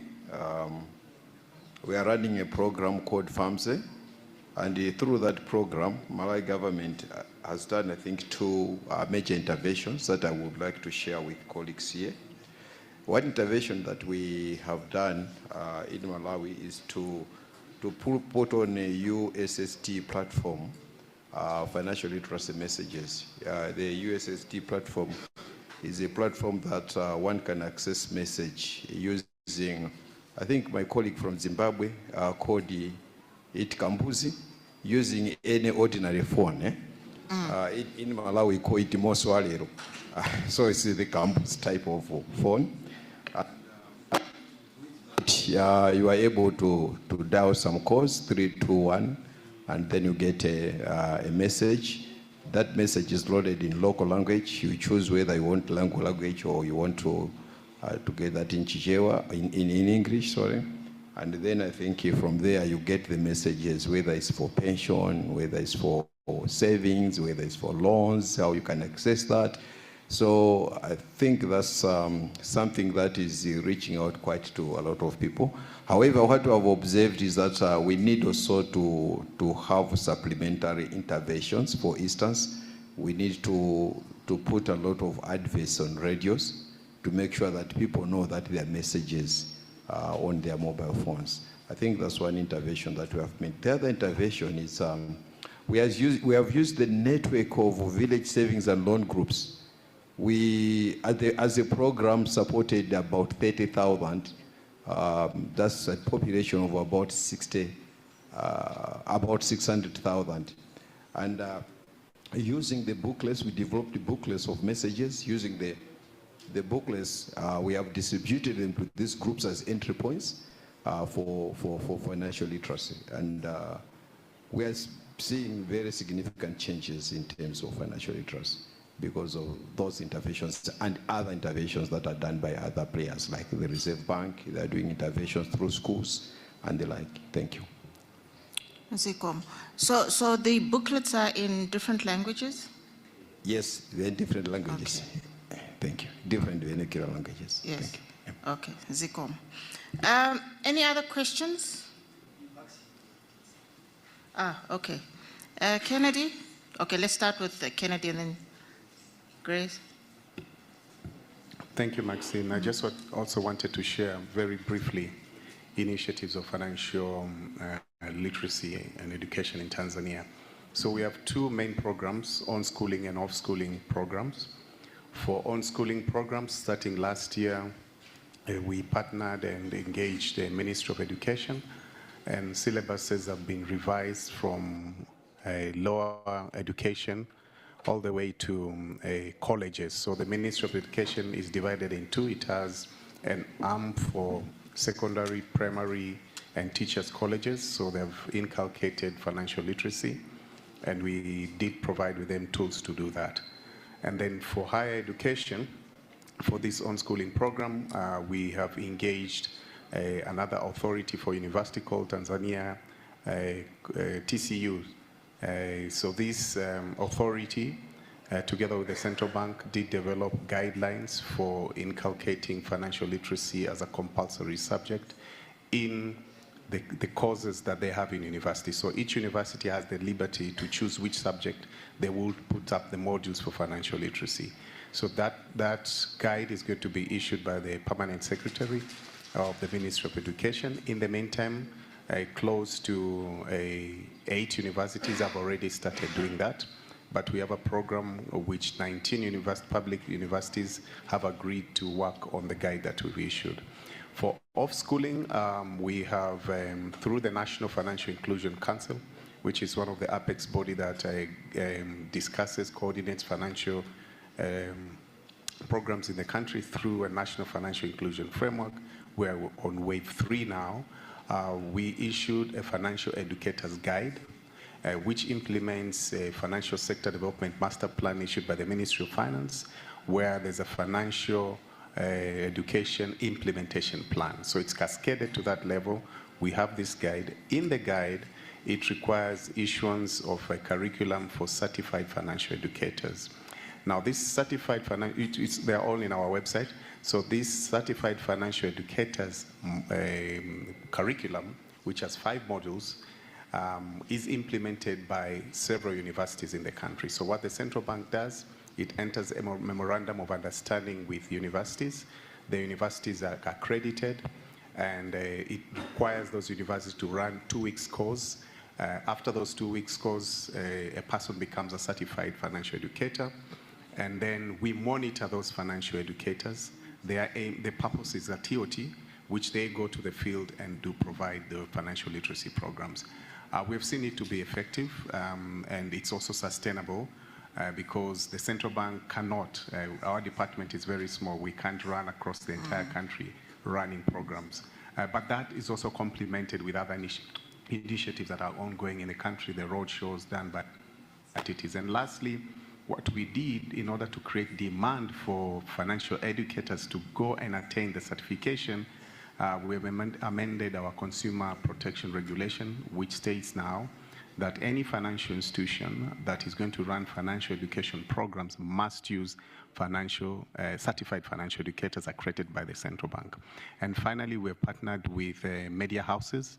We have entered memorandum of understanding with them, and the requirement is that all news anchors who are going to talk any subject about financial literacy must be certified.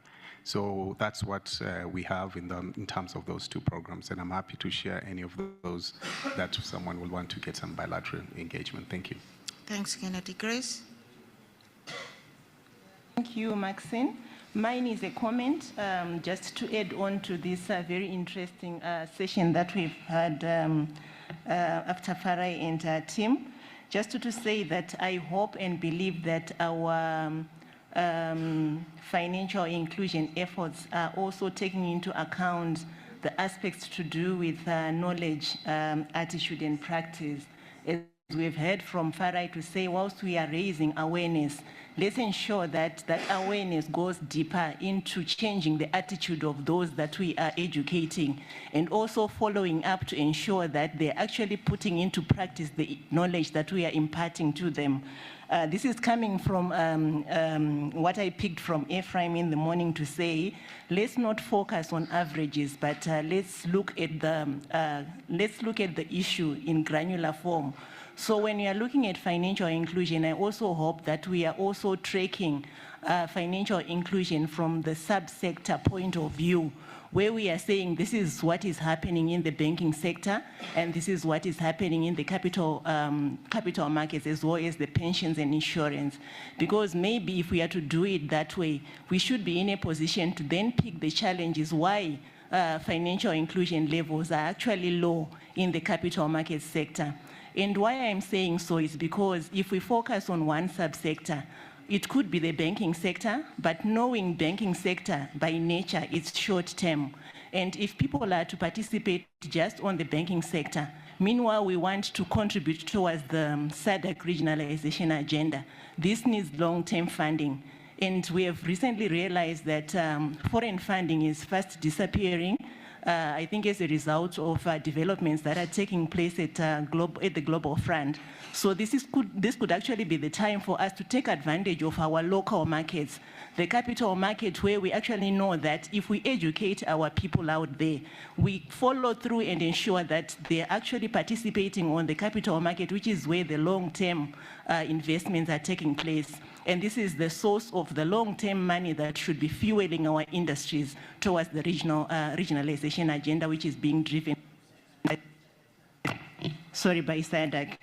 So I'm saying maybe even if you are to look at your youth, your SMEs, and your women, you can actually come up with instruments on the capital markets where you're looking at gender bonds. You're also coming up with social bonds that deal with your youth. You also ensure that you encourage your SMEs to come and list on the capital market, because this is where they can actually get their long-term funding to fund their businesses. So I thought this could actually be a comment for us to think through and ensure that as we try and implement our financial inclusion initiatives, we also put this into consideration so that whatever funding is going to come through, it's actually coming from our local markets rather than us having to rely on foreign funding, which has now become a small cake for all of us. Thank you. Thank you, Grace. Do we have any questions online? Any questions online? Nobody? Are there still participants online? Just give me a random name. 2, who are those 2? 20, give me a name.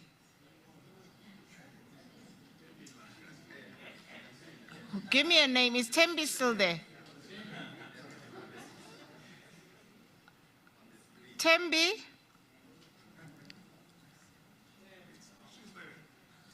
Don't you want to ask us something, Tembi? How are you, Tembi? We're missing you, that's why. Don't worry. Hi, you won't let me go on, will you? Actually, I have posted a comment on the question and answers section, but this is with regards to financial literacy.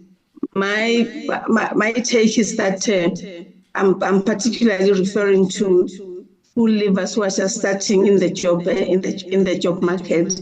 When they get to work, they get this first check. They go gaga. They don't know what to do with it. And it would help if employers would have programs that would actually sensitize these young people. I'm assuming they're young when they start working, so that at least they make wise choices and in the process actually improve their financial management. One other question that I was just wondering now on the recent cross-border restrictions in the CMA.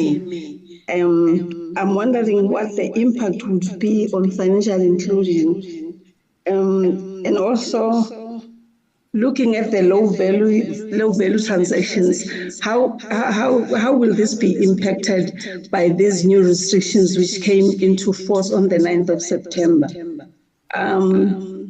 I know that I know the objective is to strengthen AML, but in the process of strengthening AML, we should also be mindful of the ease of doing business or ease of transacting. Thank you, Excellency. Thank you. Thanks, Tembi.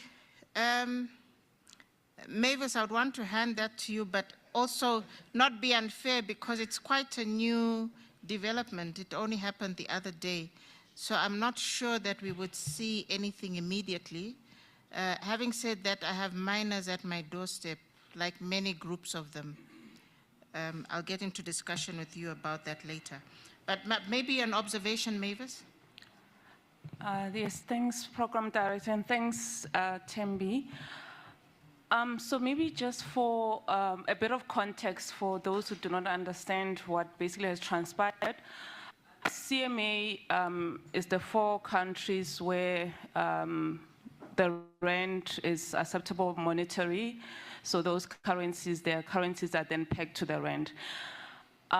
Previously, up until 30 September, I hope I'm clear, up until 30 September 2024, what used to happen is in those 3 countries, the dominant banks are the South African banks, and how payment transactions, primarily EFTs, both credits and debits, how they used to be treated is that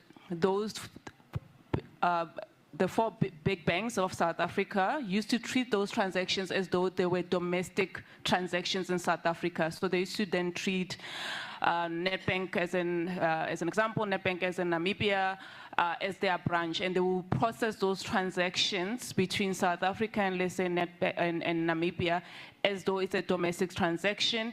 And as a result, the regulator, which is the central bank in that particular CMA country, would not have sight of those transactions.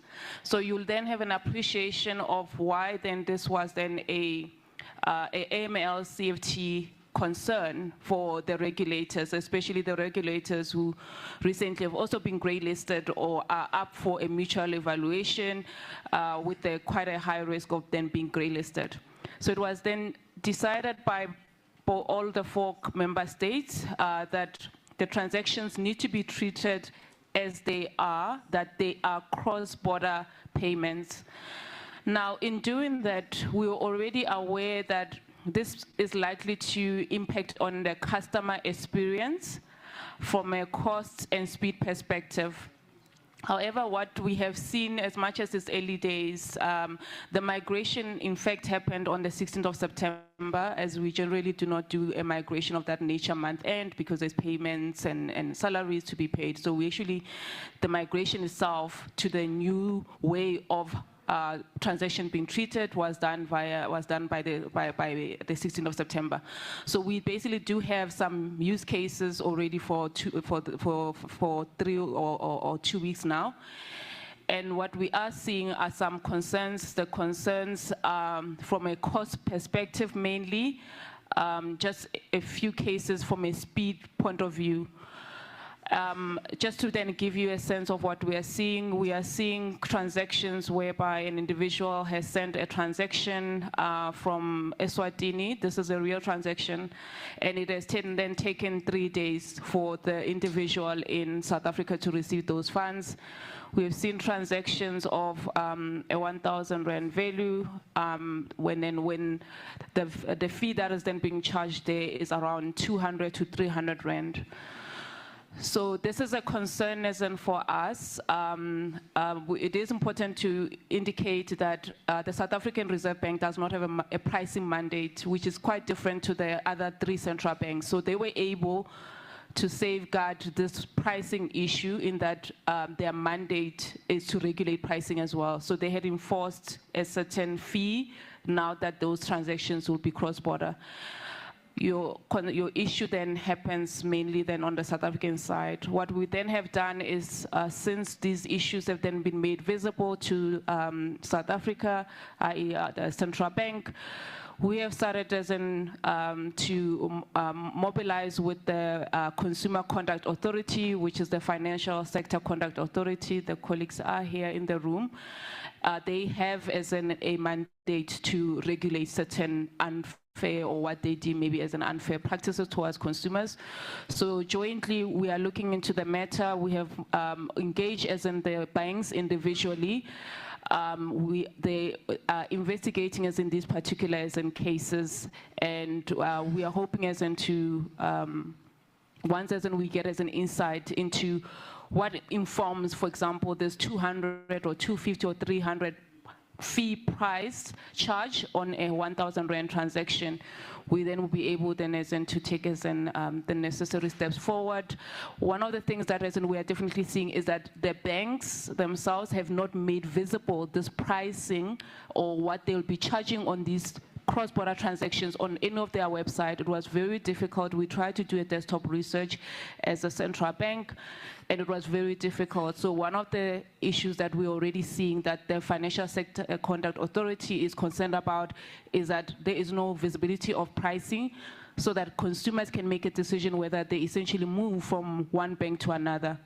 It's important to indicate at the moment that out of these 4 banks in South Africa, there's one that has decided not to change their pricing. So it's mainly 3 banks right now who we are looking into the issue on. Yeah, okay.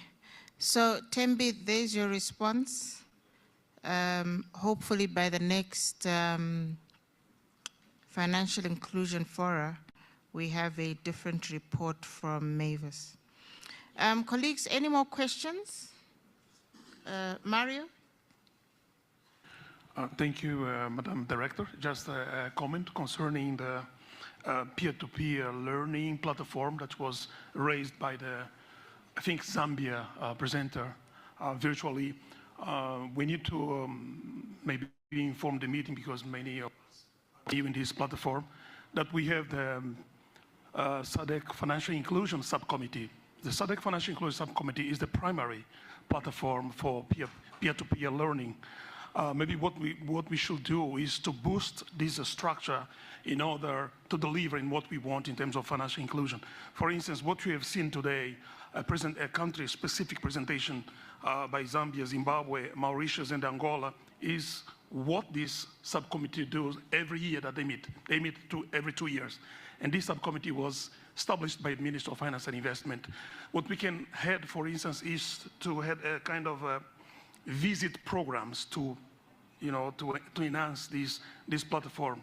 What we have developed, for instance, in the Committee of Investment, Subcommittee on Investment, is that whenever they meet, they have a program, a visiting program, where they go to the field, they visit an investment promotion agency, and they learn how now this or that country is developing in terms of investment, whether in regulation and investment facilitation, etc. So we can do the same, but we have this structure in place already. Thank you. Thank you, Mario. So SADC Secretariat will assist us at the probably next financial inclusion subcommittee meeting or committee meeting in that regard. And it might just be, Mario, it depends also on who attends these meetings, right? That's the other issue. That might be the problem, but this meeting is attended by professionals from the Ministry of Finance and central banks. Yeah. Yeah, including insurance. Yeah. Yeah. And other SADC substructure like CISNA, COS, and NCCBG as well. Yeah. Okay, not sure.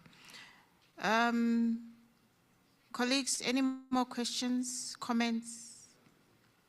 One question online? Okay, thank you.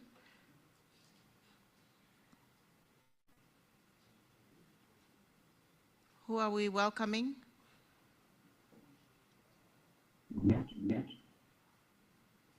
Hello?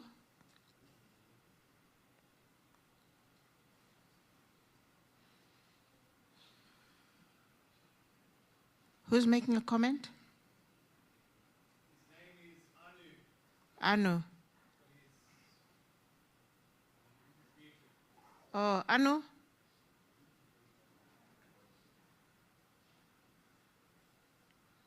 Anu, unmute yourself. Did you have something to say to us? Sure.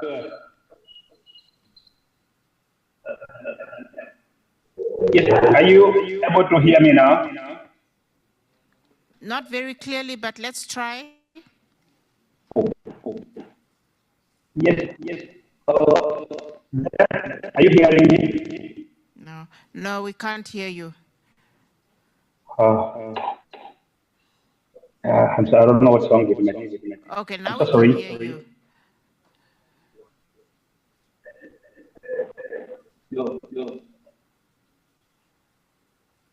Anu, maybe type your comment or question in the chat box. Then we'll read it out. Fine. Okay, thanks. All right. Yeah, let's do that. Rob, if you can just give that to us. Yeah. Okay, cool. Thanks.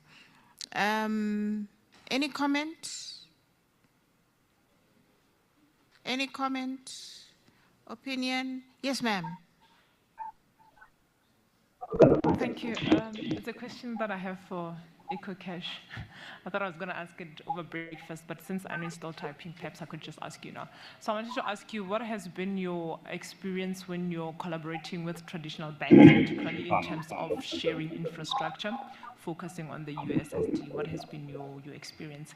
And also, when the regulatory part had to move from, I think they call them money, or rather telecoms regulators to having to move to the financial side, what has been your experience? Thanks. All right, thank you. So in terms of infrastructure sharing, that is best placed, answered by the mobile network operator, which is Econet. But what we have done in the market is we as EcoCash have our own USSD infrastructure because we were born out of the MNO. But the banks, what they did is they then lobbied via the telco regulator, which is Potras, and they secured an agreement where they were provided with access to the telco business USSD gateway. So there's no issue there because they lobbied and they got access to the USSD infrastructure. Then in terms of the second question, can I have it again? So my second question was just in terms of when Econet had to now have EcoCash and then it had to be financially regulated. But then you said that on the telecom side, it would have to be Econet that would have more experience in terms of like what was that like? Yes, so what happened is early on within our market, the central bank was responsible for regulating EcoCash and the telco regulator was responsible for regulating Econet. Then what we then did is the fintech business was then off-spun and separately listed on the stock exchange. So there are two separate entities listed on the stock exchange with different regulators. Interesting. Do we have our question or comment? Is he writing or not? Nothing.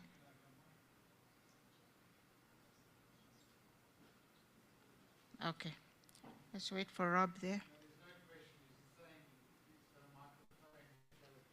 Oh, okay. We thought he was asking us a question. Right, on that note, if he is not asking us any question,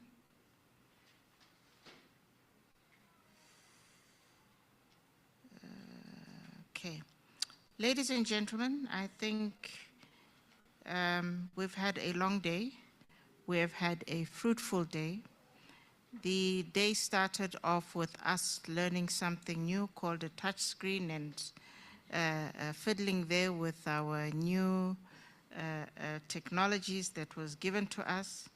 We then heard from the Central Bank Governor of Lesotho also letting us know what they are doing to try and improve financial inclusion and areas where they think they have gaps.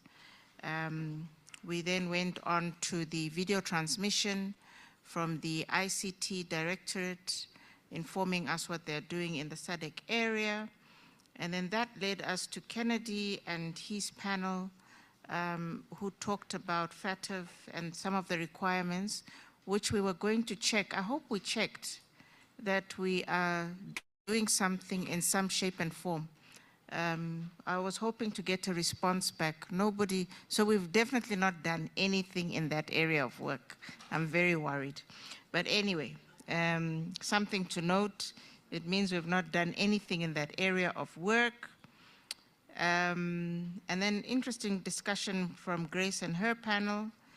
And I think finally on to what we probably would have considered very informative is what the member states are doing and how we can work together with each other. And not forgetting as well the work that the Payments Subcommittee is embarking on and the work that they are doing under that sector, which they must keep on updating us on, especially around the grey listing and what they are picking up in terms of their findings.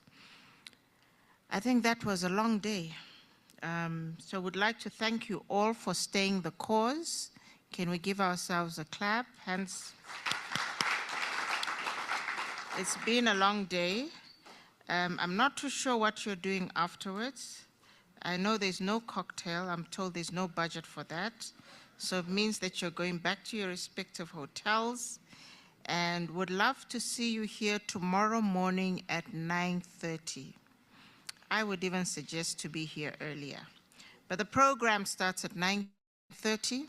If you can get here by 9, which is the time I got in, then we can probably score ourselves some more discussion time. And if all works out well, you can leave here at 2 o'clock and head back to your respective countries. So I'll end off here for today.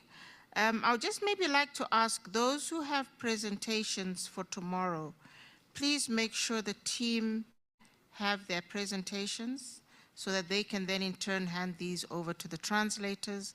It helps the translators with the work that they are doing.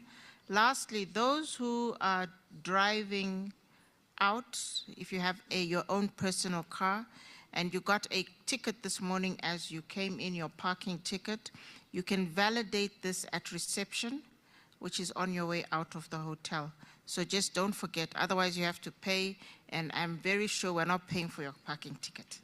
That one I'm sure about. So please remember, you have a parking ticket, get the reception to validate that for you, please. You can't claim it back. Other than that, ladies and gentlemen, thank you very much for the engagements. Thank you very much for your patience today with us, and have a good evening. See you tomorrow.